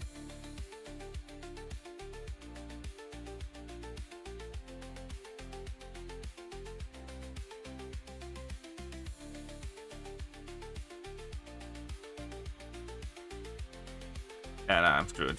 He's just gonna tiger that.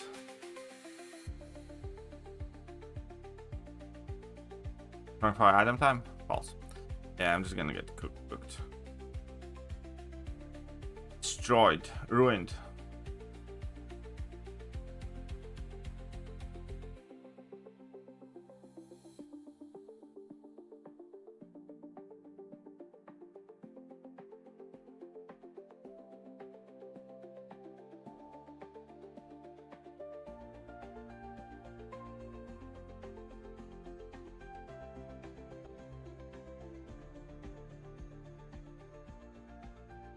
And now I just...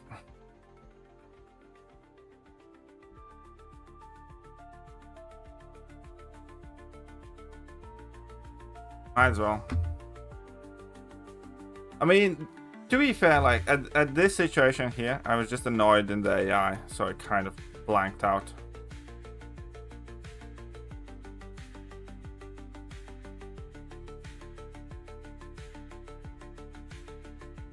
That's fine.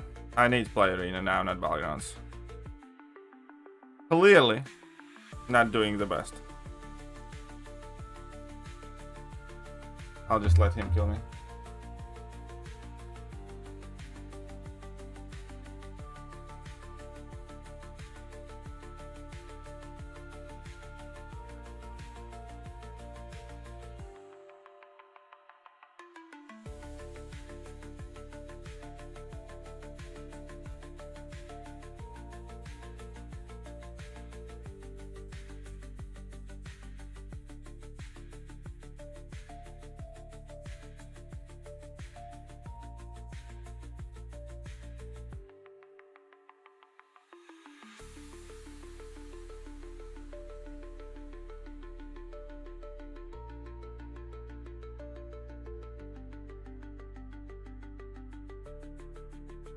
So this is a bit of a tilt situation.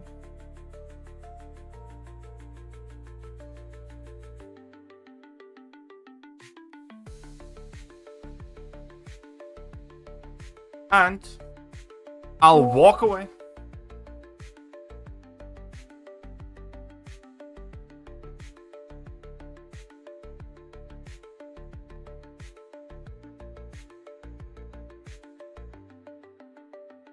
And be grinding some arena instead.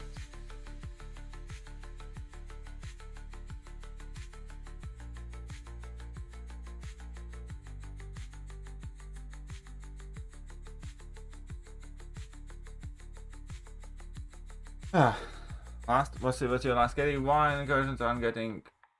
They're getting social 3. There are 2 power buffs. Why aren't they? Oh, because the power shield. You have special 3 lock with the hemostatic charge. That's why. Because you have special 3 lock on the hemostatic charge. Oh yeah, currency combined to spend it. I don't know. We'll see what they are saying. I'm not in a rush to kind of like liquidate all my currency pointlessly. We'll see what they say.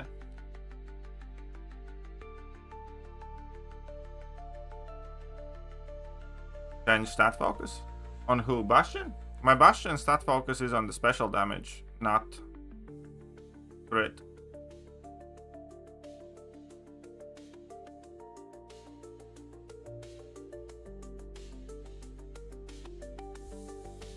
The youngest might be the longest.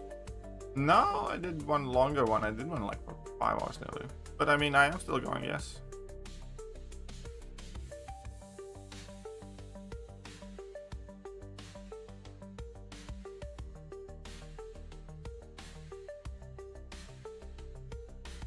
Can she punish him? No, she can't.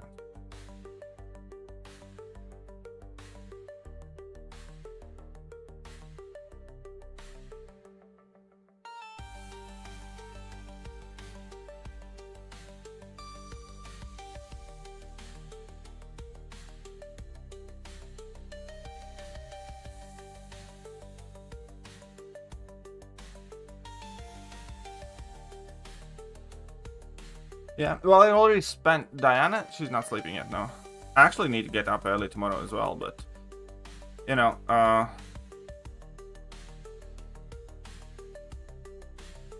You got to do what you got to do to try and earn $1. And might as well get some units grinded.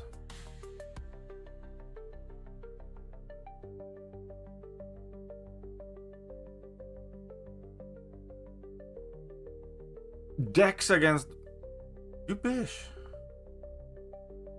Dude, even Arena AI is kicking my ass.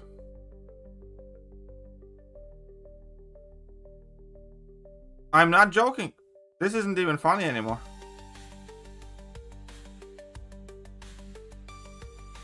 They actually need to get it level 6:30 AM, I think. Tomorrow morning. But yeah, I have grinded a fair chunk of units now.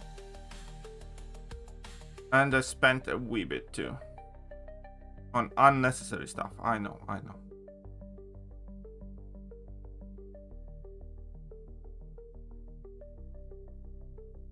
Waiting next Thekiryu. Oh yeah, I ascend a whole bunch of 4 stars too. I don't ascend any 5 stars, I ascend all 4 stars for arenas. Still don't grind all the milestones in 4-star arena, but it's just too much. 4-star arena still sucks.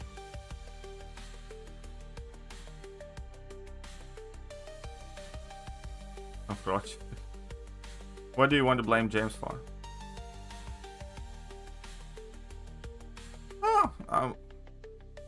Did this BG meta? It's not that bad. I'm still in like C5, C6. So now I tilted a little bit, but earlier today I had like 380 points, which isn't half bad. So I'm sure I'm gonna get back to it soon enough.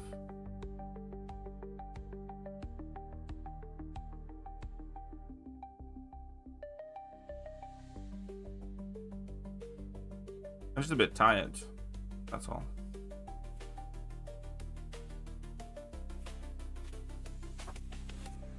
Does that for me? Walk away? Does it? I don't know. Maybe some sort of setting? Why are you walking away, Baba?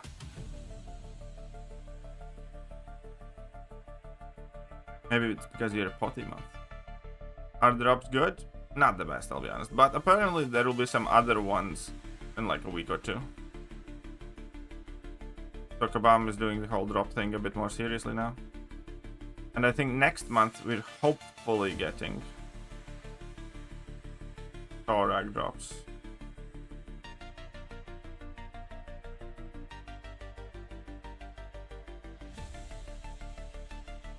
Really? I got 2 neuroshocks after all of this? 2?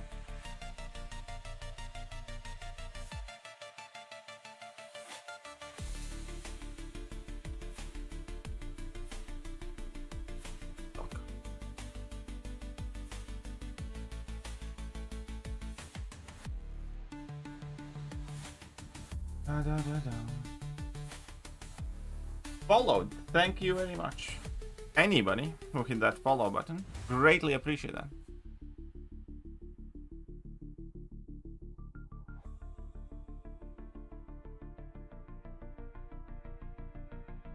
Very nice.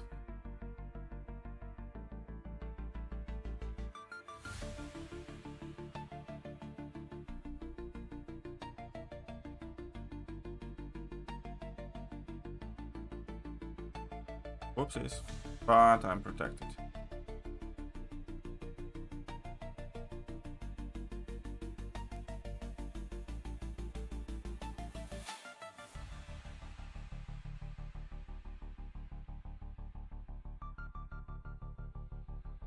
Times it actually, but late. I still need to get some work done. After this, so.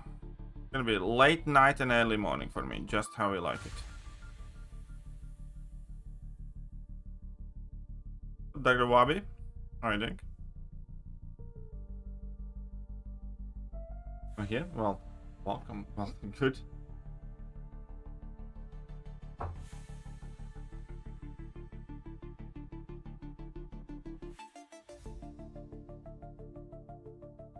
What are you grinding for? Units.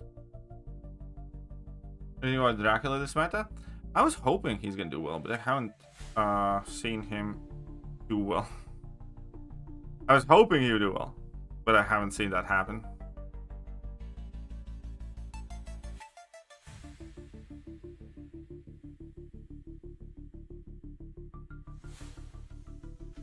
I can claim my 7-star shot snap too.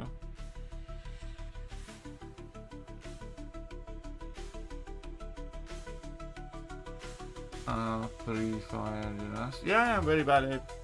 Awful, awful.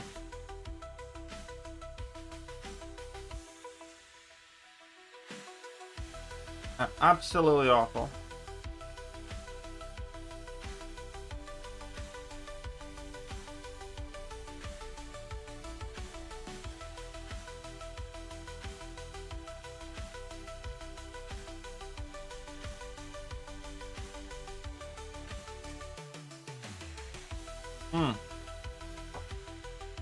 Yeah, I was kind of hoping we can find that out too.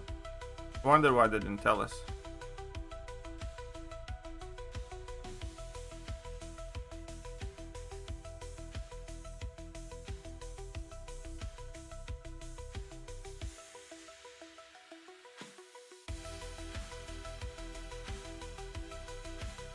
I'll just take that sleep.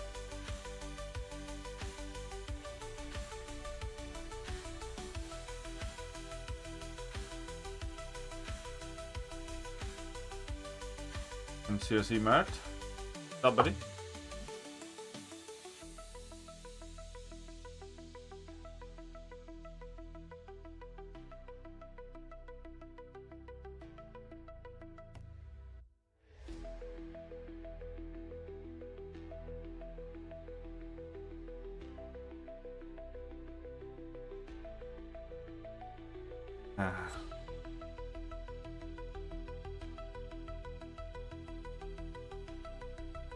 Okay, decided. Well, we don't know what blue models meant. Like, for instance, like Photon would not look as an amazingly, insanely useful champion either. That's in a showcase. So, we'll see.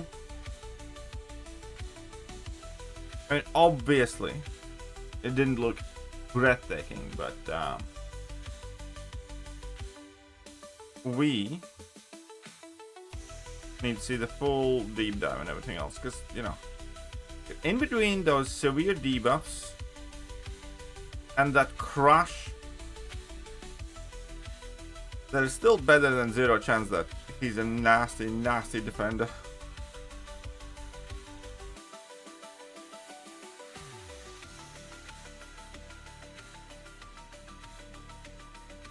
Well, oh yeah, that was funny. While messing up that reveal was funny. That generally got a laugh out loud from me moment.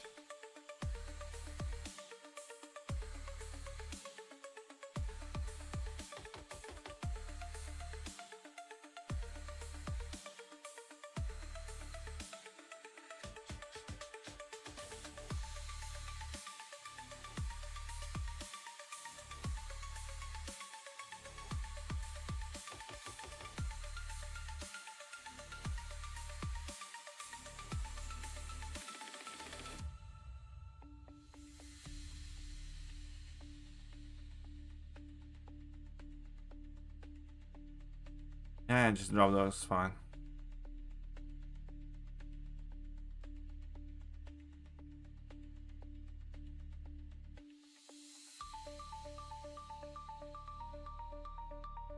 Don't care.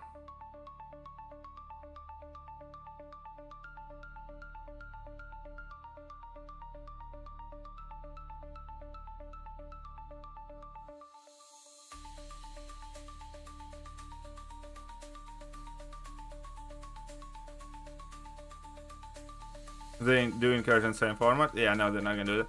Incursions, actually, most people don't know that. Incursions is game mode they kind of want to control how much people play. They don't want people to play a lot of incursions. That's like one of the biggest things that most people don't understand. Kabam let it slip one time, where they don't necessarily want, you know, all the game modes to be like maximum engagement or worth it. So they kind of chose to dictate when incursions should be played.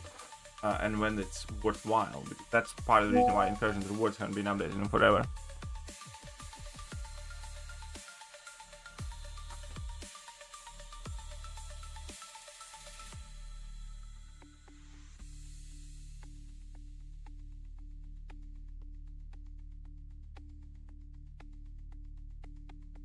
Still has higher chance for that heavy resist.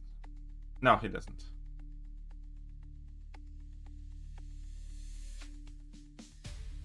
Okay, good, yeah, grind. Alright, thanks. Well, I'm not gonna grind to that much. You know, it is kind of like midnight here. But because all of you wonderful people being here, I wouldn't want to leave you guys alone.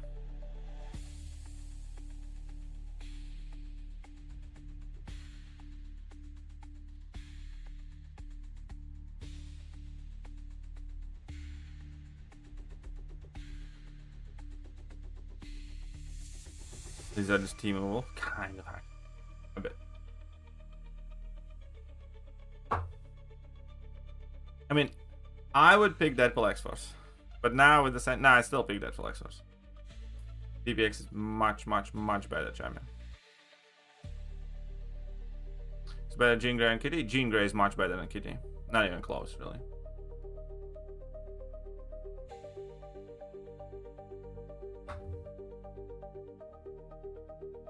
If 580 people, don't be a party booger. I know, right? If those 580 people could hit that follow button, that would be tremendously appreciated, by the way. Okay. Dude. How is... Okay. I'm just gonna...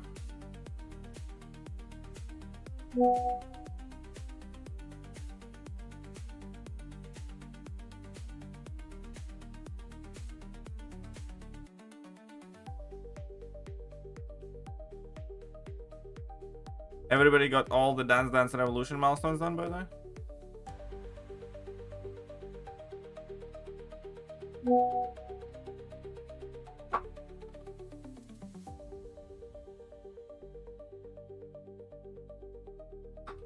What are we getting here? Da da da da.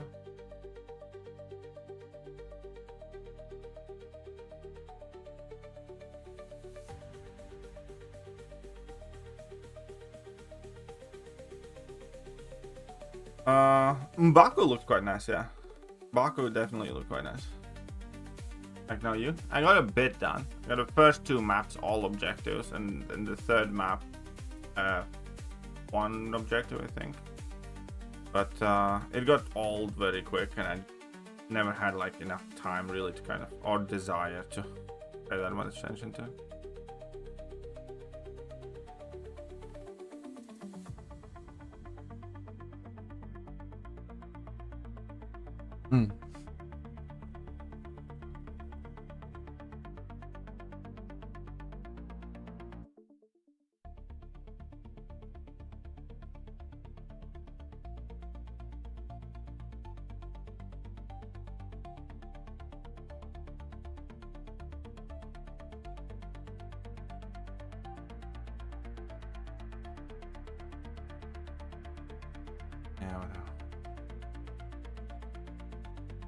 I can't believe this dickhead's gonna be one of the first ascendable champions.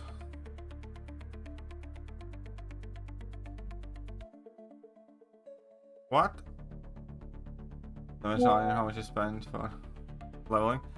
Oh, I did get the $10 bundle. Well, I didn't, because the stream that it came out, I was raging so hard.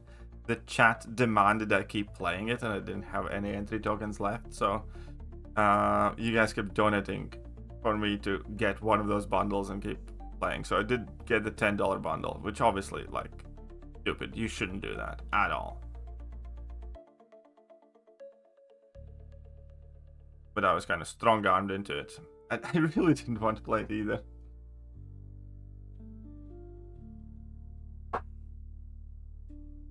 Yeah, it's my wife that doesn't like my beard.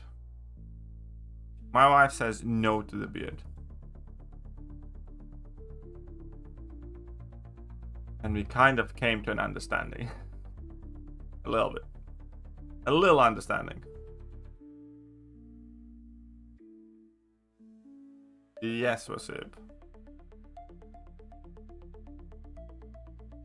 Knew it? Well, it's never been really a secret, but yeah. To be fair, because of my wife, my mother saw my like grown-up face for the first time, because she hadn't seen my face for like over a decade, basically. So That's something.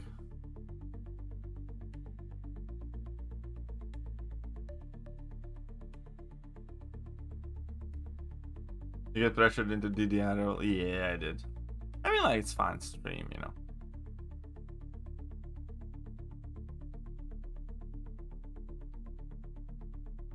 I'm atmosphere in a way. My wife's tiny, but she bites, man. She really bites. And not like, haha, I just bit you. Like, when she gets mad, she just randomly bites.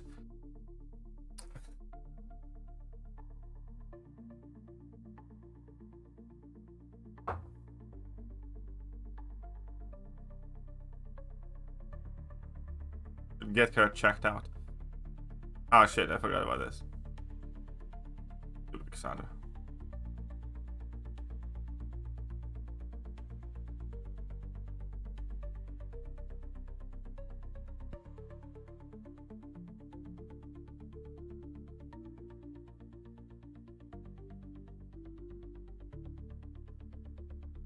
She gets, and often what she gets in one. Always a great compromise. Alright. First play during my exam days, my girlfriend gets mad as fuck on me and stares in upper mid stuff. Yeah, they have that. My wife doesn't mind me playing though. Oh. She knows that MCOC and KT1 got married before me and her.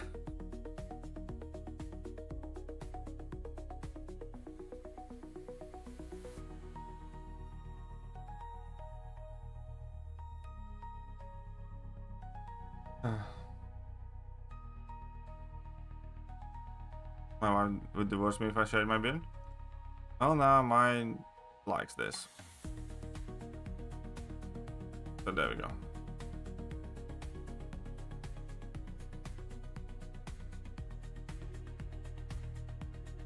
Then Diana is quite awesome, yeah. I do love her. Great.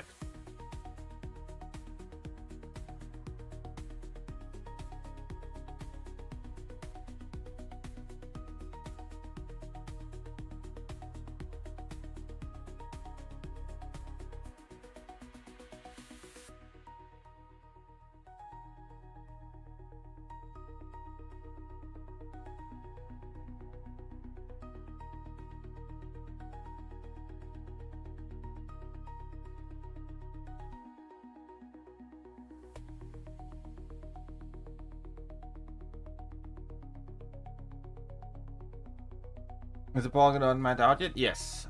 You need to get to the Gladiator circuit, and then it switches.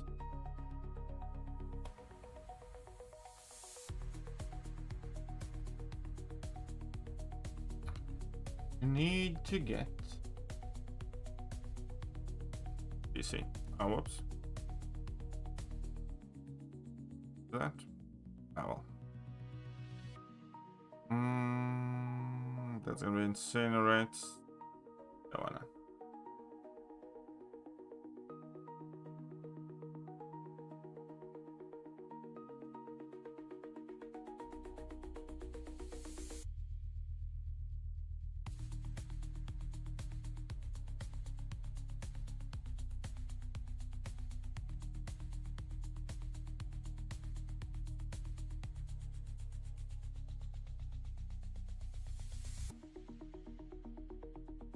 Good enough, I say. Good enough. Does team do Red Goblin path? Don't remember all the 10 yet champions, but probably.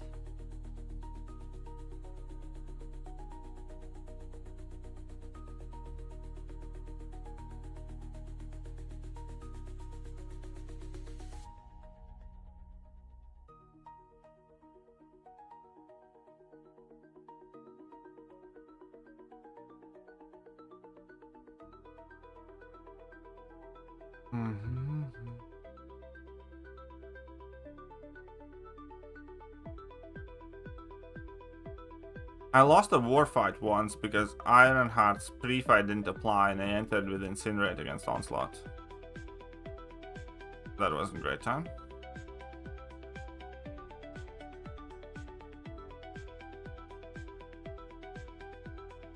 Now that vulnerability is active, still do nothing.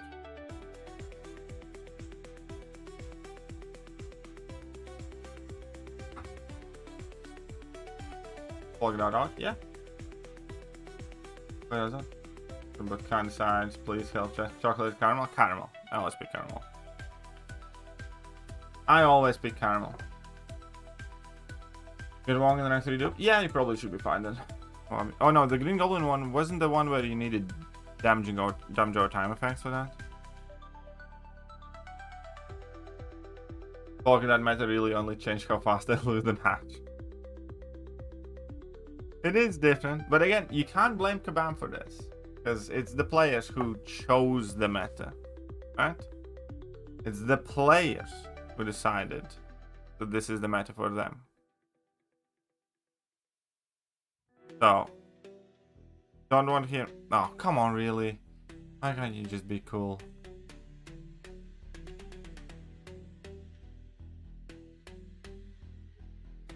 Can I try the unit or why? Chocolate caramel to see if test. Nope, caramel is the better one. I chose caramel. Wise man.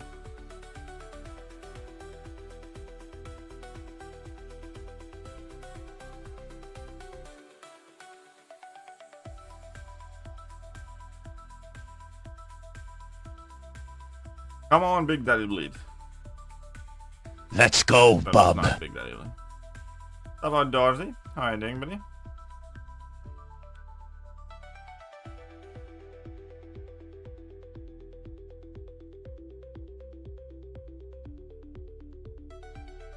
Die.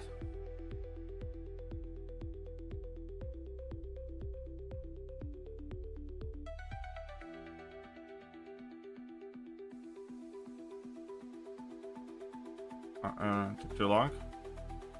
I smoked and how munchies. Caramel for the win.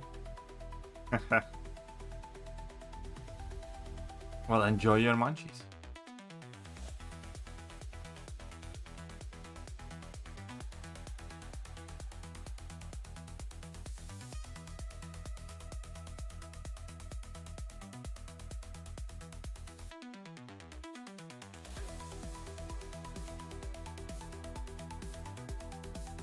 Ah, still.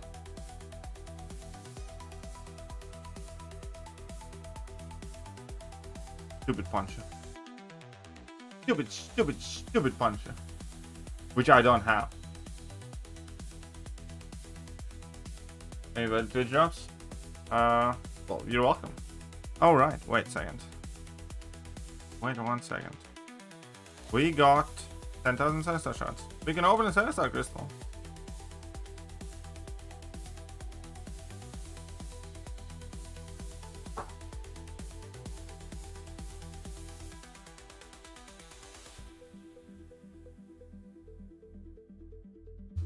Hello. Well, hello there, Reverse Flash. Welcome. Welcome.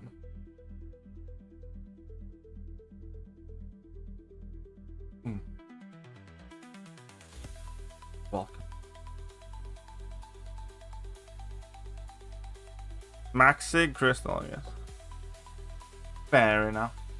I couldn't dupe my photon for such a long time. It was ridiculous.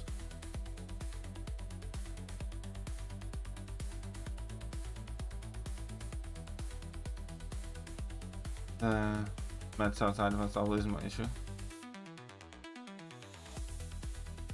All of the decks are same. You know the biggest thing I dislike about BG meta this time around? Everybody ranked up wolf. Because previously you could see very few werewolves around, and I kind of loved using werewolf, even if he wasn't like the fastest in the meta and stuff like that. I just loved, because it's like one of my comfort champion type thing.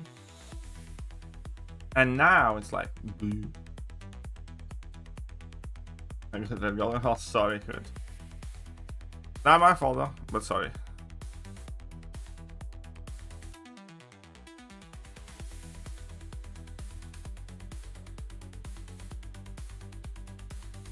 Well, Punisher 2099 is also kind of sweet.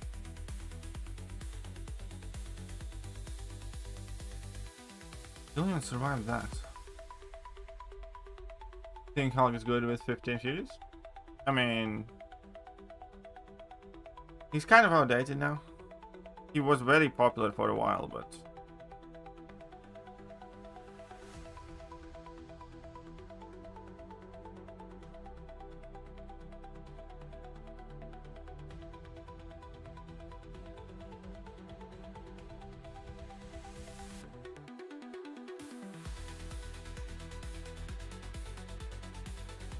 let's just see you dance. Whee.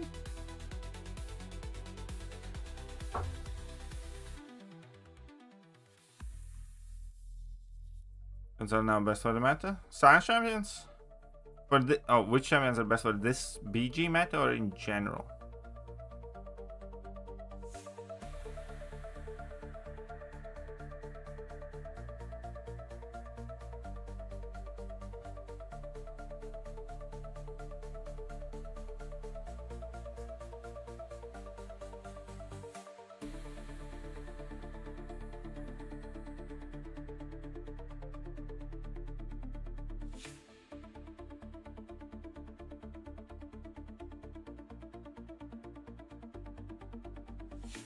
Yeah.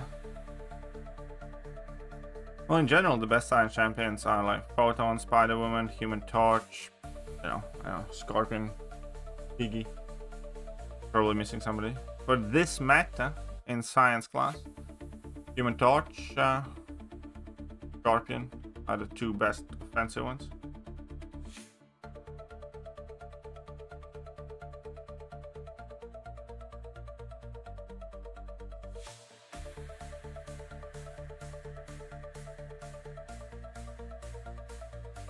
And then there's like High Evolutionary Thing and Photon that are decently good on defense.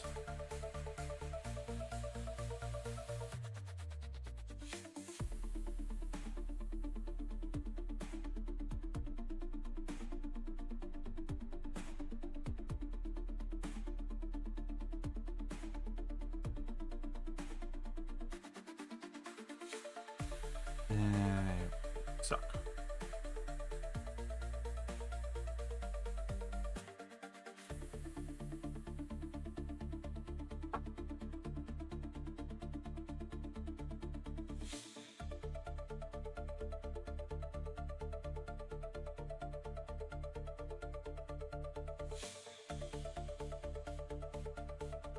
I'm still so pissed off at Kabam over Titania, man. They absolutely butchered my baby.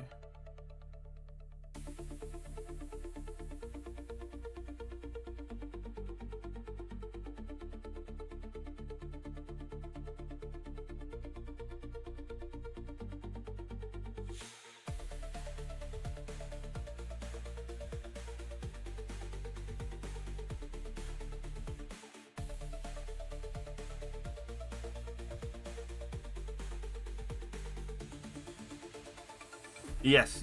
Monthly EQ change is going live next week. True. It is absolutely accurate.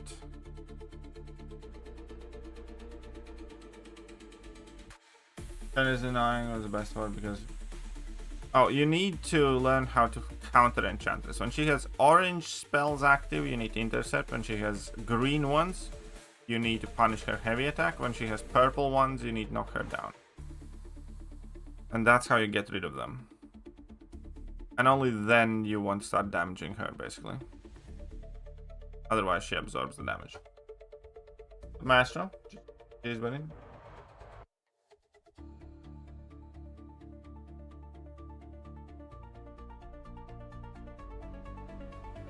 As we can see, Jack is clearly the better champion here.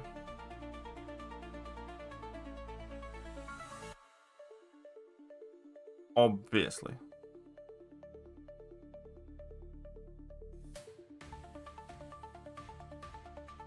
Right?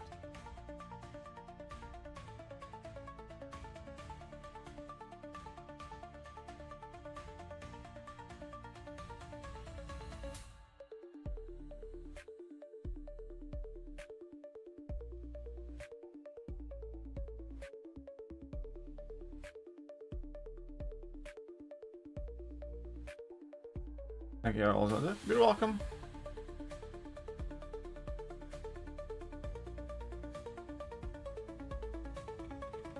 Very much so.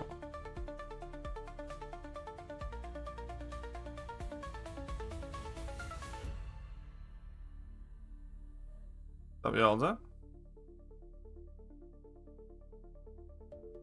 No longer a Twitch member, I see. Alright.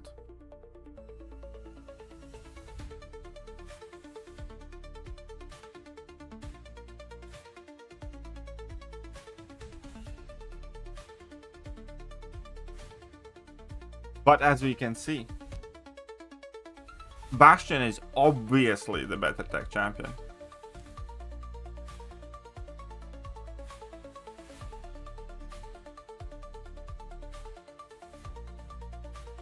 Flawless victory, really. Well, almost. No.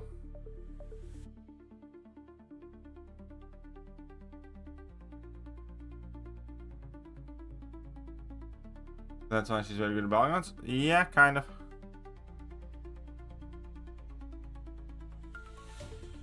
Oh, come on, really.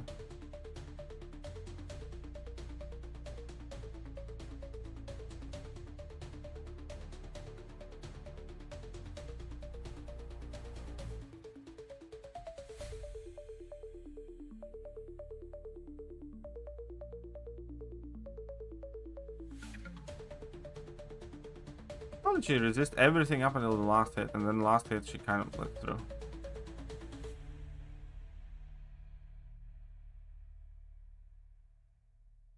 That is about taking off the buffs? Yes. Change for monthly EQ. It's not going to be the Crucible node thing. It's basically going to be you can bring in a synergy team and you don't need to swap out after every fight. So you can bring in a team and then just go and destroy them. You know? It's going to be much easier. It's going to be much easier.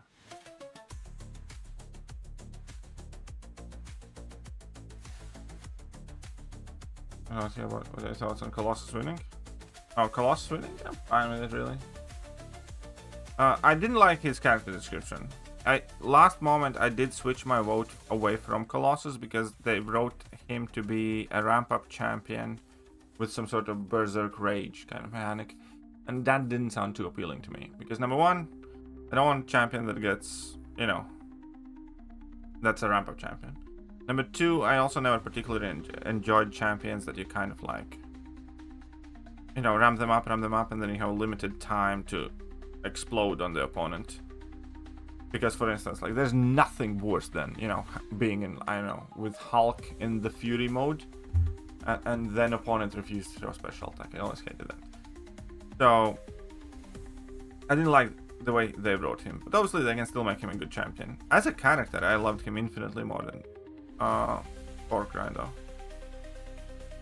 It's just, I think what Kabam wants to do with him might not be what I want to play. You know what I mean? It's similar kind of like, I really wanted Jubilee added to the game, but now that she's in the game, you know, kind of wish they never did, because Jubilee just sucks now. I think like she always sucks from the get-go. I wanted Spot to be added to the game, and they didn't make Spot the way I would have wanted to, so I never really used him much. But for several years, when people ask me like which champion I want in the game, I said Spot, and then they did add him, and I'm like, nah, I don't like that whole block. So. Gentle. Yeah, of course, we all want him to be better than Gentle.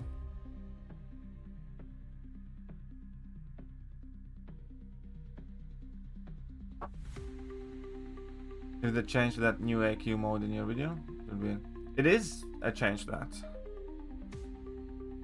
That's great. AQ definitely feels like it should be better now.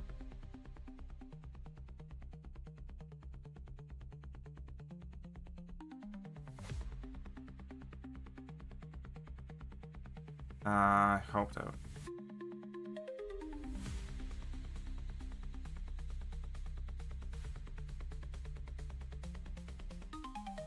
Do you think you need all of the people like I spin all of them? No. If there was something like that, Kabam would have hinted it or announced it. I don't think you're gonna need all the adult champions or anything because there was never announced to be any overarching theme for them. Stellar Forged will need all of that, yes, sure. Just like we did for Deathless, but not for the idol thing.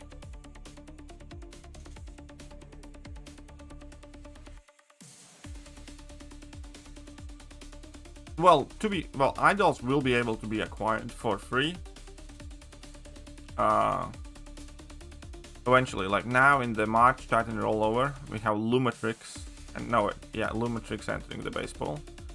After that, we're gonna have Solvark, and then we're gonna have that by end of the year. So basically, by end of 2026, all of the idols will be in the base pool.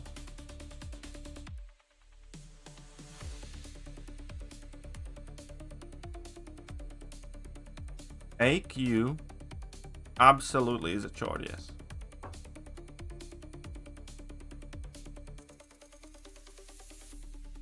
But yeah.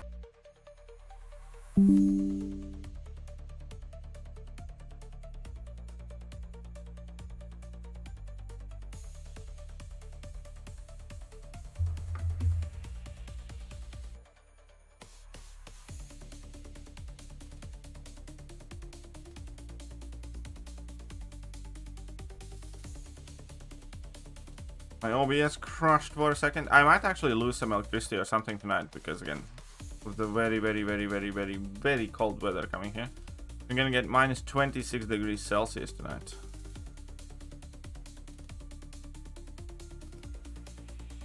And next couple of nights. Something around those temperatures. In places, minus 30 plus in Latvia.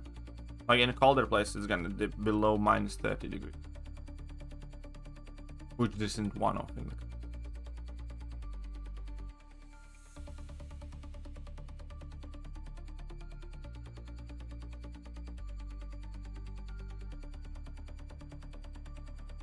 That's cold? Yeah, it's fairly cold. Yeah, I'd see you later.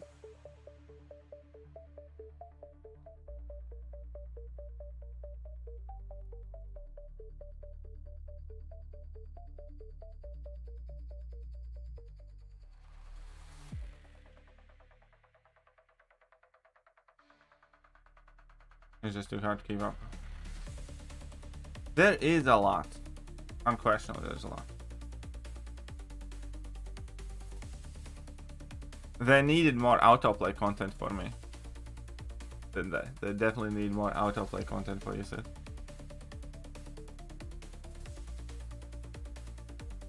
Didn't they?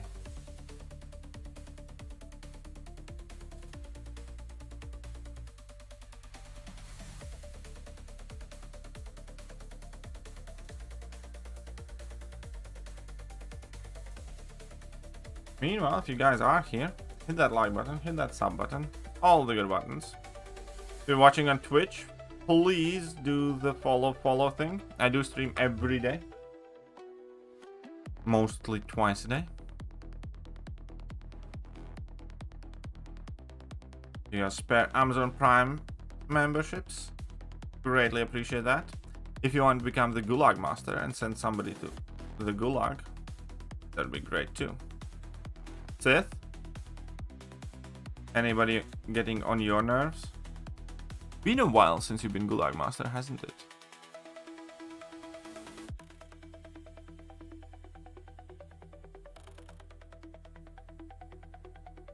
Next week I continue the leg. Oh, nice. What are you getting on the other leg? And on the leg, I mean.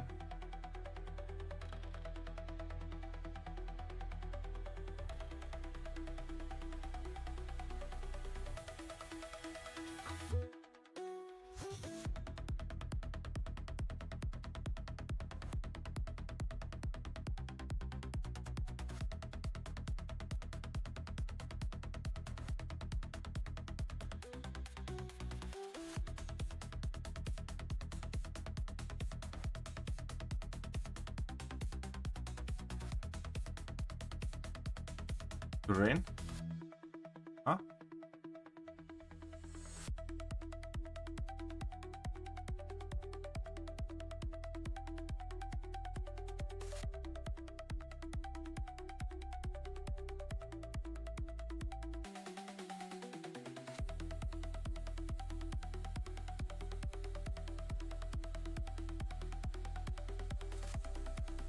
Stupid Rhino. Good evening. Good evening. How are you doing there?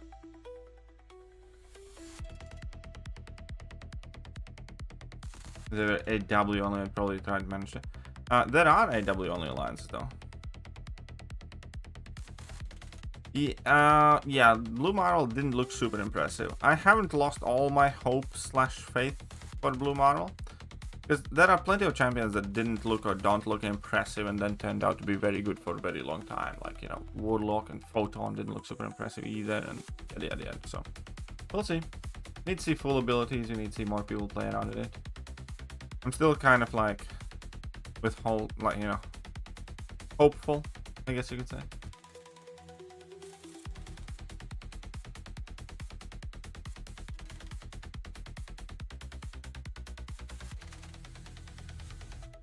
But yeah, Blue Marvel definitely didn't look super impressive.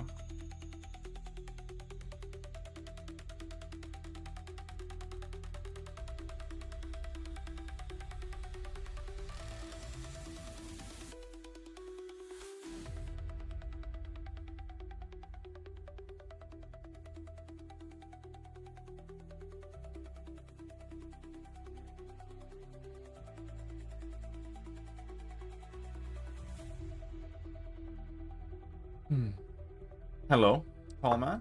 Well, what's up there? Chess Quaker? How are you doing?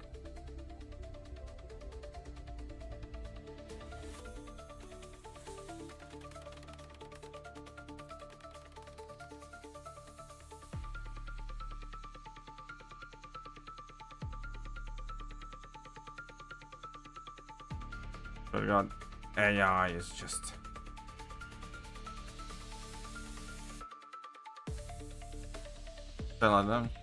Only in 2 sessions, so probably 2 more to go. Fair enough. How long are the sessions?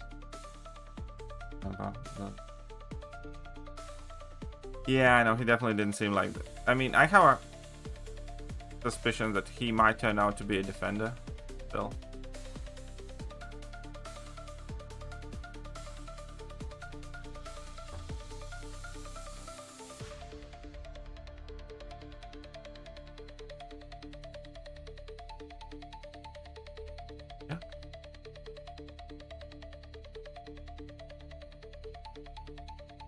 I've been going for like over 4.5 hours though. Do you think that I'm going to make it easy to get Deathless Champions? I don't think they're ever going to make it easy, but I do think, like, you know, for instance, now in Banquet event there was a chance to do that. I think maybe with this new currency there will be some opportunities too.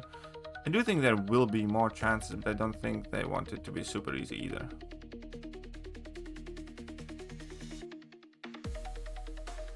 Come on, confirmed he will be on attacker side. That's not great. That's bad then. If that was him being on the attacking side, that's not ideal.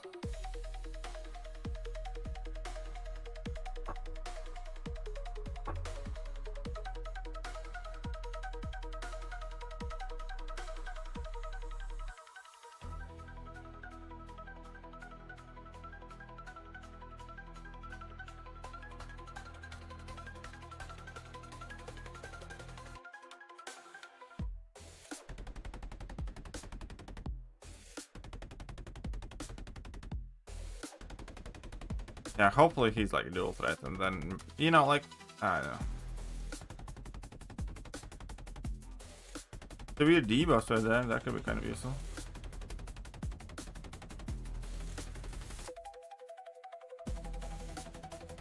I'm just hopeful, man. Really wouldn't want this to be the second dud of DLL.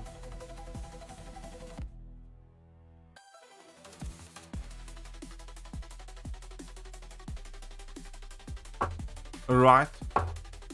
M'Baku looked quite nice. The only question is whether his damage is going to be good enough, but, like, you know, flow wise, animation wise, ability wise, I liked him a lot. The unstoppable, like, persistent unstoppable and evade counter, that's immediately good. Evade out of counter. You know, easy to play. That's kind of sweet too. M'Baku definitely looked better. Like, if I didn't know anything about any of the champions or at all, whatever, I definitely am more interested in M'Baku. Looked quite nice.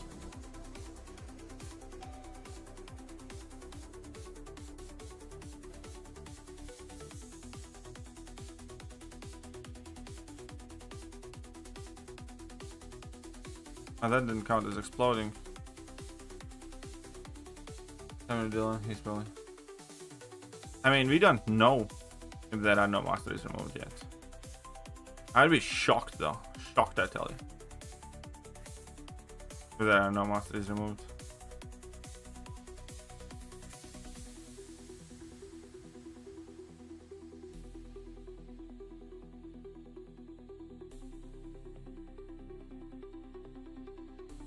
He didn't want combo. Gonna go inside. And will be top 15%. Really? Oh. Oh, okay, okay, that. I don't like that at all. Heimdall's gonna be top 15 prestige. I think they're getting out of hand, man. I really do with the prestige thing. You can't have like 3-4 new top 30 prestige champions a month. That's just dumb as fuck.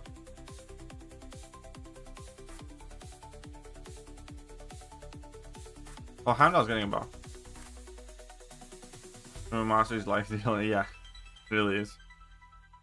Kind of addicted to that thing.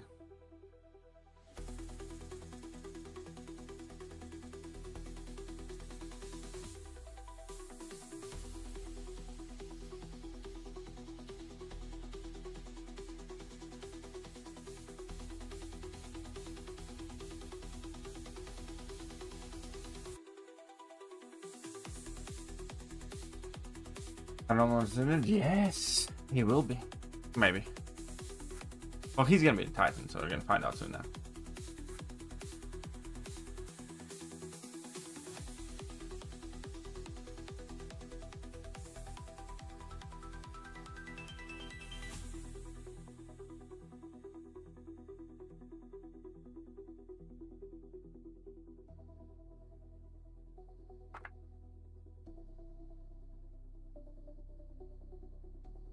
Ascension and top 30 champions. Yeah, so many of champions that can be ascended at top 30 as well. That was kind of weird. I never saw that one coming. Like, you know, High Evolutionary, Spider-Punk, and Baron Zemo. All of those are like top 15 champions, top 20 prestige champions.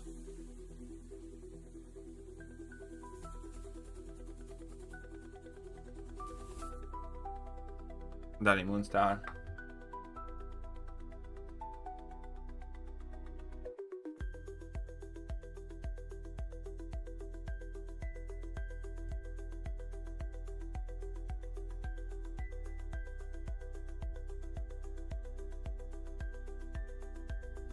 And I wish Warlock was still relevant. I love this champion so much. One of my all-time favorites too. The goofy little robo face.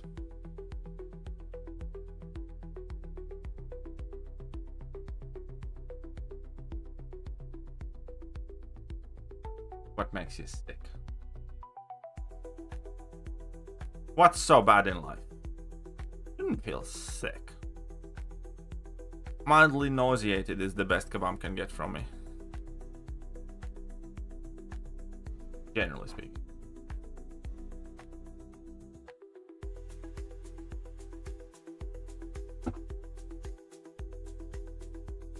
Yeah, Warlock definitely would have been cool with that Ascension. That would have been a nice pick.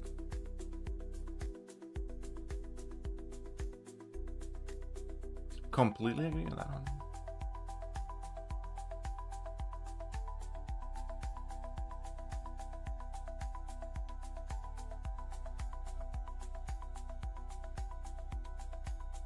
Going Halcrax? Yeah, I was kind of hoping Halcrax wins too over Cable. Cable was never my friend. Even though in Deadpool movies he was kind of cool. Deadpool movie.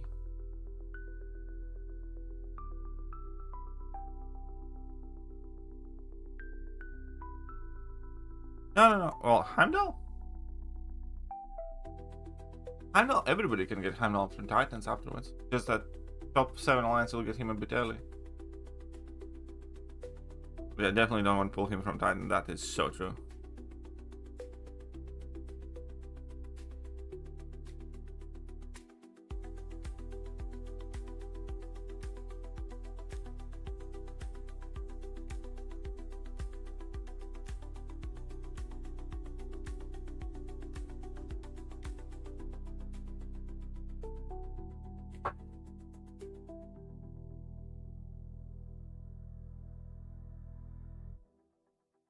Oh yeah, collections. I completely forgot about that thing.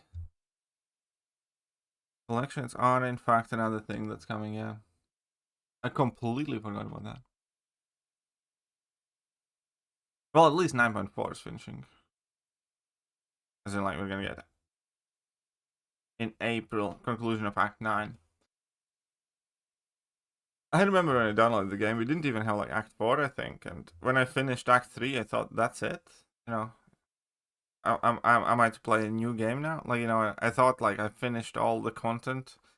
And I thought, like, do I need to go and find a new game to play now? Because that was like the latest chapter.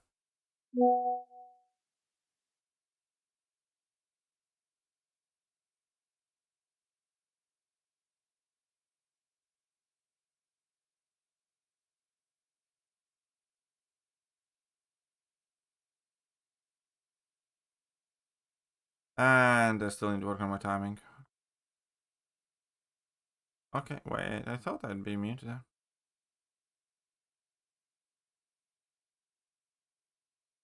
Okay, okay, I gotcha.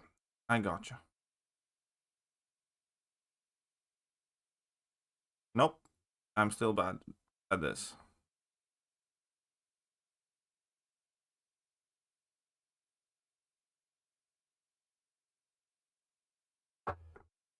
Tobias 350. How are you doing? What name would I know you under when you say "Oh, you long time"? Do I know you under a different name?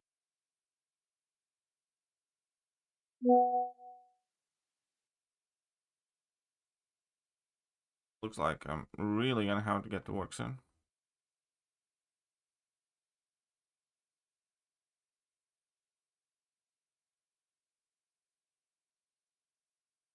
Aladdin or Al-Hadin?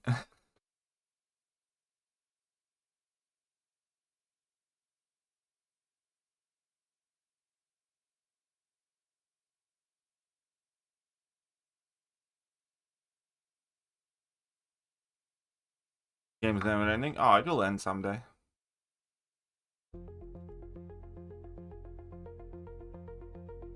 Oh yeah, definitely a new title is long overdue. I have a feeling Kabam might make it prestige based.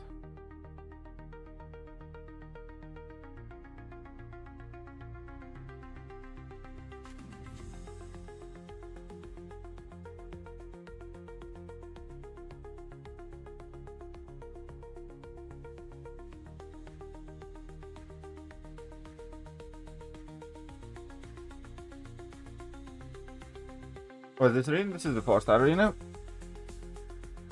Need Darkness Range? Yeah, I'd want one too. Let's get it 1,000,000 points at the very least. Thorax doesn't feel like Thor. I know, right? Thorax feels like a Neanderthal berserker ape. I swear to God. He's like a random berserker from Heroes 3 game that you just throw at opponents and you can't control them. The shittiest version of Thor ever seen in any game. Embarrassment. Hairy ape, not a Thor.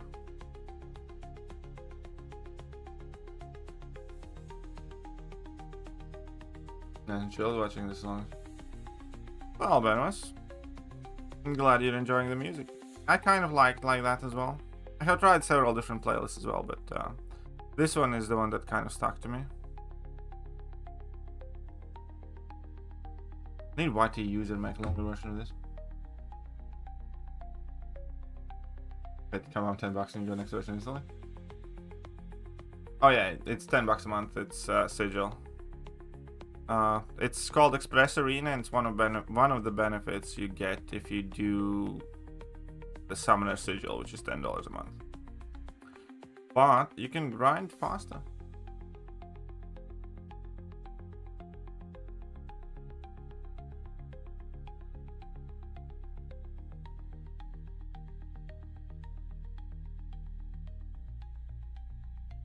You feel just like Troop Soldier? Yeah, I know, right? That's what happens when they make a champion from like 10 minutes of trailer footage.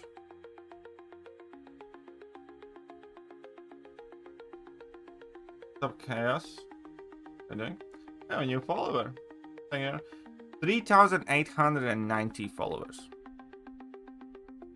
Can we do a little better than that? Please. Let's get to 3,999. Ah, that's too much. Not gonna get that far this stream. Let's get a few more followers on Twitch. I've been streaming on Twitch for like a month and a half now. So I kind of feel like that's decent. Right?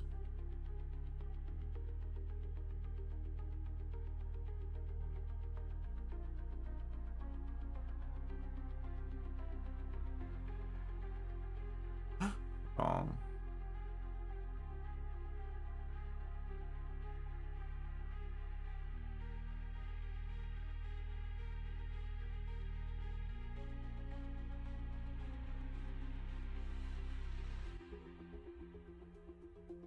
Top 10.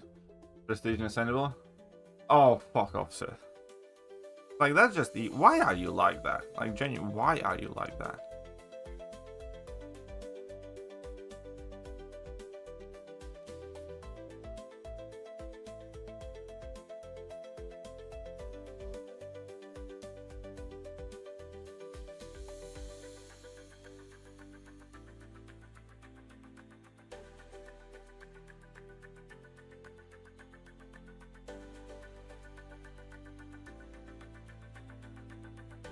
It's just evil.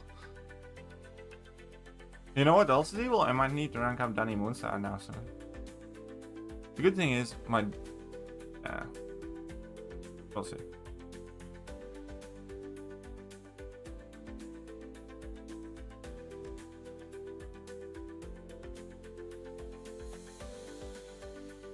It's evil messed up. Put you in Gulag just for that.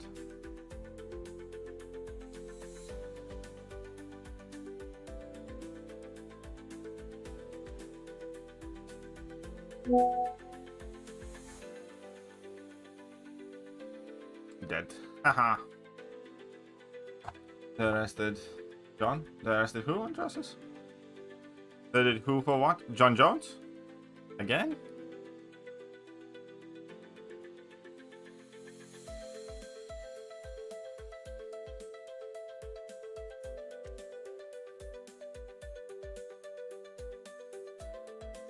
Digital Story is outdated, yeah. Even though they did update it not that long ago. Oh, Lemon. Ah, that's interesting. That's interesting. There is supposed to be a new Taskmaster. The leak was also that new Taskmaster is in the works, but we never really got to see that.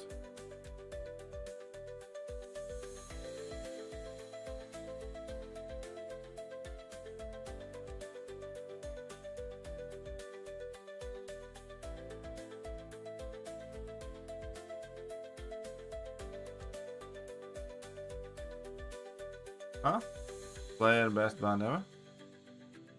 Okay.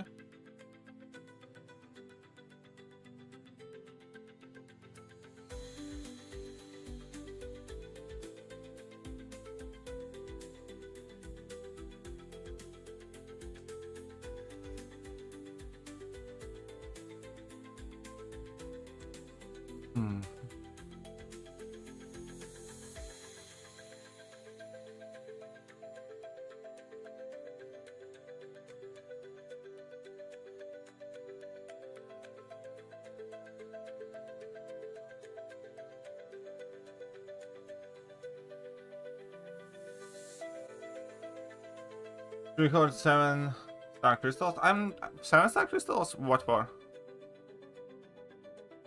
Like, maybe, but explain to me your rationale. Maybe I'm missing something. Titan crystals, sure, yeah, but why are you hoarding 7-star crystals?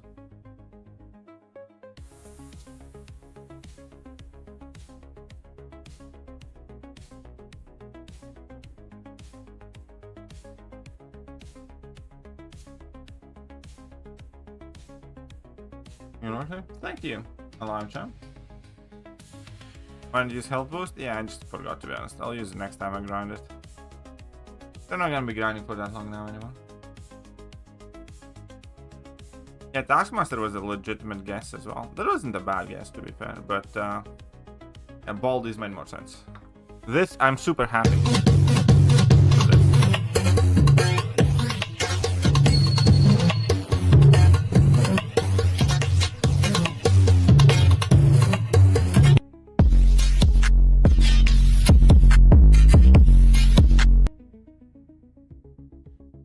Updates the pool. You get better chance to get those champions in Time Crystal than Basic Crystal anyway, so I don't know. I'm not saving Sunny Stars at all whatsoever.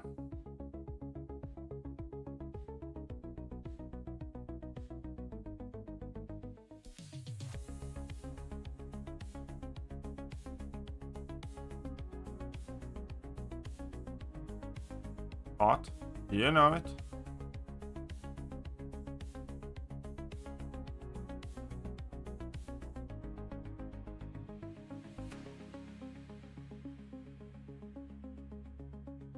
Oh, if you do want to throw that level 3, you might as well, I suppose. No, see, no power drain still, at all. Somebody else uses this sucker, they always power drain. Do you do anything?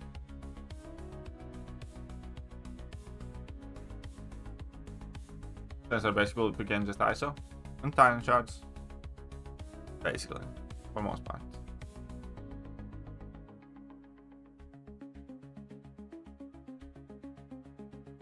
Oh, come on. Level 1, 0 incinerates. And now that's better. Explain your thoughts on it. Welcome.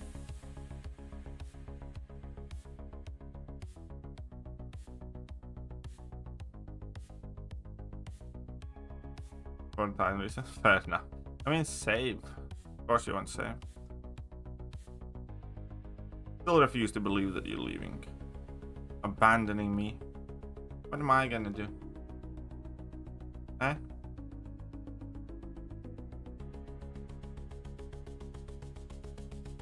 I need to do for years. He's always.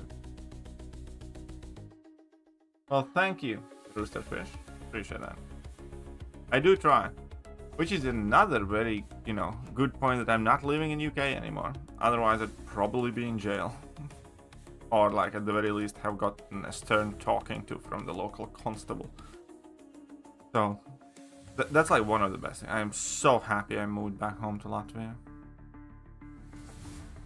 And that's not meant to be some sort of slight against British people.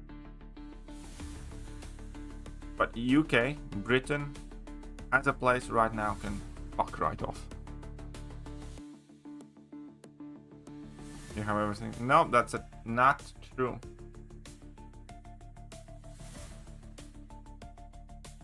Besides, one always needs more friends.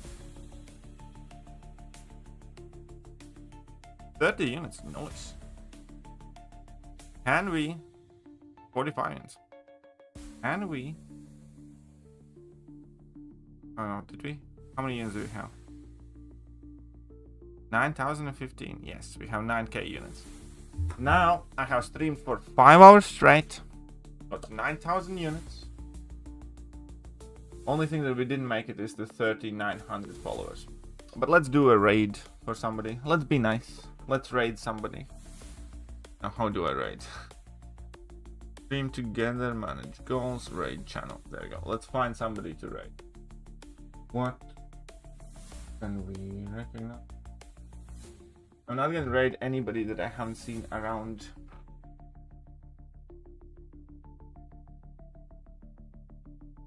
Without the Twitch.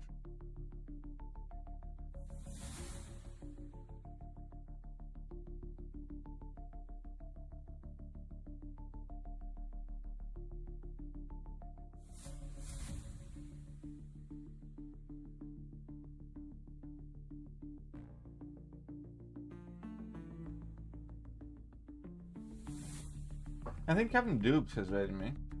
I want to see if he's...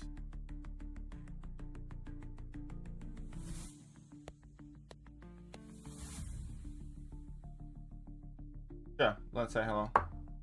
God, you follows you, rated you 2 times in the last 30 days. Okay.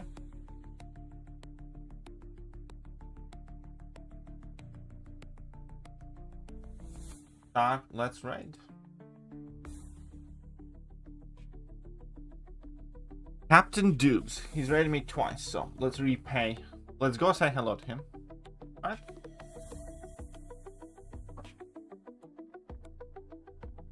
$71.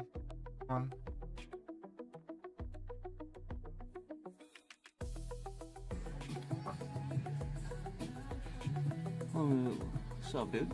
Let's raid. Alright. See ya later, buddy. And see you later, everybody else. Hope you guys enjoyed the stream.